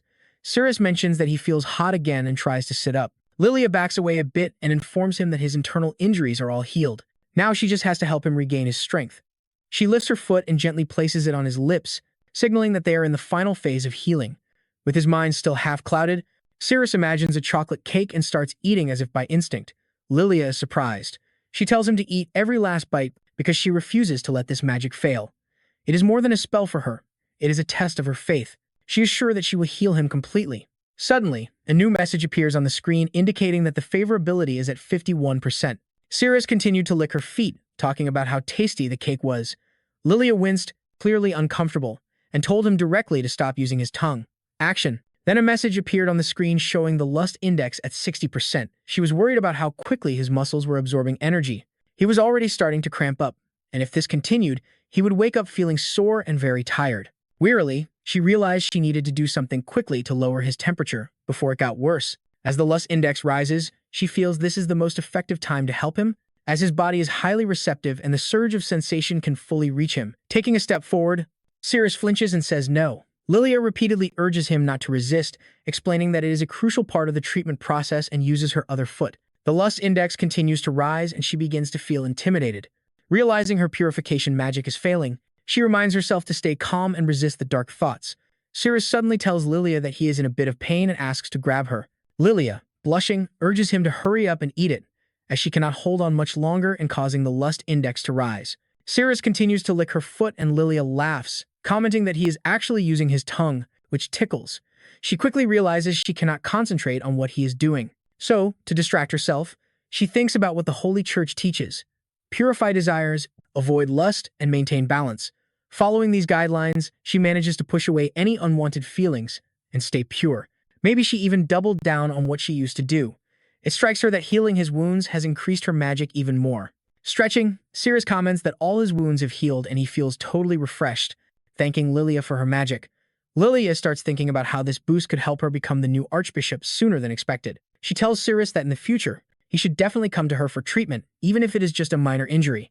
Siris agrees, saying that he will. The scene then shifts to the Holy Church, where a large hole mars the building. Lord Chelton appears with a green-haired girl named Daisy, who gasps in astonishment. Chelton wonders if it was a demonic beast attack that did it. Mr. Charlton approaches Siris and Lilia, who are already there, and starts asking them what happened and if it was some kind of attack. Siris seems a bit unsure and mentions that they still don't have all the information, but they are sure that the Archbishop has disappeared. Jessie points to the carnivorous plants that Siris has on display. Lilia tells Mr. Charlton they need to wait for the new Archbishop to move forward, but suggests they chat about the collaboration. Meanwhile, Mr. Charlton is surprised by this, and Lilia explains that many steps can be skipped once the Archbishop is on board. He sighs and agrees that it's the only way to proceed. Siris takes a step back and says that she'll handle things, giving a quick goodbye to Mr. Charlton. Just as Siris is about to leave, Mr. Charlton calls him back and asks Daisy to give him a ride home. He also tells her to fill him in on what has been happening at the Warrior. Siris raises an eyebrow, curious about what has been going on. Later, while driving, Daisy glances over at Siris, but keeps her eyes on the road. She mentions that a strange demonic beast has invaded the city and is only targeting warriors. Siris looks puzzled, trying to make sense of it, and asks her to explain what she means. Daisy explains that several A-rank warriors have already been killed. Their bodies are found drained of blood and, in each case, their private parts have been mutilated. The revelation shocks Siris and he repeats the part about their blood being drained, trying to connect the pieces. Daisy nods in seriousness and mentions that the victims have strange marks carved into their skin that look like some kind of beast. Language. The marks send a chilling message like, "Not you." It seems the creature is looking for someone specific. A dark thought strikes Siris as he starts to wonder if the blood-sucking beast is actually looking for him. Daisy continues explaining that to keep everyone calm, Daphne from Zone D is leading the investigation. She has already started to track the demonic creature. Just then, a girl named Sathel appears at the window, muttering curses. Inside, the white-haired boy, Yogo, looks up in surprise and asks why she has returned, pointing out that the place is crawling with merchants and soldiers. He then wants to know if Sathel plans on staying. Sathel shakes her head and says, "No way." She tells Yogo that it's the enemy's base and if they get caught, it will be a total mess for the human, which she really wants to avoid. Yogo laughs and jokes that he knows transformation magic, but he is not going to share it. Sathel looks confused and points out that he can only change the appearance of others. Besides, she needs a safe place to hide because going out is too risky. Yogo watches her with a puzzled look and suddenly, blood starts to drip from her mouth and she just collapses to the floor. Yogo looks up, curious, and calls Sathel out for faking sick to get attention, stating that he will not share his master with her. As he speaks, his mind flashes back to when Siris had saved her. Just then, Siris and Daisy walk out the door. Siris asks Daisy to put him aware of the whole beast-vampire situation. Daisy agrees and Siris turns to Jog, saying he's back. Noticing Jog, she comments on how cool he is. Jog mutters something about someone else arriving with the master and quickly lifts Satil up to hide her. Siris opens the door and Yogo greets him, saying it's good to have them back. Siris nods and gestures for Daisy to come in. As they enter, Yogo watches them a little confused. Daisy gives Yogo an apologetic smile, hoping she's not interrupting anything. Yogo's red eyes flash as she realizes what's happening, because to her, another woman will be another headache. She lets out a sigh and is still not sure how to handle this. Siris hands a carnivorous plant to Jog, while Daisy, sitting there without her shoes, thinks about her next move. She really doesn't want to repeat the mistake from last time when her emotions got the better of her. Meanwhile, Yogo is muttering to herself about how she needs to get rid of Daisy because the woman is interfering with her master. While serving food to Siris and Daisy, Siris asks how that vampire beast managed to get into the city. Daisy tells him that the giant dragon Beagle down south is about to awaken and will destroy everything in its path. With fewer warriors around, The vampire beast managed to sneak in. Daisy explains that the last time she gave the captain's insignia to Siris, she was in a hurry and she completely forgot something important. Curious, Siris asks what it is, to which Daisy replies that as the secretary to the vice president of Zone Z, she needs to keep a record of the preferences and living situations of the warriors, handing him a form for a personal promotion survey. Siris glances at the form and wonders why there are questions about a spouse, asking if he really has to fill out every part of it. Daisy confirms that all new captains have to fill it out and submit it to the guild, emphasizing that being detailed is key as it could impact the team's evaluation. Siris sighs, but agrees to complete it, while Daisy secretly hopes this will help her get closer to him. Just then, they hear a noise from the other room and Siris wonders how another person got into Jog's space. He gets up to check, followed by Satil, who doesn't look like she's doing too well. He asks if she's hurt, and she panics, worrying if the woman saw her. If she did, the warriors would come for her and she'd have to fight to stay safe. Siris shakes his head, insisting that Satil can't kill her and that they'll find another way. Satil stares, asking, why not? And if the woman is important to him, Siris hesitates and then promises to make her leave after he finishes the form. Daisy asks Jog who is in Siris's room, and Jog replies that it's his older sister. Daisy's eyes go wide, as she wonders if she's now third in Siris's heart. Inside, Satil warns that they need to get rid of the woman or else they'll have to take her out. Siris calms her down, saying that he'll take care of it. Then, Daisy hears a scream from inside and looks at Jog, asking if they should go help. Jog shakes his head, saying that Siris can handle it and that another girl might bite her if she goes in. Satil snaps, accidentally bumping into Siris as she enters, asking how he can hit so hard even with his injuries. He hands Daisy the completed form and asks her to drop it off at the guild for him. She nods shyly, and suggests they go eat something at an excellent restaurant outside. Both Siris and Yak are surprised by the idea, and Yak shoots Daisy a sharp look. Siris looks confused and asks if that's okay. Yak then grabs some food from the plate, reminding him it's time to eat. Siris is bewildered and wonders when she planned that. Yak then blushes, gently placing the food against his chest and pulling Siris closer, softly insisting that he eat it and stay until he's finished. Daisy's eyes go wide while Siris just stands there, stunned. Siris tries one of the cookies and wonders what it's made of. She casually says it's snake liver, mixed with bat wings, but insists it actually tastes good. Yak pulls Siris closer and encourages him to take another piece, telling him he has to finish everything on his plate. However, Siris just shakes his head and says no, thank you. Daisy, seeing all this, asks if this is how Siris usually eats. He sighs and admits it's really not his thing. Yak, still trying to feed him, just smiles and explains they do this every day because her master likes it. She tells Daisy to just leave if she doesn't want to see it. Daisy gets up, apologizes for interrupting and leaves, thinking that maybe Siris and Yak really are that close now.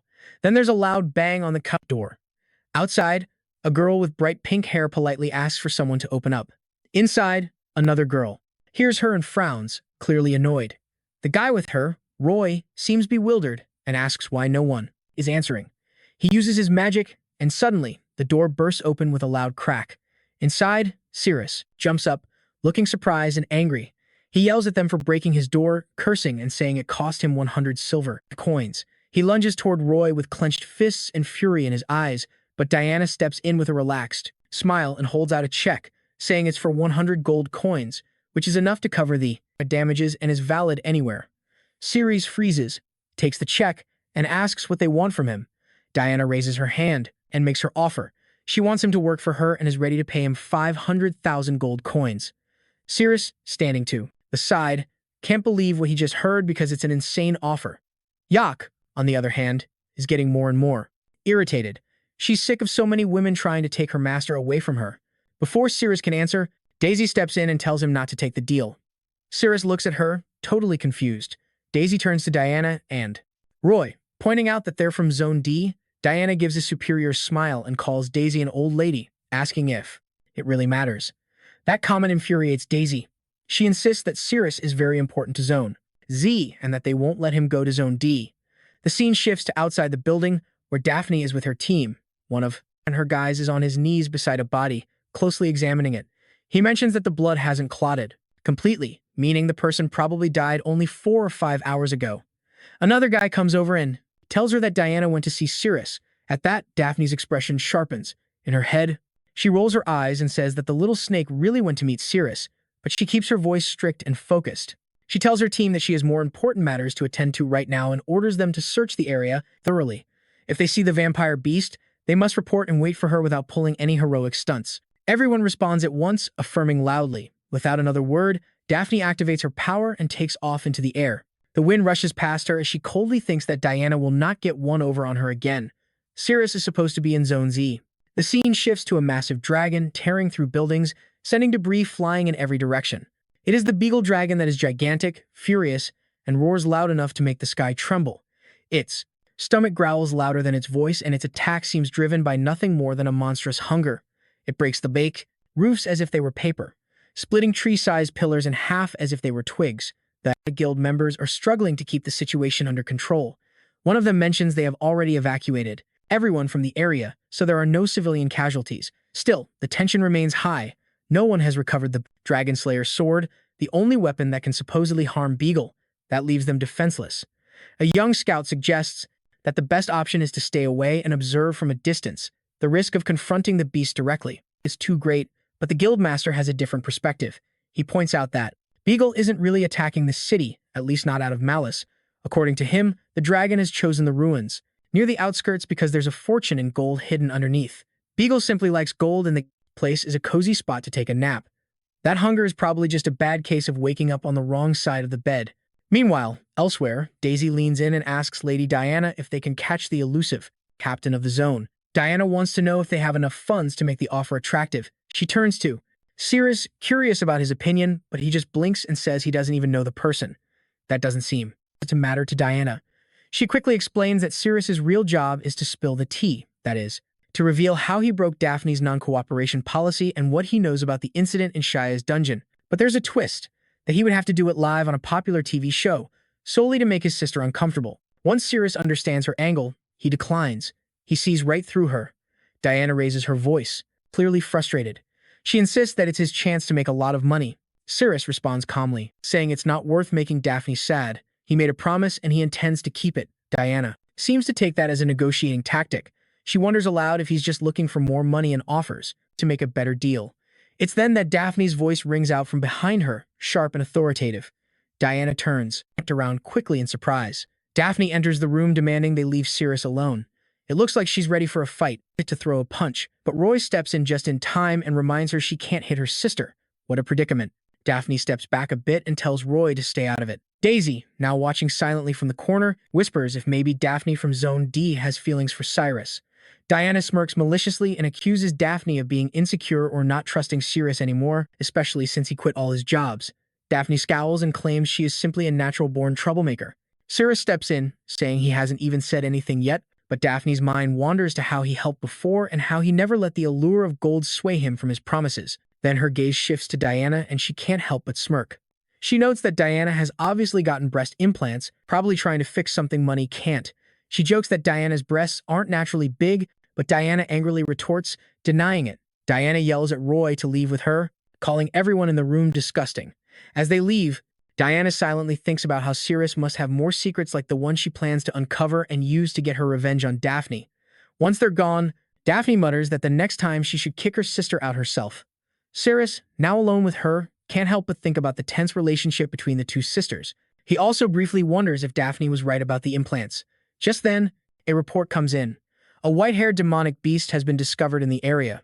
Immediately, Daphne doesn't hesitate. She immediately leaves to investigate. Daisy says her goodbyes and leaves shortly after. That's when Jog steps forward with worrying news. He tells Siris that Saddle is gravely ill. Her body temperature has dropped dangerously and only an advanced recovery herb can save her, but they don't have enough time. Siris, growing desperate, has a sudden thought. Maybe his blood, infused with the energy of the Lord of Shadow, can help. Without a second thought, he cuts his palm and lets the blood flow into Saddle's mouth. Jog gasps, but it's working. A vibrant green mana begins to envelop Satel's body. Siris watches closely. Soon, Saddle stirs. Her eyes slowly open and she clumsily clutches her head. Siris gently asks if she's all right. The scene cuts back to Beagle, who is now lazily gnawing on giant stones. Suddenly, he stops, his nostrils flaring. He catches the scent of something, turning with a low, deep growl. His massive form begins to move. Panic spreads quickly. This has never happened before. Beagle is heading towards Salem. The guildmaster shouts to alert everyone. Reports start coming in that Beagle is heading straight for the city. The reason? He can smell the blood of the Lord of Shadow, which now flows inside Siris, and he wants it. Jog stares at the blood, completely amazed at how good it smells. Sitel takes Siris's hand and says she's not going to waste a single drop. Siris blushes and tells her she's sucking on his hand too hard and it's starting to tickle. Then, Jog calls out, saying he can't hold back anymore either because he needs a sample. He too grabs his head and goes for his hand, trying to get some blood for himself. Now they're both at it, and are enthusiastically sucking while Joke yells at them to stop because he can no longer feel his demon. They start to wonder if their bodies feel so good and energized because the purification is working from the inside. Jock realizes that it must also be healing Sitel, since she literally can't stop sucking and keeps wanting more. Suddenly, a loud emergency alert sounds, announcing the activation of a high-level magic barrier. That snaps him out of his trance. They both stop what they were doing, shocked by the sudden news.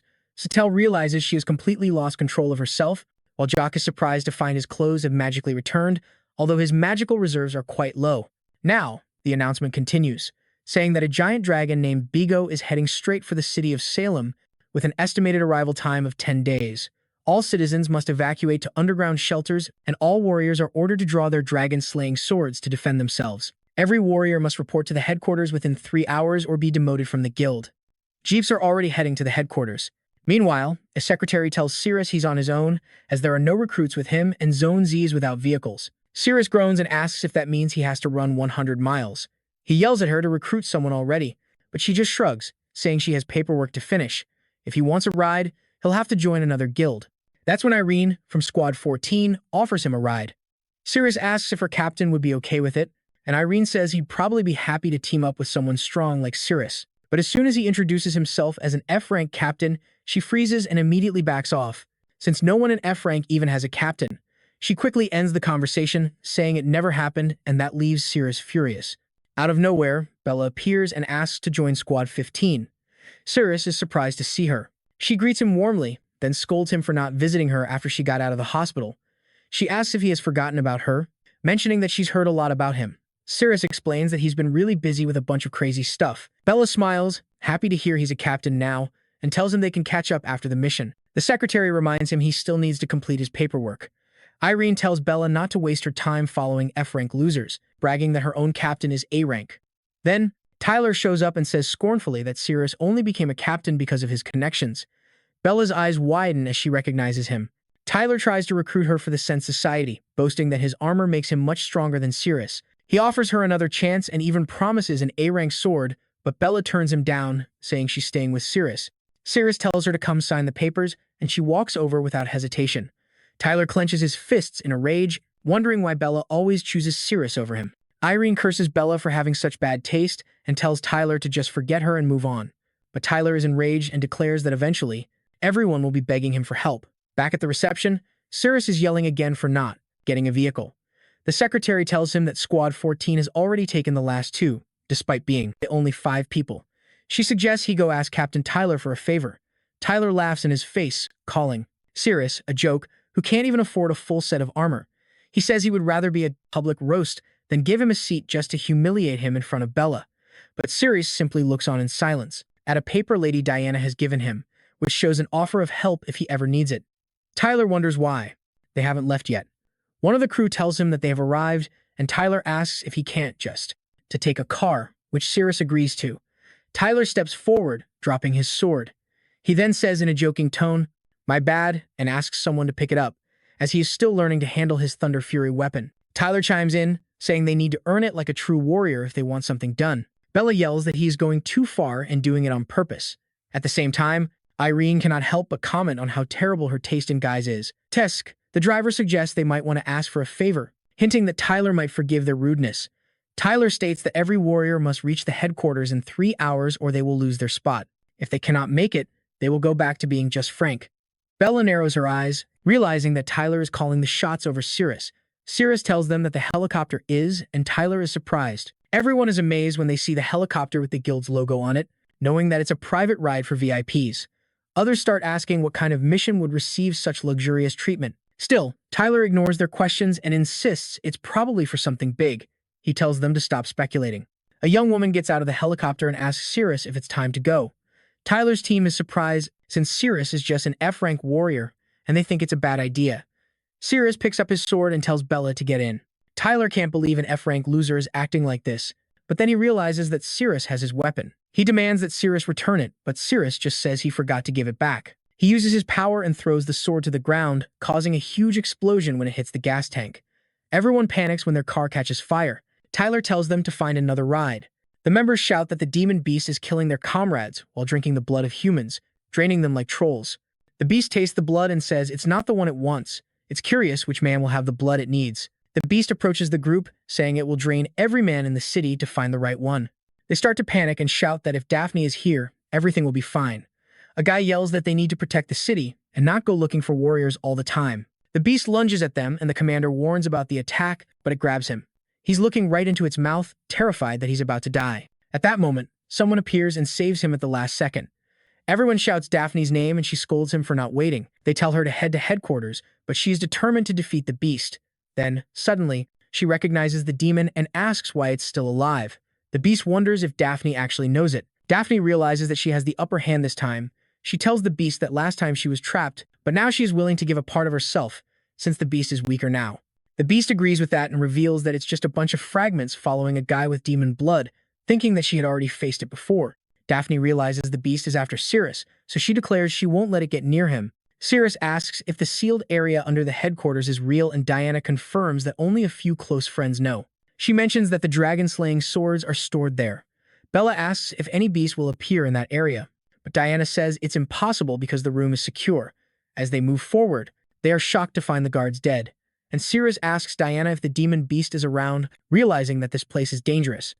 Diana is stunned when she sees the statue that wasn't there before, which is the sleeping maid statue. She wonders if her intel was wrong.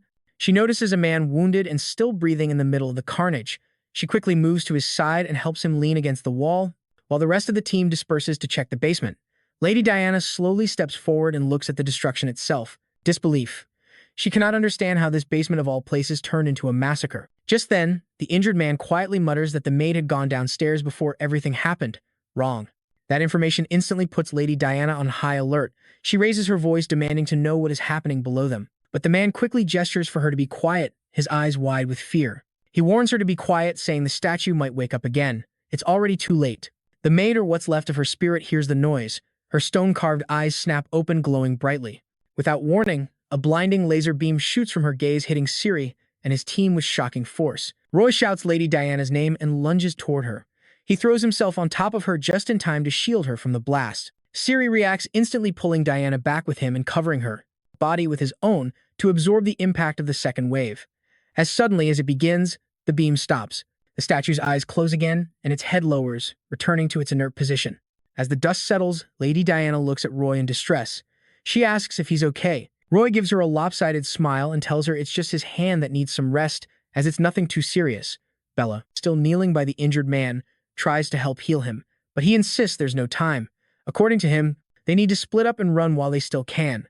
Siri asks if the statue only shoots the laser when hears a sound. The guy nods quickly and warns them about the steps, leading to what he calls the danger zone near the statue. Any movement or noise from there triggers the deadly attack. Siri grips his sword tightly, instructs Bella to stay with the injured man and tend to his wounds, as well as keep an eye on Lady Diana. Diana, now clearly annoyed, tells Roy to destroy the statue completely.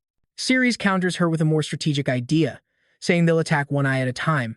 That way, someone else can step in if anyone gets injured. Roy doesn't seem convinced. He wonders if he has the confidence to face this threat, especially since he's just an E-rank player. Siris doesn't answer. Instead, he yells that he needs to test his strength and charges forward with his sword raised. The maiden statue hears his approach. Its head lifts. Its eyes open once more. Another laser beam shoots towards Siris. He tries to dodge and wonders if he can avoid getting hit entirely, but he knows that even near misses would wear him down quickly. He listens to the footsteps, calculating his reaction time, and starts moving from side to side to confuse it. The statue keeps firing. Its beam cuts through stone and air mercilessly. The others try to move as well, but the blasts start to catch up to them. Bella watches in horror, realizing this entity is far more powerful than any of them. As expected, Siris pays attention to the statue's pattern. It always targets the loudest source. Testing his theory, he throws his sword behind it. The statue immediately turns and pulverizes the weapon, telling them to stay quiet with a mechanical whisper. Siris confirms that it targets sound. Grabbing another weapon, he prepares to attack again. This time he lunges and lands a direct hit, but his sword shatters on impact. Before he can react, Roy steps in. His fist hardens like a stone and he confidently declares that this should be a simple challenge for him. He slams his stone fist into the statue's chest, but to his astonishment, it barely leaves a scratch. He barely has time to register what's happening before the statue grabs him. Roy screams in pain as its grip tightens. Siris leaps into action, grabbing a nearby hammer and slamming it against the statue's back. As he strikes it, something glints in the dust. He looks closer and freezes. There's another eye embedded in the statue's back. Before he can shout a warning, the hidden eye opens and fires another beam. Siris barely gets away in time. Meanwhile, Roy struggles to protect himself. He forms a large stone cross between himself and the statue's hands, trying to buy time. Lady Diana sees that Roy is in trouble. Their voices, though low, stir something within the statue. The statue snaps its head around. Its stone-carved eyes lock directly onto Lady Diana, homing in on the sound. A sharp glow ignites in them, and a laser beam shoots out instantly. Roy, struggling in the statue's grasp, sees what's about to happen. He screams for Diana to get back. Bella doesn't hesitate. She yanks Lady Diana aside and pulls her to cover just in time. Roy grits his teeth, tries something desperate, raises both his arms and tries to cover the statue's eyes with his hands, hoping to block the beam and buy more time, but the effort burns him. The laser doesn't stop, it keeps firing, and the heat forces him to scream in pain. His voice echoes off the basement walls. Through the pain, he manages to shout to Siris, urging him to destroy the statue now before it targets Diana again. In the midst of the chaos, Roy grabs the statue's head, trying to twist it or turn it away from the others. But then, out of nowhere, Siris feels something strange. As he gets closer, his hand brushes against the statue's chest and feels warmth. It takes him completely by surprise. To everyone's surprise, the statue reacts. A faint pink blush appears on its stone cheeks. Without warning, it throws both Roy and Siris away from her with surprising force. Siris staggers to his feet, closely watching her movements. The statue flinches slightly, as if embarrassed, closing its eyes again and covering its chest with both arms. Siris is confused. He doesn't understand why it's reacting like this. Roy, meanwhile, grunts in frustration. He admits that he's been hitting the statue with everything he has, but it barely shows a crack. He looks at his hand. It's trembling, discolored, and clearly broken. A sharp pain shoots up his arm, and he knows that he won't be able to throw another punch like that again. His cry of pain is loud enough to make the chamber vibrate. The statue's eyes snap open again. Roy realizes he's caught its attention again and braces himself, even though he knows he won't be able to dodge in time. Siris sees what's happening. He doesn't wait. He moves forward and plants himself in front of Roy, spreading his arms to shield him from the incoming blast. Roy can't believe what he's seeing. He yells at Siris, asking how he thinks he can block a laser with his bare hands, but the statue stops. She blinks in surprise as Siris touches her chest again and then pinches it gently. That single gesture throws her off. Her laser fires, but this time it hits the walls behind them. Siris notices the change in her body. He wonders if she can actually feel something, if she's reacting emotionally to the contact. Bella and Lady Diana are speechless. Neither of them can believe what they're seeing. Somehow, Siris is redirecting the statue's deadly aim using the strangest method imaginable. Roy, still stunned and in pain, asks Siris what exactly is going on. Siris doesn't explain. He just tells Roy to get back. Since he's injured, he'll handle everything. Roy starts to back away, but the statue senses his movement. She shifts her focus and prepares for another attack. Siris reacts immediately, using a quick maneuver to break her concentration. It works. Her blast misses Roy and hits another section of the wall. Lady Diana, still crouched behind cover, asks Bella if Siris always fights like this. Bella shakes her head and says this is definitely not his usual style, but somehow it's working. Diana checks on Roy again. He insists he's fine, but admits they didn't expect the statue to be so tough. He warns Siris that she's still dangerous. The statue now keeps her gaze fixed only on Siris. He quickly dodges her attack, and the movement causes her chest to move again. She seems flustered and takes a moment to regain her composure, but after a brief pause, she lunges again, clearly flustered, but relentless. Siris watches her more carefully this time. Her strikes are losing focus. He begins to think that her combat pattern is falling apart. She's losing her precision. Roy comments from the side, noticing how chaotic her attacks have become. Then, unexpectedly, Siris gives her a pat on the backside and yells at her to focus if she's going to fight seriously. The statue falters mid-attack. Roy watches the whole thing with wide eyes. Despite the absurdity of the situation, he has to admit that Siris is handling the situation in a strange but effective way. Roy is on the ground clutching his chest, and clearly in pain, Lady Diana asks if he's okay. He tells her that he has chest pain and thinks his ribs might be broken from all the hits he took from the statue. Bella steps in, warning that a chest fracture could be serious, as it might affect his heart and lungs every time he breathes. She offers to help him and asks him to show her his chest, but warns that it will only give him temporary relief. When Roy lifts his shirt, Bella is taken aback for a second, but she quickly snaps back to reality and starts to check on him. When Roy asks if she sees anything wrong, she assures him it's his injuries. Then, she changes the conversation to the fight by asking if any player other than Siris could take down the statue. Bella insists that Roy really needs treatment right now. He thinks about the battle, realizing that even his strongest moves barely graze the statue. Meanwhile, Siris seems to have slowed down the statue's attacks and looks like he can control her. Bella says that Siris' skills are better than an S-rank player's. Siris notices the statue's jacket is slipping and jokes that maybe it's because her eyes are almost closed and she can't control herself. The statue remains silent, trying to cover up. Siris is surprised and wonders if she's actually avoiding his gaze. He points out that she has feelings too and calls her cute, noticing that she closes her eyes when she's shy. He decides to fly closer and touch her, since she has shown him a weakness. As he raises his hand, he jokingly asks if anyone has ever touched her navel before. Out of nowhere, she lifts her foot and kicks Siris hard to avoid his touch. Bella yells that she has to step in and help Siris, since now it's up to her with their captain injured. But Siris grabs her foot, causing the statue to squirm in shyness. Roy grabs Bella and warns her not to ruin things for Siris. She's surprised and asks him what he's talking about. Roy tells her to focus and points out that Siris is holding her foot, not the statue attacking him. He asks her to feel her heartbeat through her foot and gives her leg another shake. This makes the statue feel even more uncomfortable, and she opens her eyes and starts shooting laser beams.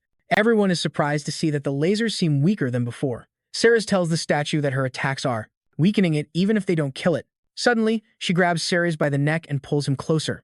Roy yells that she's trying to make a big attack and tells Siris to get away. Siris raises a hand and aims for her chin, while Roy warns him to dodge her attack instead of getting closer, as it could be fatal. The system locks on and Siris kisses her. She is totally shocked by that, and Roy comments that the statue is still surprised by the kiss. They share a wet kiss as Siris catches his breath after pulling away, and the statue pushes him back. Siris playfully asks if she stuck her tongue out on purpose. The statue blushes and covers her face and hides her head with her arms. Lady Diana shouts that she's hiding her head. Siris takes a step closer, while Roy notices she hasn't even reacted to Siris' approach. Curious, he pokes her and says that she has a stiff tongue. Siris wants to make sure she looks at him again, but the statue remains silent. He calls his friend because the shy girl won't be lifting her head anytime soon. Taylor and his team find themselves at another fork in the road, looking around all confused. A team member asks if there is supposed to be only one path to follow, according to the information they got. Taylor wonders why it feels like a maze in here. Irene chimes in, saying that the information from headquarters is usually quite accurate, and that there's probably a good reason for the layout. Another member questions if the information about the single path is even correct. Taylor is still puzzled by the labyrinth vibe. Irene mentions that it's likely that the previous team activated something that messed up the terrain. Suddenly, another team shouts that a monster has appeared, and they must be careful. A player is knocked to the ground and screams in pain. A red-haired teammate asks if everyone has drawn their dragon-slaying swords.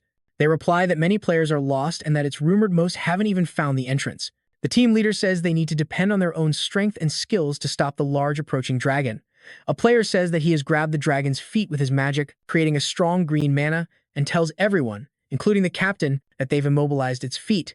But then he realizes the chains are slipping and he can't hold on for long. So he tells everyone to attack the dragon. Unfortunately, the dragon breaks free with a massive blow, knocking the players down and injuring them. Then, an S-rank iron giant named Cassius shouts that he will try to protect them and tells everyone to continue attacking the beast. He channels a large amount of mana and transforms into a giant monster, charging at the dragon and warning it not to come any closer. He crashes into the dragon with all his might and claims he will cut it in half. The attack actually stops the dragon, and Cassius wonders if this plan is going to work against it. Everyone thinks Cassius is amazing for his epic moves and they cheer him on to keep attacking without holding back. The dragon notices his assault and gives him an annoyed look. She thinks for a moment and then sees Cassius showing off his powers and stripes, muttering that every time he picks a fight with someone, he's always trying to cause trouble. It raises its hand and says that Cassius is really annoying. With a quick movement, it swats him aside like he is nothing. A blow from the dragon shatters Cassius's armor and his mana does not even affect it. He is on the ground in a moment, hitting his head and leaving everyone shocked. They cannot believe that someone as powerful as Cassius was taken down by a dragon. Even at that moment, Cassius tells his friends that they have the support of Salem City and must stop the dragon at all costs. He is motivated and insists that they must take down the dragon as it slowly approaches them. Taylor's team is outside a door and he moves closer with his hand on the doorknob, warning his teammates to be careful since they do not know what is on the other side. When Siris pushes the door open, it creaks loudly and starts to shake the basement. The team is surprised. One member asks if an earthquake hit the labyrinth, while Taylor tells them to prepare for anything. Another player chimes in, saying it does not feel like an earthquake because the air is full of magic, which feels as if someone has activated a special mechanism. When Siris forces the door open, they all realize the ground is moving again. This leads to a massive explosion in the city, leaving everyone wide-eyed. A player points to the explosion, realizing it is a huge surge of magical energy. Another wonders what caused such a big explosion from their headquarters. Shocked, they all begin to realize that the headquarters has vanished from the city. Roy realizes that things have changed because of the door Siris opened. Lady Diana, looking dizzy, nearly faints and falls onto Roy's legs. A member notices that Kuro has fainted, and another says that Hank has collapsed too. Tiger Bandler is an S-rank player who worries about the C-rank players, saying they cannot handle the magical backlash from the building. He thinks it is foolish to draw a sword, as the entire landscape has transformed. He feels the strong magic left on the ground and finds it truly terrifying. With Sarah's team, the players are chatting about how only a dungeon with such magical power is worthy of a legendary weapon. Ceres sees the sword on the ground and Irene points it out to Taylor. Taylor sees it and yells, realizing it is the dragon-slaying sword. Ceres cannot help but think how incredible it would be to unsheath that sword. Irene mentions that Ceres is an F-rank player, which annoys Taylor. He frowns, feeling jealous of Ceres' luck. Taylor wonders how the labyrinth could just disappear, and suddenly Ceres is right next to the sword, thinking that the first person to try and unsheath it has the best chance of succeeding. Taylor decides that he cannot let Ceres get ahead of him. He yells at his team to follow him so he can grab the sword, and they all jump to obey. The sword begins to whisper that it feels uncomfortable with so many people around. Ceres is stunned as he looks at the sword. It tells him he has no right to look at it like that, feeling awkward because it does not have a sheath.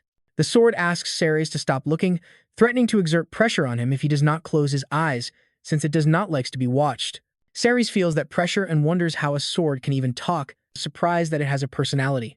A massive wave of pressure radiates from the sword, causing even the toughest armor to crack and players to drop like flies. Taylor's teammate gives him the intel on what's happening, and no one can believe the power of the mana. The air around Taylor feels like hot lead, which makes it hard to breathe. He looks around and realizes it's terrible for everyone involved. Even Ceres is feeling the effects of the mana pressure. The sword spirit notes how tough Ceres is for holding his ground against it. Vanner whispers that anyone who can handle the pressure and still move has a chance to pull the sword. His teammate asks if he can get closer to the dragon-slaying sword and wonders what the risks are. Vanner reassures him and says the sword has been dormant, so there shouldn't be any danger. But the sword itself intervenes, warning that any Baggier who might be listening is just hearing things due to the intense mana around. Taylor approaches Ceres and says the pressure must have gotten to his head, claiming that his resistance is much better than Ceres's. Roy tells Ceres that the first person to draw the sword has the best chance of succeeding, so he can't let Ceres get ahead of him. Taylor laughs at Ceres, saying that an F-rank player like him has no business trying to wield the dragon-slaying sword. Bella runs towards Taylor, yelling that he's getting ahead of himself, but Ceres stops her and tells her to stay away from him. As soon as Taylor crosses the line and approaches the sword, it senses him and yells at him to back off. But Taylor ignores the warning and thinks that by grabbing the sword in front of Bella and Ceres, he'll look like a hero, while putting Ceres in his place. The sword spirit rolls her eyes at Taylor in annoyance and warns him not to touch her hilt. Just as Taylor gets closer, looking down on Ceres, the sword yells that he's giving off a pretty creepy vibe. She raises her leg to push him away, not wanting anyone to get close. Taylor is thrown back and sent flying, screaming in pain from the sword's powerful mana. His teammates are in shock, and one of them calls out to Taylor, their captain. He quips that it's incredible their captain was knocked back by the sword. Ceres checks on the sword, as the sword spirit rolls her eyes at the humans, saying they don't need to treat her so roughly. She adds that humans are all the same, even after all these years, and admits she really can't stand their existence. Taylor notices his broken armor, pointing out that it's made of deep-sea materials, but it ripped quite easily. Ceres realizes that his A-rank scale armor underneath had been saving him the whole time.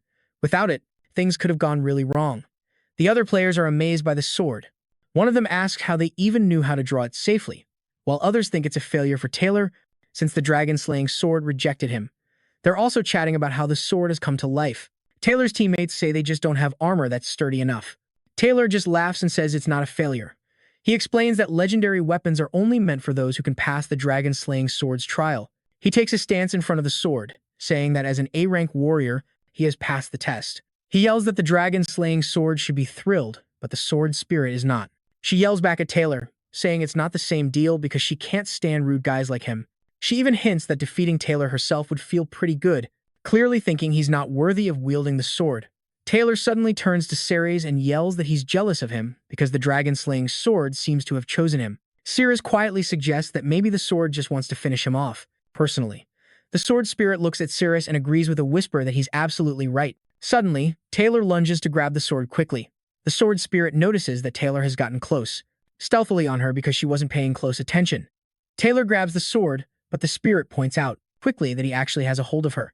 A wave of strong mana pressure erupts from the sword, causing Taylor's armor to start crumbling. Everyone is shocked that Taylor can even hold the hilt and perhaps win the Dragon Slayer's sword. As he grips the sword, Taylor yells that the pressure and power are so intense that it feels like his entire body is under attack. He wonders if this is the final test of the Dragon Slayer's sword. The sword spirit screams that Taylor is hurting her and wants to break free. Taylor grips the sword with both hands, determined to take control. The players are shouting that Taylor is going to be the first to pull out the sword and become the hero who will save their city. The sword spirit loses her temper, flying into a rage and screaming that they are all disgusting for how they've treated her. In an instant, Taylor notices that the atmosphere feels different. The other players are excited, saying that the sword has stopped attacking, which gives them hope they can win without risking pulling it out. They are urging Captain Taylor to take the Dragon Slayer's sword. Banner is quite discouraged and starts to wonder if Taylor has actually done it. He whispers that there's no reason for someone like him, an S-rank player, to get involved. Meanwhile, Taylor is getting excited, gripping his sword tightly as he thinks about Bella. He knows that he's the one who has been recognized by the Dragon Slayer's sword, right? Siris. Everyone is cheering him on, calling him a hero. Bella is scowling, really annoyed because Siris was supposed to be the first one to pull out the sword, but Taylor did it first. The sword spirit is now awake and is confused about why everyone is cheering for Taylor. She says she will shatter them all. Siris sees what's happening and quickly shoves his team back. Bella asks if something is wrong, and Siris warns them that the Dragon Slayer's sword is truly angry. Everyone else notices it too, and then the Dragon Slayer's sword attacks, unleashing insane destruction with its intense mana pressure. The sword spirit goes after Taylor and he feels a serious pain from the crown. Everyone nearby can feel the insane pressure emanating from the sword. Taylor screams in agony and is shocked by his condition. The spirit of the sword, who is used to dealing with humans and seems shy, then delivers a brutal kick. Iron detects the strong mana and pressure from the sword and yells that it's heading for Taylor. With a terrified voice, he crouches behind Taylor and calls for help. Then, Van Leer jumps in to protect them and uses his skills to control the attack with a single hand. He gives it his all while Irene stands there completely shocked, as Taylor is still unresponsive. He manages to dodge the attack, making the earth tremble. The sword continues to increase the pressure with its magic, hitting everyone around it. The sword spirit notices Van Leer and thinks he has an impressively resilient body. She sees that his armor has healed, acting as a shield for the humans and showing his strength as a warrior of A rank. All the players notice how strong Van Leer is with his armor intact. One of them points out that he is an A rank warrior, which is quite impressive. He tells everyone to take the injured players to the underground sanctuary, putting the lower-ranked members in charge while the higher-ranked ones stay with him. Everyone springs into action immediately. Taylor's team picks him up, insisting they leave because it's becoming too dangerous to stay. Van Leer accesses his powers and transforms, claiming to be the strongest guardian of humanity. He heads towards the sword, which he believes is the strongest in the world. Just then, the sword spirit lifts its leg and is ready to attack Van Leer. He braces for the blow, shouting that they are a perfect match. Van Leer lunges towards the sword, determined to grab it while dodging its magical attacks. The sword spirit sees how fast he is moving. Meanwhile, the members of the Salem City Guild cheer him on, shouting that he is their last hope and that he needs to show the Dragon Slayer's sword that humans are stronger. The sword spirit lifts both its legs, building up pressure with its magic, but he skillfully dodges all its attacks as he gets closer to the sword. All its powers end up being useless against Van Leer. He grabs the sword and insists that he deserves to be the one to wield it. The sword spirit doesn't want to be possessed by him, so it launches another attack that hits Van Leer head-on, shattering his armor to pieces. The attack hits Van Leer hard, leaving a mark on his face and making him bleed. Everyone is shocked. Van Leer thinks he's injured, even though the sword spirit hasn't touched him. He freezes as his comrades shout his name, worried about him. Van Leer tells them to get back and pushes them away. Van Leer tells them that they must defeat the sword, but the players are shocked, since the S-rank armor can't withstand its magical power. They say the Dragon Slayer's sword has fully awakened, leaving no chance of winning. Van Leer insists they must defeat it, as it's their only chance to become powerful and bring honor to the Dragon Slayer's sword. The members whisper that they will have to fight to their last breath. Van Leer tells them they are warriors and must face challenges for the sake of Salem City. He wonders why they hesitate. He becomes aggressive, declaring that any player who refuses to fight will be considered a deserter and will be executed immediately. Van Leer yells at the players for their useless chatter. The sword spirit learns of this and whispers that the humans are aware of her powers and are afraid. She chooses a blonde boy, pointing at him and saying she will start with him if no one moves, pushing him toward the danger zone. The blonde boy is terrified. Suddenly, he sees someone already on the battlefield and yells for Vanlier to look. Siris looks at the sword, remembering what the dragon-slaying spirit said when Taylor tried to grab it. He realizes that the sword can feel and communicate with a person. Since the sword has a life force, he wonders if he can connect or bond with the sword spirit using his system. Siris tells his system to focus on the target, and it responds. The sword spirit wraps herself around the sword, confused about why Siris is looking at her so intensely. The players start to gossip about him and wonder how the captain of Squad 14, who is a total F-ranker, plans to unsheathe the sword. They shout that Siris must be crazy. With his few skills and powers, the sword will cut him to pieces. Siris passionately declares that he is a warrior and must protect Salem City from threats. He is determined to pull out the dragon-slaying sword, even if it costs him his life, and he won't back down. Vanlier says that even the weakest players show more courage than the A-rank and B-rank ones. He says that Siris has a noble soul. The dragon-slaying sword spirit feels something different in him, whispering that he's giving her a strange tingling sensation. Noticing Siris watching her, she comments that he is different from other humans. She can no longer control herself and feels an unusual connection. As Siris gets closer, she tries to cover herself, deciding to use a sword attack to keep him at bay. The sword spirit is trying to figure out why she feels so weak, especially in her legs, which she can barely lift. This strange tingling and numbness continues. Meanwhile, the players are impressed that Siris seems totally fine, despite the sword's magical vibe. They are curious to know why the sword isn't reacting to him like it normally would. It's incredible how close Siris is to the sword, and everyone is amazed. They remember that the sword normally cuts down any living thing that gets too close, which is why no one can pull it out. But with Siris, it's as if the sword is calm. They're starting to think it must be dormant. The sword spirit feels a strange sensation in her head, realizing that she is losing her power and the urge to attack. When she looks at Siris, she can feel that something about him is causing her these strange feelings. As he gets closer, she notices their connection even more. The players can't believe that the sword spirit isn't attacking. They keep saying it's impossible and debate whether the sword of judgment has gone dormant. A player comments that if so, Siris must be incredibly lucky. The sword spirit feels her hand grow heavy, struggling to control her emotions, but to no avail. Siris is looking directly at her, even with blood dripping from her nose. A player sees the blood and comments that it's not from the sword's attack. Vanlier points out that Siris is just an F-rank hero, so it's incredible that he isn't overwhelmed by the sword's pressure. They can't understand how he's still standing, considering his low rank and the sword's immense power, and they note that he's barely managing to complete his heroic quest. Siris covers his nose and mentions it's the first time it has bled so much. He can feel the immense power of the sword of judgment. Bella is worried about Siris and suggests he could step back if things get complicated, but he stops her with a hand gesture. Siris declares that his mission is to protect the city of Salem and that he will carry it out no matter what. On the other hand, the sword spirit feels strange looking at Siris. She mentions feeling hot and shaky, even a little ticklish, and clutches her chest because her heart is racing. She finds it weird and even wants to tear her clothes a bit, feeling like she wants to show more of herself to Siris. As she struggles with her thoughts, she realizes she can't let shame overcome her. She tells Siris to stop looking at her, because if he continues, she'll be exposed. To protect herself, she tries to confront Siris. The players notice the growing tension and shout that the dragon-slaying sword has awakened. Ban is shocked by the force of the attack, comparing it to the time his armor was broken. The players yell that Siris is vulnerable because he's too close to the sword. Siris wonders if the sword spirit still has the power to attack him. He playfully touches the sword, thinking he needs to counterattack to survive. Immediately, the sword spirit feels something unusual and wonders what's happening to her. When Siris connects with the sword, she can feel a tingling sensation running up her legs that makes her lose focus and stumble to the ground. Then, everyone is surprised to realize that the dragon-slaying sword's attack suddenly stops. Beer is shocked and wonders how Siris, an F-rank player, can withstand the sword's attack without damaging his armor.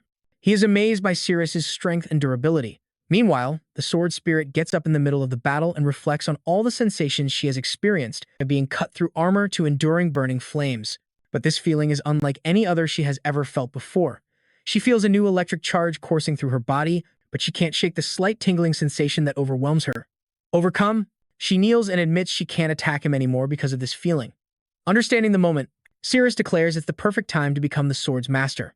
The sword spirit acknowledges that his touch makes her feel ticklish and blushes even more. Siris focuses intensely on pulling out the sword and channels all his energy into it. The sword spirit can no longer contain herself and loses her strength. In a surprising turn of events, Siris pulls the sword out, leaving everyone astonished.